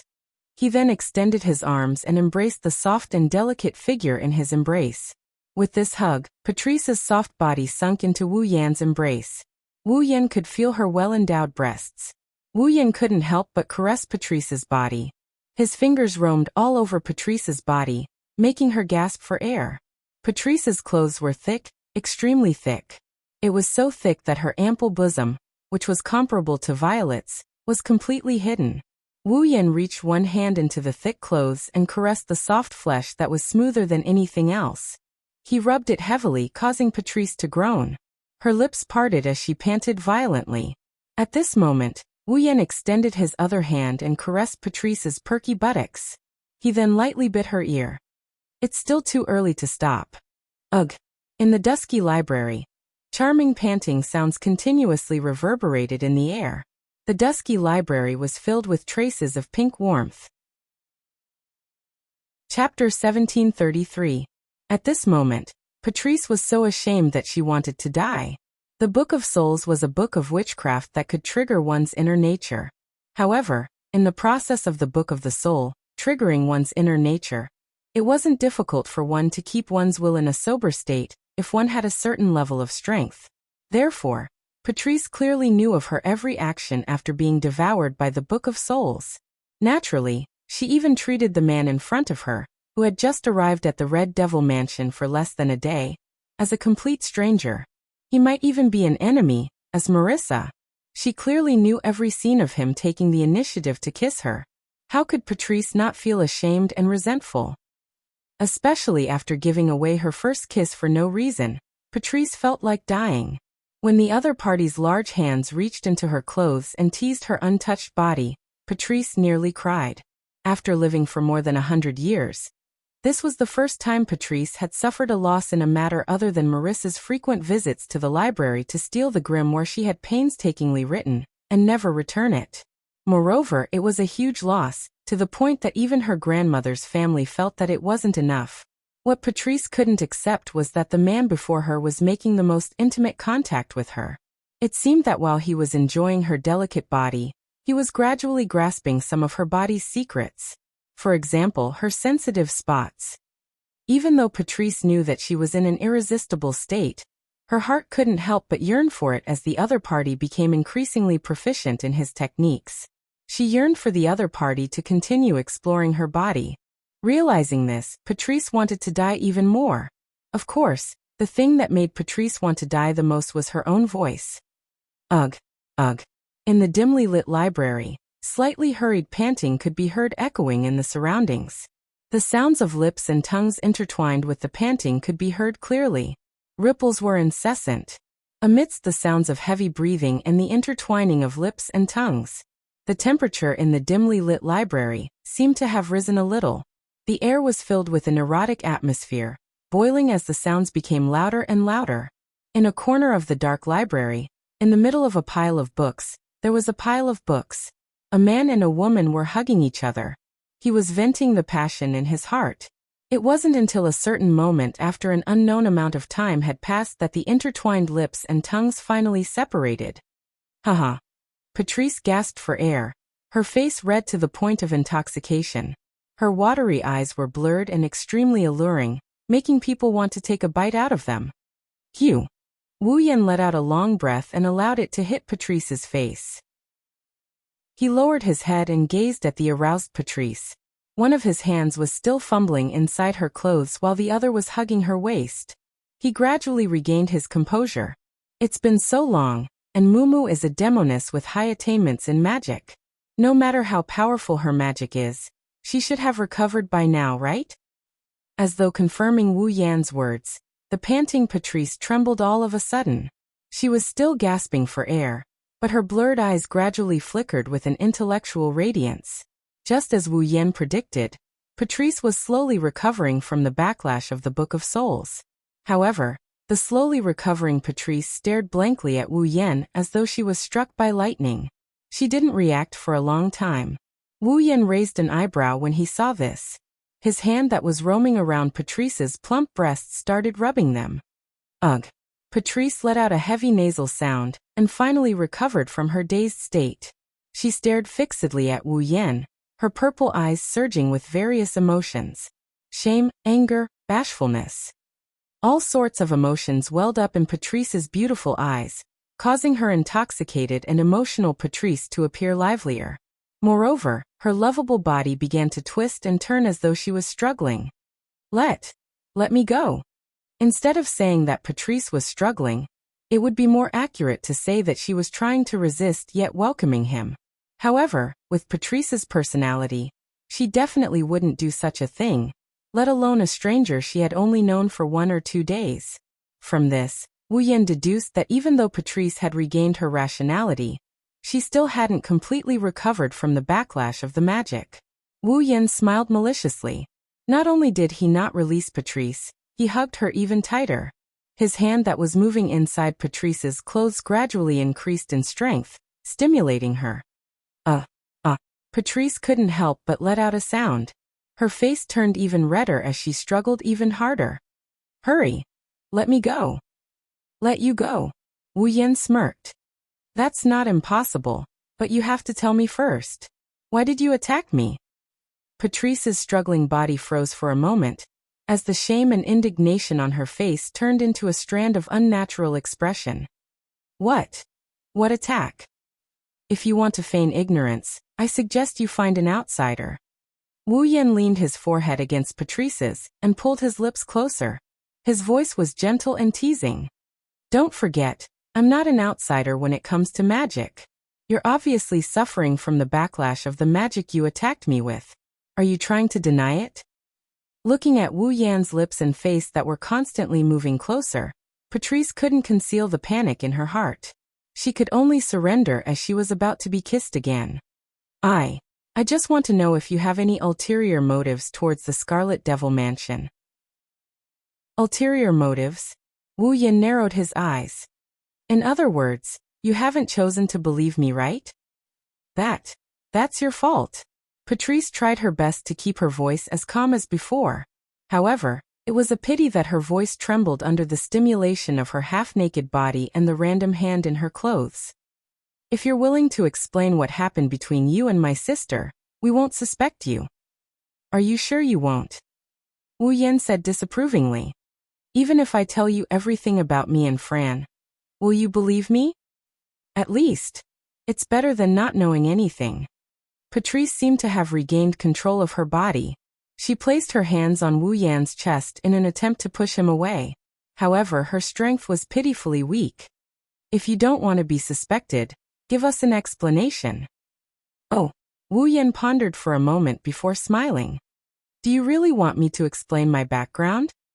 Even though Remy agreed to let you stay in Scarlet Fiend Mansion for my sister's sake, you are indeed staying with us. Patrice's other hand grabbed onto Wu Yan's hand, but she was powerless to pull it out.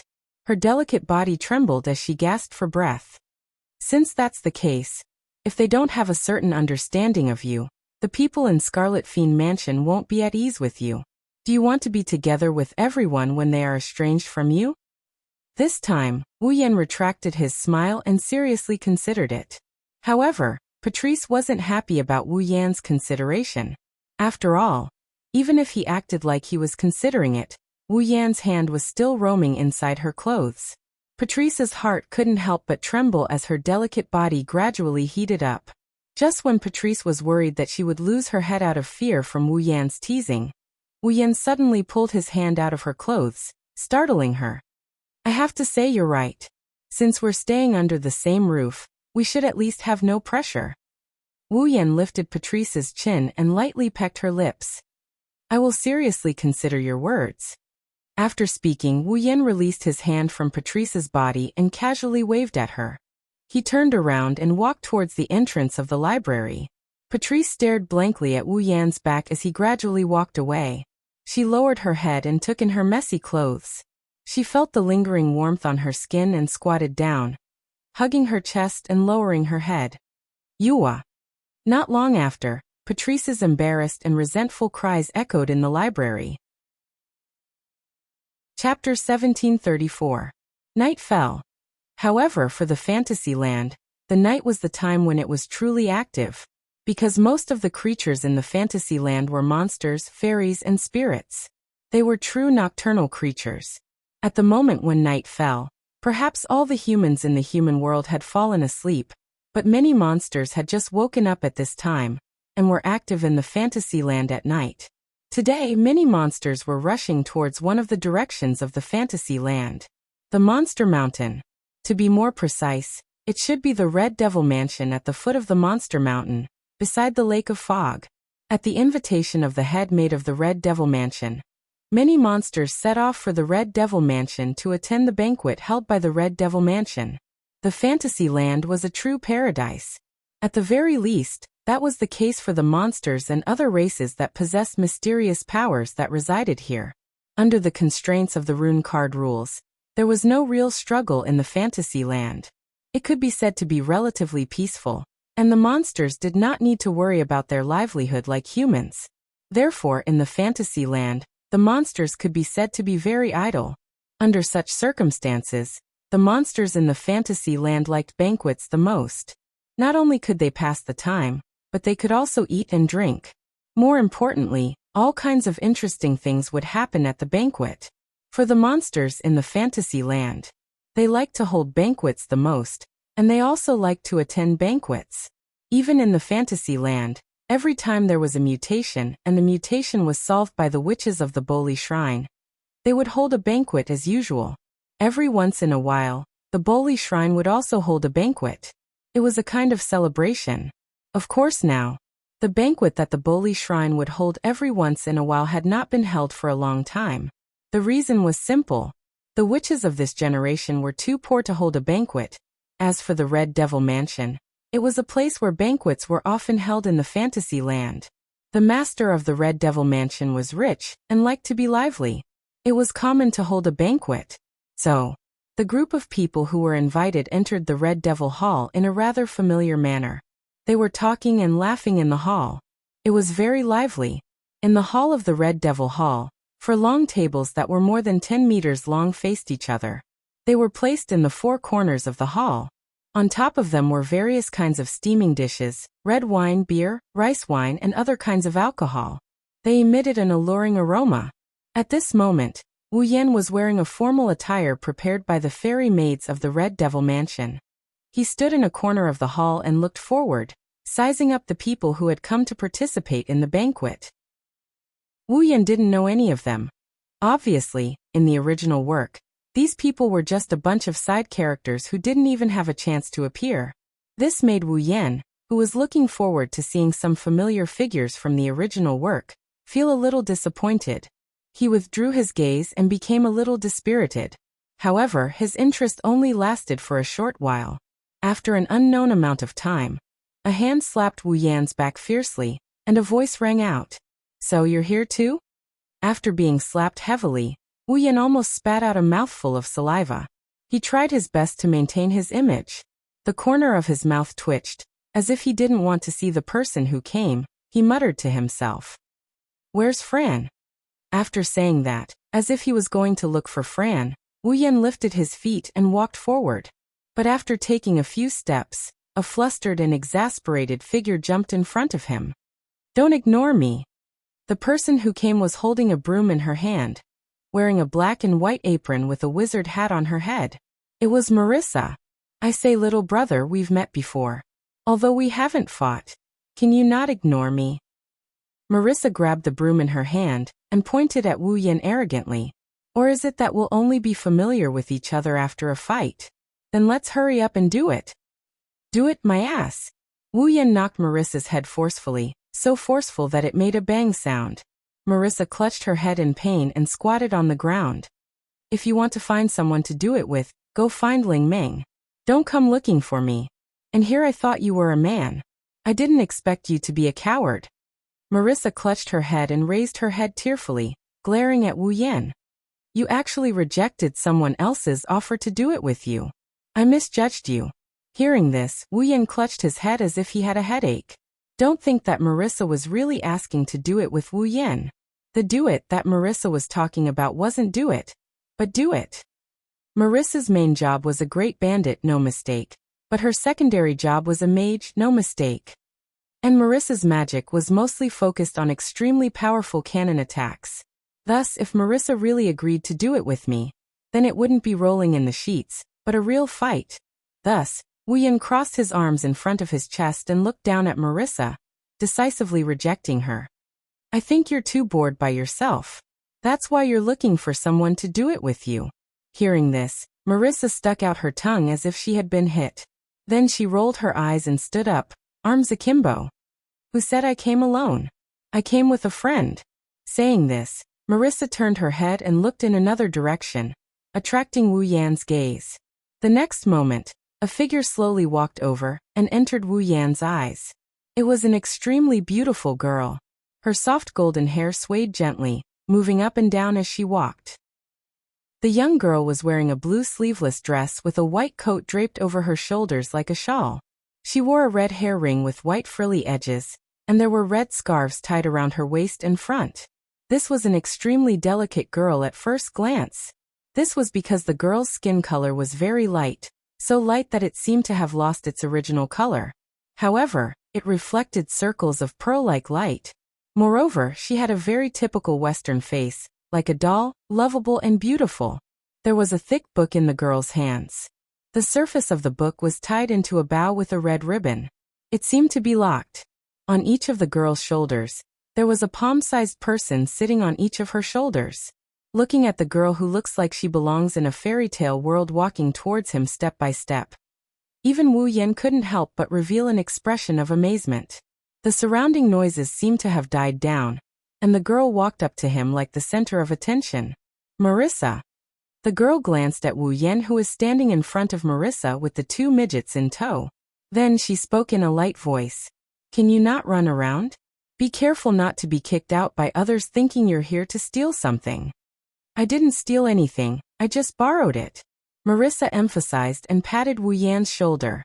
Moreover, I didn't run around, I came here because I saw a friend. Friend. As if only now seeing Wu Yan properly, the girl cast her gaze on Wu Yan and said with some surprise. You're a man? I'm a man. Wu Yan confirmed the girl's doubt with a resolute and decisive tone. Suspecting someone's gender on our first meeting, how should I react? I didn't mean that. The girl didn't apologize and only lightly shook her head. Her every movement revealed a kind of pleasing beauty. Outside of the human realm, the chances of meeting a man is very low. Some people can't even meet one in their entire life, so I'm a bit surprised. Indeed, in Fantasy Village, outside of the human realm, there are almost no men in other places. Let's not talk about other things. Even though Wu Yan has only been in Fantasy Village for 1 or 2 days, he still hasn't seen a single man. In the original work, very few men appear. It can be said that in Fantasy Village, apart from humans, men are the rarest national treasures. Well, it doesn't matter whether it's a man or a woman. Marissa continued to pat Wu Yan's shoulder and pointed at the girl. She's my friend, she's called Alice. Alice? Alice? Megatron. Alice. Margoroid. The girl named Alice's clear voice finally raised a bit. Not Megatron. Is that so? Marissa scratched her head. Well, no matter who it is, it's Alice. Wu Yan and Alice didn't know what to say when they saw Marissa's nonchalant attitude. Chapter 1735. Ba. Yun. Bai. While Wu Yan, Marissa, and Alice were talking, an angry voice rang out from the other side of the hall. Hearing this voice, Wu Yan inwardly cursed. It had only been a day or 2 since he arrived at Fantasy Village. Although he had met many people, none of them gave Wu Yan the chance to introduce himself. Naturally, no one knew Wu Yan's name. The only person who introduced himself to Wu Yan was someone who used the name Bai Yin Bai. There was only one person. On the other side of the hall, near the door, a young girl wearing a red and white witch robe with a large bow on her head was angrily stomping towards Wu Yan. That's Ling Meng? Marissa looked at Wu Yan with an uncertain expression. She looked at Wu Yan with a shocked expression. What did you do to provoke Ling Meng, who is usually uninterested in anything, to such an extent?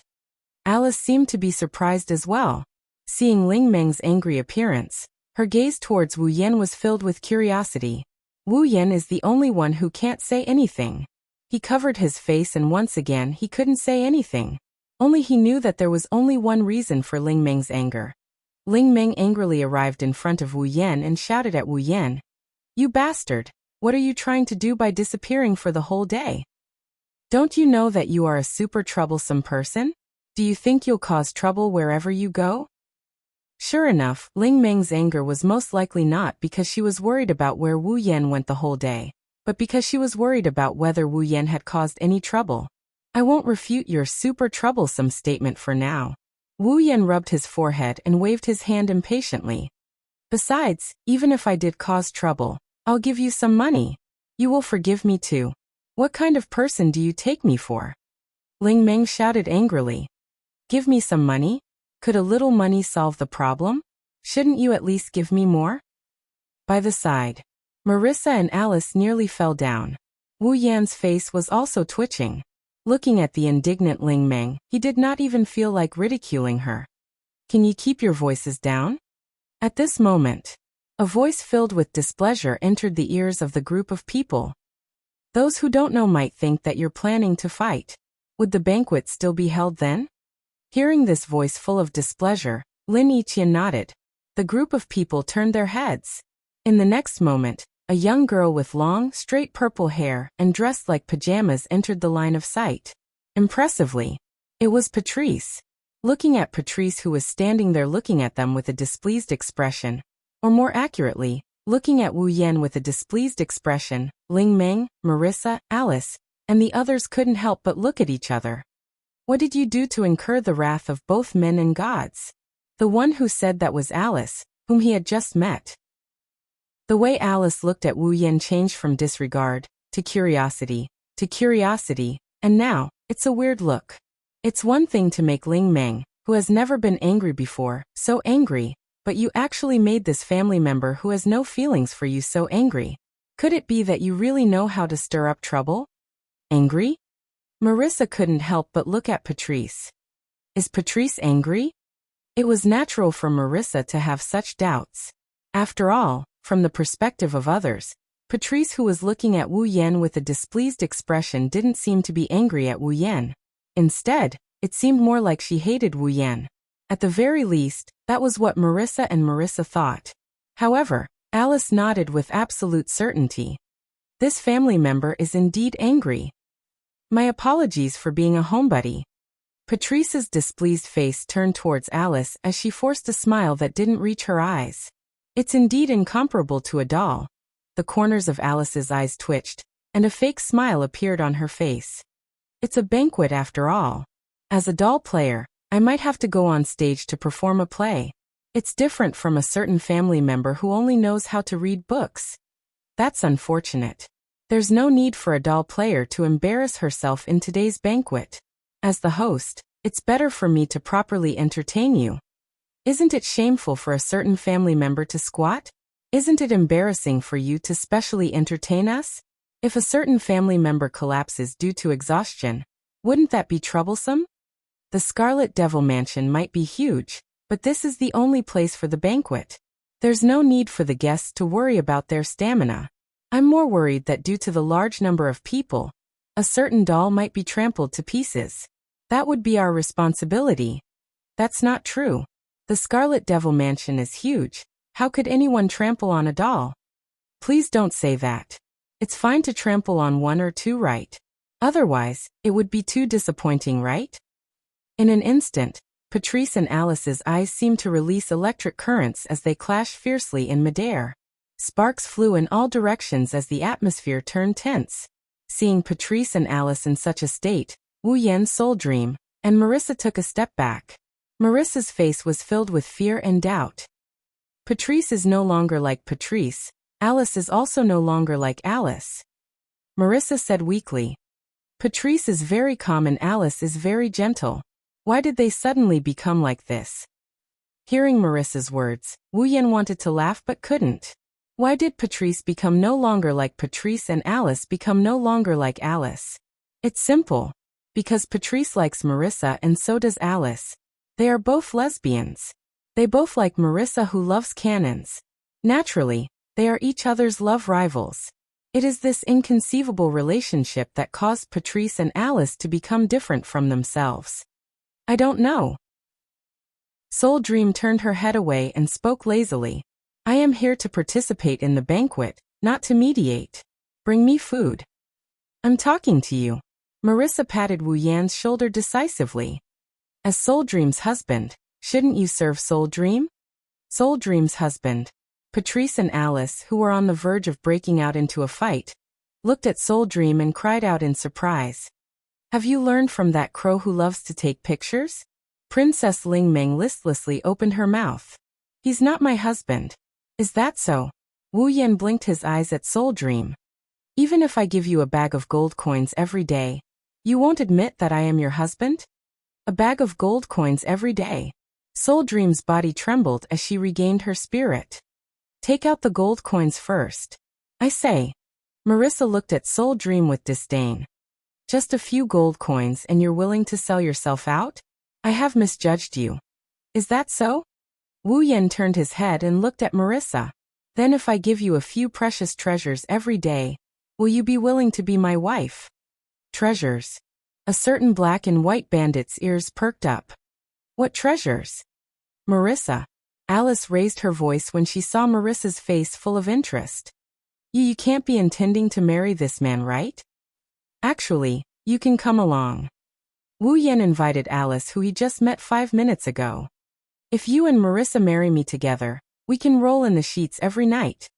Marissa, roll in the sheets? Alice's mind buzzed as her mind was in a mess. Traces of redness appeared on her face as her eyes wavered. Looking at Ling Meng, Marissa, and Alice, the 3 beauties who got knocked down by him, Wu Yan felt a bit of satisfaction in his heart. Suddenly, Wu Yan felt someone tugging at the corner of his clothes. At the same time, he felt a chill from his back. You actually have designs on Marissa? Patrice lowered her head and spoke in a low voice. This caused Wu Yan's heartbeat to quicken. However, when Patrice lifted her head, there was no trace of gloominess on her face. Instead, there was a trace of redness as though she was bashful. Is your wife lacking? Lacking. Wu Yan stared blankly before grabbing Patrice's hand without hesitation. Missing every day, every night, every minute, and every minute. If you have any cute girls, please introduce them to me too.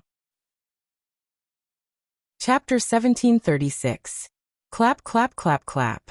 On the platform of the Red Devil Mansion's main hall, a clapping sound suddenly echoed in the air above the mansion and entered the ears of everyone present. In the Red Devil Mansion's main hall, the demons that came to participate in the banquet all stopped talking.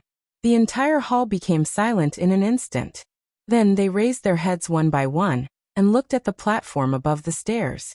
There, Remilia, who was wearing a cherry-colored goth lowly outfit, was floating in the air. Her delicate body seemed to be floating on water. She was moving up and down with a faint frequency. She had a confident smile on her face. While clapping, she attracted the attention of everyone present. Welcome everyone to the Red Devil Mansion. Her scarlet eyes slowly swept across everyone below. Remilia was like a king sitting on a throne. She raised her head and a childish yet majestic voice rang out clearly. Today, I have invited everyone to my Red Devil Mansion to announce a joyous occasion. With that, Remilia raised a hand. In an instant, Zuyi, who was wearing a maid outfit, held the hand of Fran, who was looking down with excitement. They walked towards Remilia. Seeing this, whispers began to ripple from below. Isn't that Fran? Marissa, who had once sneaked into the Red Devil Mansion with the intention of borrowing something, coincidentally bumped into Fran. She had played bullet screen with Fran many times, and could be considered to have gotten to know her through fighting. Now, she looked at Fran in a daze with a face full of surprise. Why did Fran come out? Didn't Remilia refuse to let Fran come out all this time? Marissa. Not only Marissa, even Alice, who knew more or less, frowned in surprise. Only Wu Yan, Ling Meng, and Patrice's expressions didn't change. They silently looked at Fran, who was approaching Remilia. Under everyone's gaze, Fran wasn't afraid of strangers at all. Zuyi led her to Remilia's side. Remilia landed on the ground and looked at Fran, who seemed to be excited because of the commotion. She couldn't help but smile. She took Fran's hand and faced everyone present. This is my Remilia? Scarlet's sister, Flandra? Scarlet. Remilia sighed softly. I believe that many people present know that my sister's health has always been poor. She has never left the Red Devil Hall, nor has she appeared in front of others. Hearing this, many demons looked at each other. Of course, they knew that Fran was in poor health. Her health was so poor that the people who played with her were in poor health. Some of them even lost their bodies. Since that was the case, why did Remilia let this evil girl come out? Today, I would like to announce to everyone that from today onwards, my younger sister will no longer have to suffer. Remilia was overjoyed from the bottom of her heart. Fran's body has been completely cured. There won't be any more problems.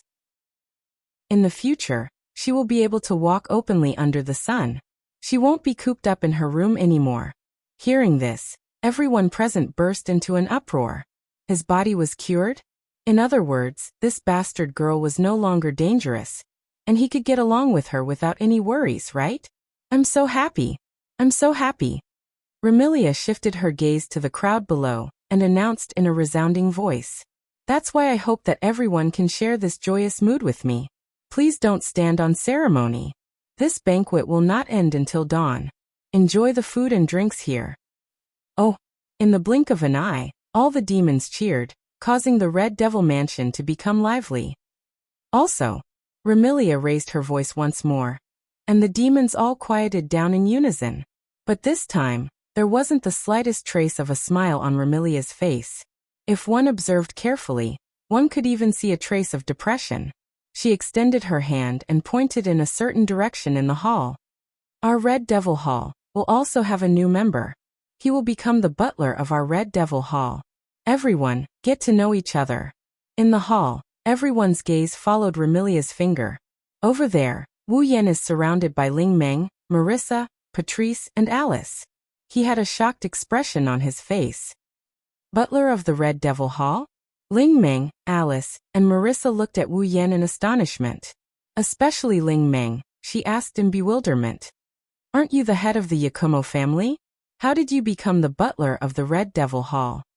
The head of the Yakumo family. This time, it was Patrice's turn to look at Wu Yan in doubt. What's up with the head of the Yakumo family? I'm the one who needs an answer the most. Wu Yan puckered his brows and pulled Patrice to his side, whispering into her ear. What exactly is going on? That's Big Sister's decision. Patrice revealed an uncomfortable expression when Wu Yan whispered into her ear, but she still explained. No matter what, Big Sister wanted Remy to announce that you're staying in the Red Devil Hall. Remy had no choice but to let you be the butler of the Red Devil Hall. Did you ask for my permission? Wu Yan bitterly smiled. Everyone in the hall was looking at him. He couldn't refute and embarrass Remilia and the entire Red Devil Hall. He could only sigh and take a step forward. Yakumo Bai will temporarily be the butler of the Red Devil Hall. Please give me your guidance. Yakumo? Many demons began to mutter to themselves. Clearly, they were demons who knew what this surname represented. That's all I want to announce. Seeing that Wu Yan didn't embarrass her, Remilia seemed satisfied and nodded to all the monsters present. Everyone, please enjoy this banquet to your heart's content. After saying that, Remilia took Furan, who was waving at Wu Yan, and left the scene with Sequoia. It wasn't until Remilia left that the group of little monsters started chatting again. They began to enjoy the dishes on the long tables around them. What's the meaning of this? On the other side, Princess Lingming questioned Wu Yan. I just wanted to stay in the shrine yesterday, and today I'm staying in the Red Devil Hall. Don't tell me you're unhappy about having to give me a bag of gold coins to stay in the shrine? A lot of things happened. This was a last-minute decision. Wu Yan explained in distress. It has nothing to do with me. It doesn't matter. Princess Lingming clutched her chest and looked at Wu Yan with vigilance. But don't think about taking back the gold coins. Fine. Wu Yan sighed. Do whatever you want. Yakumo Bai's family head. Red Devil Hall's butler. Bully Shrine's male head. Marissa seemed to be getting to know Wu Yan all over again. She started sizing up Wu Yan. I didn't expect you to have such a strong background. Princess Lingming, who was feeling smug about not having to raise a nuisance, glanced at Marissa. That last one is wrong. Let's not talk about that. Wu Yan sighed again and pulled himself together. Let me ask you a question. Do you know where the Forever Pavilion is? Forever Pavilion. Princess Lingming, Marissa, Patrice, and Alice were startled. Why are you looking for the Forever Pavilion? This was Patrice's question. Are you looking for a fight? This was Marissa's reply. Don't tell me you're related to the Forever Pavilion? This was Alice's question. Don't cause any more trouble. This was Princess Lingming's warning. Wu Yan patted his cheeks and placed his hand on Patrice's shoulder. MQ. Bring me to the Forever Pavilion tomorrow. I'm not MQ. Patrice slapped away Wu Yan's hand and displayed a rare resistance. Go by yourself. Don't be like that. Wu Yan smiled mischievously at Patrice. If you bring me to the Forever Pavilion, I can tell you a secret about Marissa. My secret? Marissa was startled. Marissa's secret? Patrice's eyes lit up and she struggled for a bit before coughing dryly. It's not a problem if it's just bringing me there. I can bring you there too. Alice suddenly stood up and stared at Wu Yan with some hope in her eyes. I can bring you there too, haha. Wu Yan could only laugh helplessly. Fine, I will also tell you Marissa's secret. Alice's expression eased and she met Patrice's gaze. Sparks flew between them once again. Or 1152. Chapter 1737. It had to be said that the fantasy village was indeed a very magical place. This evaluation was not only for the fantasy village, which was much more magical than the outside world, but also for the existences who lived in the fantasy village. If they were outside and Remilia announced to outsiders that Fran had returned to normal and would not attack others in the future, even if others chose to believe her, they would not dare to recklessly approach Fran in a short period of time after seeing that she was not dangerous with their own eyes. After all, if they were not careful, it was very likely that they would be smashed into pieces, right? But in the fantasy village, the group of monsters who came to attend the banquet and heard Remilia's announcement did not doubt her at all, nor were they worried that Fran would suddenly go crazy. During the banquet, all of them were like curious babies, going to talk to Fran. Fran was not afraid of strangers at all. In fact, she seemed to be very happy. She did not refuse anyone who came to talk to her. She used an innocent, romantic, and cheerful expression and voice to chat with the other monsters. Throughout the entire process, Remilia was like a stupid sister, accompanying Fran and taking care of her. Sometimes she would angrily scold the monsters who came up to touch Fran. Sometimes she would stop those who were too close to Fran. Sometimes she would lecture Fran. And sometimes she would look at Fran and smile foolishly. Under such circumstances, during the entire banquet, the voices of Remilia and Fran, the sisters, never stopped, and frequently entered the ears of every monster, making the monsters present even more excited. Just as Remilia said before the banquet began, this banquet was held until almost dawn before it was announced that it was over. Amidst the farewells of the monsters, the noise in the Red Devil Mansion's hall gradually stopped. Both Ling Meng and Marissa were ordinary humans. At least their existences were ordinary humans. Their bodies did not have any strange organs or blood, except for the powerful strength that others did not have. They were just humans. After staying up all night, the two of them were about to fall asleep before dawn, but in the end, they did not hold on. Before dawn, they were a little drunk and sleepy. They fell to the ground. They never got up again. Compared to Ling Meng and Marissa, Alice, on the other hand, was much better. Alice was originally a human, but later on, after a period of cultivation, he had become a mage. The magicians here didn't refer to humans like Marissa who could use magic, but rather to a race of monsters. If Marissa was a human whose job was to be a magic caster, then Alice was a monster whose race was to be a magic caster. Thus, Alice was not a human, but a monster.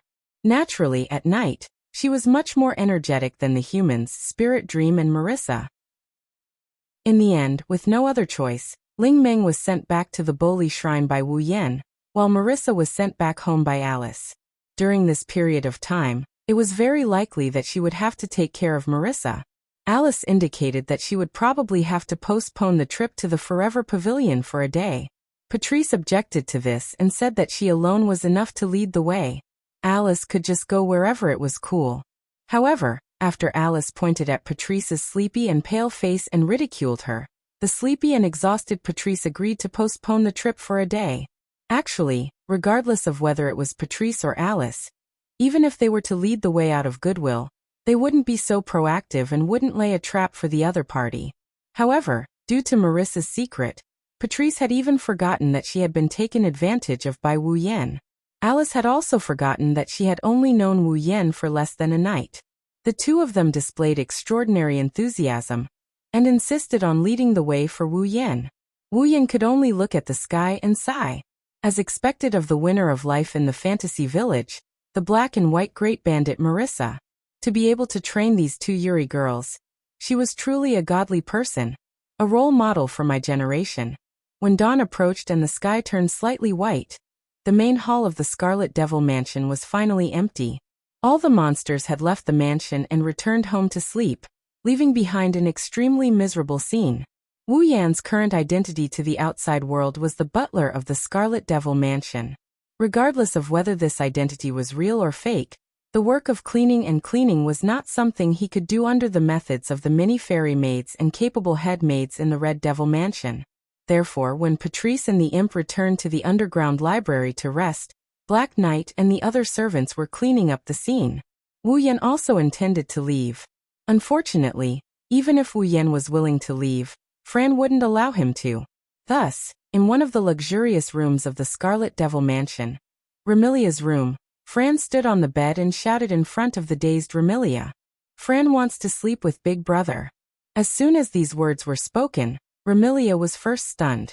Then, an incomparably shocked and furious roar resounded throughout the entire Red Devil Mansion. Absolutely. Right. No. Fine. Why? Fran seemed to have expected Remilia to say this. She tilted her head and looked at the shocked and furious Remilia with an aggrieved expression. Could it be that Big Sister wants Fran to sleep in the basement? Of course not. Of course not. Remilia replied without hesitation. She also glared at Wu Yan, who was enjoying the show. Fran, you can sleep with Big Sister. Okay. Fran immediately jumped up and down on the bed excitedly. Then Big Brother, Big Sister, come quickly. For an instant, Wu Yan and Remilia almost couldn't react. Big Brother? Big Sister? Come quickly? Fran. Remilia looked at Fran with trepidation as though she thought of a possibility. Don't tell me you want Big Sister and that guy too. That's right. Fran's crisp voice echoed in the room. Fran wants to sleep with Big Brother and Big Sister. Remilia froze and looked at the enlightened Wu Yan with a stiff expression. Sleep with this guy? What kind of joke is this? Remilia immediately flipped out. Who wants to sleep with him? Sigh. Fran's pretty face fell. So Big Sister doesn't want to sleep with Fran? I don't want to sleep with this guy. Remilia pointed her finger at Wu Yan, who acted like he didn't care about this matter. She was fuming inside. Fran, you can sleep with Big Sister. No way. Fran yelled out. Fran wants to sleep with Big Brother. You. Alright. If you keep arguing, when can we sleep? Wu Yan, who was already yawning, waved his hand impatiently. If you want to sleep, hurry up and sleep. If you keep arguing, the prestige of the Red Devil Dojo's owner will drop by a few levels. Wu Yan ignored Remilia's angry shouts and sat on her bed. He picked up Fran and lay down on the bed. Sleep early, Fran. I know, Big Brother. Fran rubbed her head against Wu Yan's chest with a blissful expression. She then looked at Remilia expectantly. Big Sister. Seeing Wu Yan lying on her bed and Fran looking at her with a hopeful expression, Remilia opened and closed her mouth. She couldn't bring herself to say no. She wanted to cry but had no tears. Remilia had lived for 500 years and had never shared a bed with a man before. Now, she had to share a bed with a man she had only known for a day or two, and even hated a little? Of course, Remilia wasn't willing. However, when she saw Fran's expectant expression, Remilia, who felt guilty for what she did to Fran, could only struggle for a while. She then gave up and shouted, "Forget it!" With a flap of her wings, Remilia flew into the air. She glided in a perfect arc and landed beside Flan. She laid down beside Flan, and she glared at Wu Yan with a warning look in her eyes. If you dare while I'm sleeping. Before she could finish her sentence, Wu Yan coldly retorted, Go back. To me, you're more of a disobedient little sister than a member of the opposite sex. Who's your little sister? Before Remilia could retort, Wu Yan closed his eyes and kissed Fran's forehead. Good night. Good night, Big Brother. Fran also kissed Wu Yan's cheek. When Remilia couldn't hold it in anymore, Fran turned around and kissed Remilia's cheek. Good night, Big Sister. Remilia touched her cheek in a daze. When she saw Fran's happy expression, something in her heart melted. She couldn't help but hug Fran. Good night, little sister. Chapter 1738. Whether it was because they had gone too far or because everyone had burned themselves out, the entire Red Devil Mansion had been quiet since the end of the banquet. Not a single sound could be heard. Almost everyone was immersed in their dreams and did not wake up for a long time. This state was maintained until the next morning. It was not until the next morning that the fairy maids came out of their rooms and began to work. In other words, all the members of the Red Devil Mansion had been sleeping from the morning of the banquet until the morning of the next day. They had slept for an entire day and night. because the owner of the Red Devil Mansion was a vampire, and a vampire who was afraid of light and water. The Red Devil Mansion was very large, but there were not many windows. They were closed all day, and it was very difficult for natural light to shine into the Red Devil Mansion. And Remilia's room did not even have a window. The entire room, except for a door, was filled with walls. In such a room, if the lights were turned off, it would be dark, even during the day. Therefore, Wu Yan, Fran, and Remilia were not disturbed by other factors in their sleep. They slept comfortably for a very, very long time. However, this sleep was destined to be unable to sleep. In his sleep, Wu Yan suddenly felt a strong murderous aura rushing towards him. And it was directed at him. That undisguised murderous aura. It directly stimulated Wu Yan, who had fallen into a deep sleep, to the point that his mind was clear. His consciousness returned to his mind in an instant. His eyes opened abruptly, and he turned his head to look at the source of the murderous aura. However, when the source of the murderous aura became a scene, and entered Wu Yan's field of vision, Wu Yan was stunned.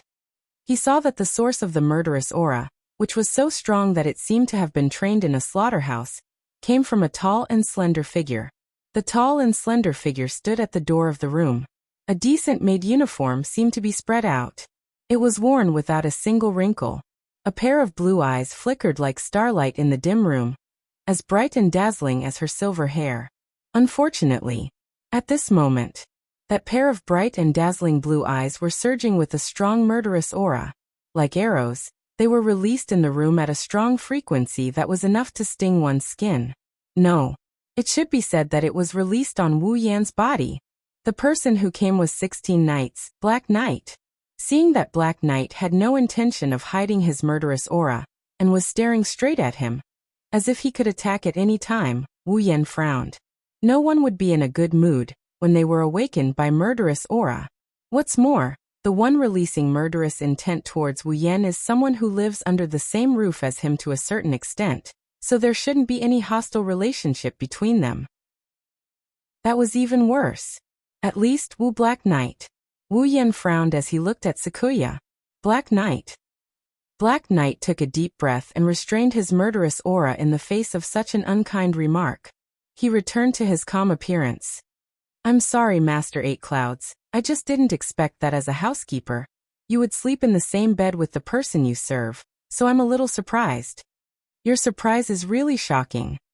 Wu Yan looked at Black Knight as if he wanted to see through his thoughts. His frown loosened, and he waved his hand lazily. If it was an ordinary person, I'm afraid he would have been frightened by your surprise. Although I don't think so, allow me to ask. Black Knight ignored Wu Yan's teasing. Perhaps he knew that he couldn't win against Wu Yan with words, so he stared at Wu Yan and asked straightforwardly.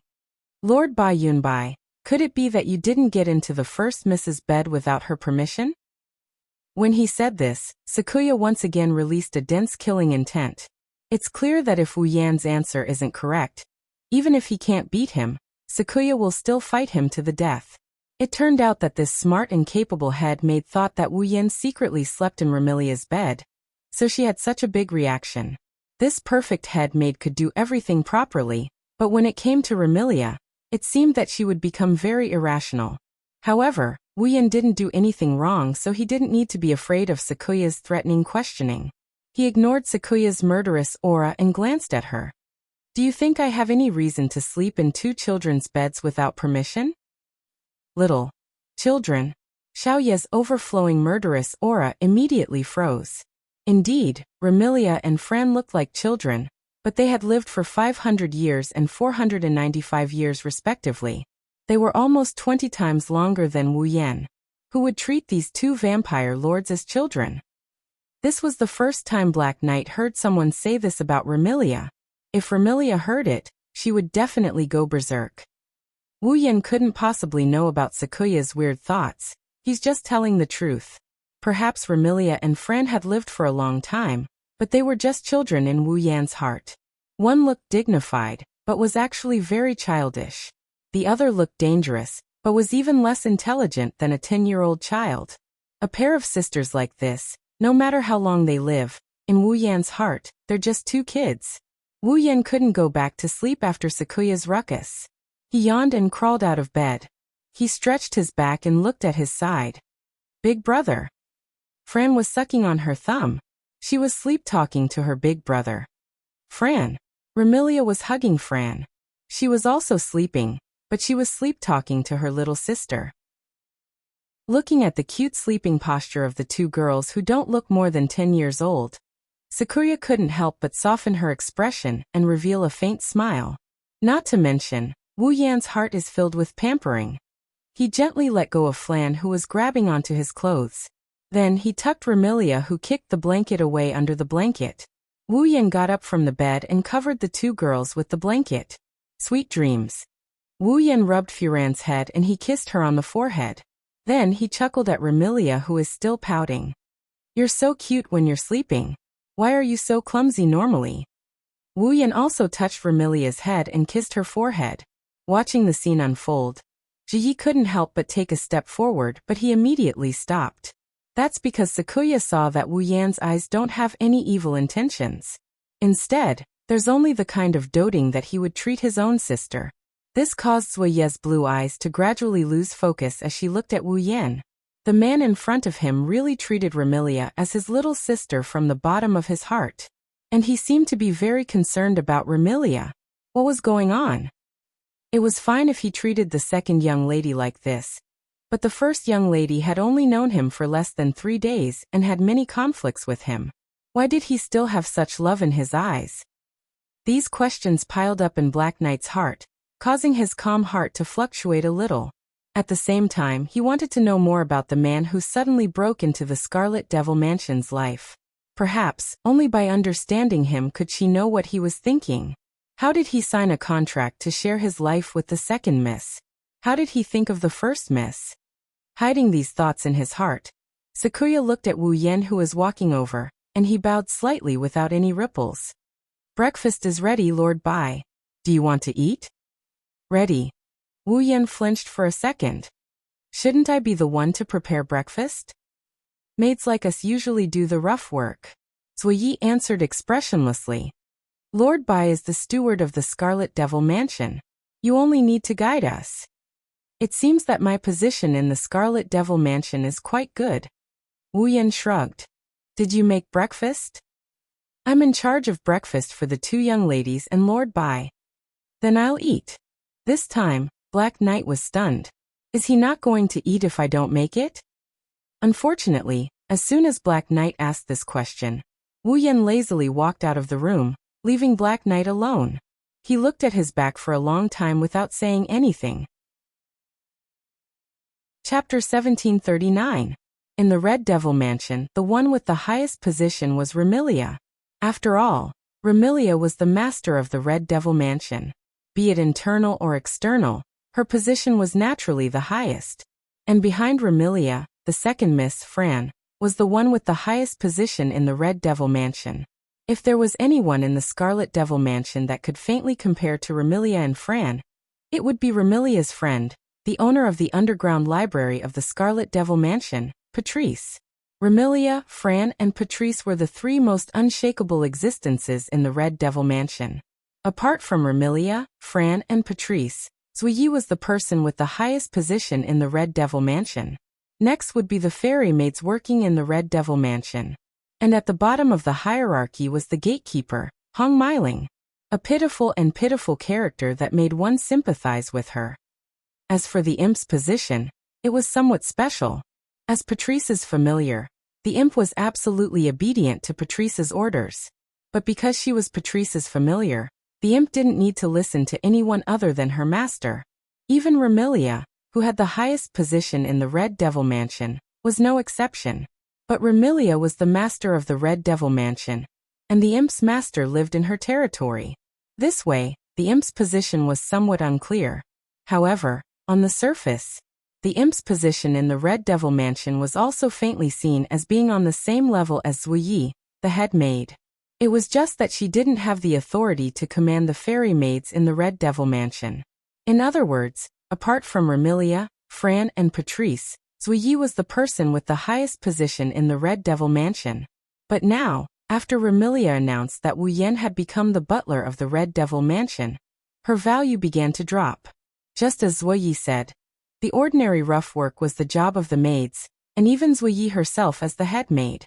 The butler's job was to solve the master's problems, manage all the affairs in the house, guide the maids. This guide naturally included Zuoyi as the head maid. Thus, in the past, Zuoyi was only in charge of Remilia and Fran's basic necessities. But now, he also needed to serve his boss in name. The breakfast that he was responsible for had also increased from 2 to 3. Patrice's basic necessities were usually taken care of by the imps, but only on special occasions. For example, when Remilia invited Patchouli over for dinner, Nagaya was in charge. During breakfast, Zuoyi acted like a proper head maid. While Wu Yan was eating, she explained some of the rules of the Scarlet Devil Mansion to him. For example, characters like Wu Yan and Zuoyi who served their masters, as well as the maids in the Red Devil Mansion, had to have breakfast before Miss Remilia and Miss Fran woke up. Then they had to wake the two ladies up and serve them to get up, wash up, and eat. Although Wu Yan really wanted to tell Zuoyi that he didn't want to be the butler of the Red Devil Hall, he was just forcing a duck onto a perch. But when he saw Zuoyi's neither servile nor overbearing attitude as she continued to explain the affairs of the Red Devil Mansion without changing her expression, Wu Yan was stunned and couldn't say these words. Because from Zuoyi's words, Wu Yan clearly knew how much this head maid cared about the affairs of the Red Devil Mansion. Obviously, Zuoyi liked the affairs she did as the head maid in the Red Devil Mansion from the bottom of her heart. This way, Wu Yan couldn't say, "I'm just a butler in name and won't care about the affairs of the Red Devil Mansion," which was equivalent to denying the things that Zuoyi valued. With no other choice, Wu Yan could only choose to listen to Zuoyi's instructions obediently. Anyway, Fran was also here. Being the housekeeper of the Red Devil Mansion could be considered as taking care of Fran. At the same time, he could also take care of that fake dignified young lady. Apart from these two, his position in the Red Devil Mansion was considered the highest. Why not? Of course, if those who knew Wu Yan's true identity knew about this matter, they would definitely laugh their heads off. As a true ancestor, the king of vampires, he was actually the butler of two little vampires who were still wet behind the ears. Wouldn't others laugh their heads off? Zuoyi seemed to have thought of this as well, so when explaining the rules and affairs of the Red Devil Mansion, she had been paying attention to Wu Yan's performance. Only after confirming that Wu Yan didn't have any adverse reaction did she let out a sigh of relief. At the same time, her impression of Wu Yan improved a lot. This was a person who wouldn't stick to trifles, wouldn't care about the opinions of outsiders, and wouldn't be arrogant because he had a noble bloodline. In addition, this person treated two little vampires whose bloodlines were much weaker than her as younger sisters. Zuoyi truly felt that she should really get to know this person. One had to know that in the values of vampires, bloodline determined everything. Vampires with a higher bloodline should naturally have a higher status than vampires with a weaker bloodline. Just like the Dragon Clan, they regarded bloodline as a standard, and this standard was deeply ingrained and unshakable. Even if the one with a weaker bloodline was stronger than the one with a higher bloodline, it was the same. It was also because of this that Remilia had more than once been distressed by the low level of her bloodline. There was even a period of time when she tried her best to find a way to improve her bloodline, only to give up helplessly in the end. To be honest, Remilia's bloodline wasn't considered low. Otherwise, in the era when the true ancestor of vampires disappeared, Remilia wouldn't have become more and more high profile. To put it bluntly, excluding the true ancestor, even if Remilia's bloodline wasn't at the peak of the vampire's bloodline, it was still at the top. Unfortunately, compared to the true ancestor, it was still far inferior. Compared to the nobles who stood at the peak of the vampire's bloodline, it was still a bit lacking. Even someone like Remilia was distressed by her bloodline. It was clear how much importance vampires placed on their bloodline. Thus, while Zuoyi was surprised that Wu Yan didn't become arrogant because of his true ancestor bloodline, his impression of Wu Yan improved significantly. What Zuoyi didn't know was that Wu Yan didn't start off as a true ancestor. He only became a true ancestor after exchanging for a true ancestor bloodline with the system. He didn't have the deep-rooted bloodline values of vampires. If Wu Yan had started off as a true ancestor, perhaps he really would have looked down on Remilia and Fran. Time passed quietly during Zuoyi's explanation.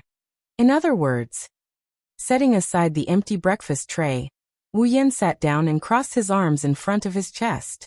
My job is to guide your work in the Scarlet Devil Mansion every day and receive your reports. Other than that, I'm only responsible for Remilia and Fran's affairs, right? Yes. Yes.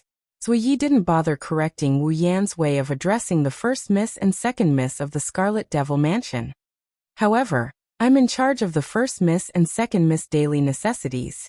Lord Bai, you only need to take care of the first miss and second miss while guiding us. Then I have a general idea of what I should do. Wu Yan turned around and looked at Zui Yi. Smiling, he extended his hand to Zui Yi. In addition, I'm a newcomer after all. There are many things that I can't take care of. When the time comes, you have to lend me a hand, my head maid. Sakuya froze on the spot when she heard that. She looked at Wu Yan's unguarded smile, and the hand that was extended towards her. She only reacted after a while, and she started panicking inside. Taking a deep breath, Zui Yi suppressed the panic in her heart. Keeping her perfect image as a head maid, she bowed slightly and extended her hand to shake Wu Yan's hand. It's my duty. Zui Yi will naturally do her best. The soft touch passed from the slender hand to Wu Yan's nerves. Feeling the white and smooth touch in his hand, Wu Yan couldn't help but exclaim in admiration for a moment. In the Scarlet Devil Mansion, Zui Yi's workload could be said to be the heaviest. However, her hand was still so smooth without any calluses.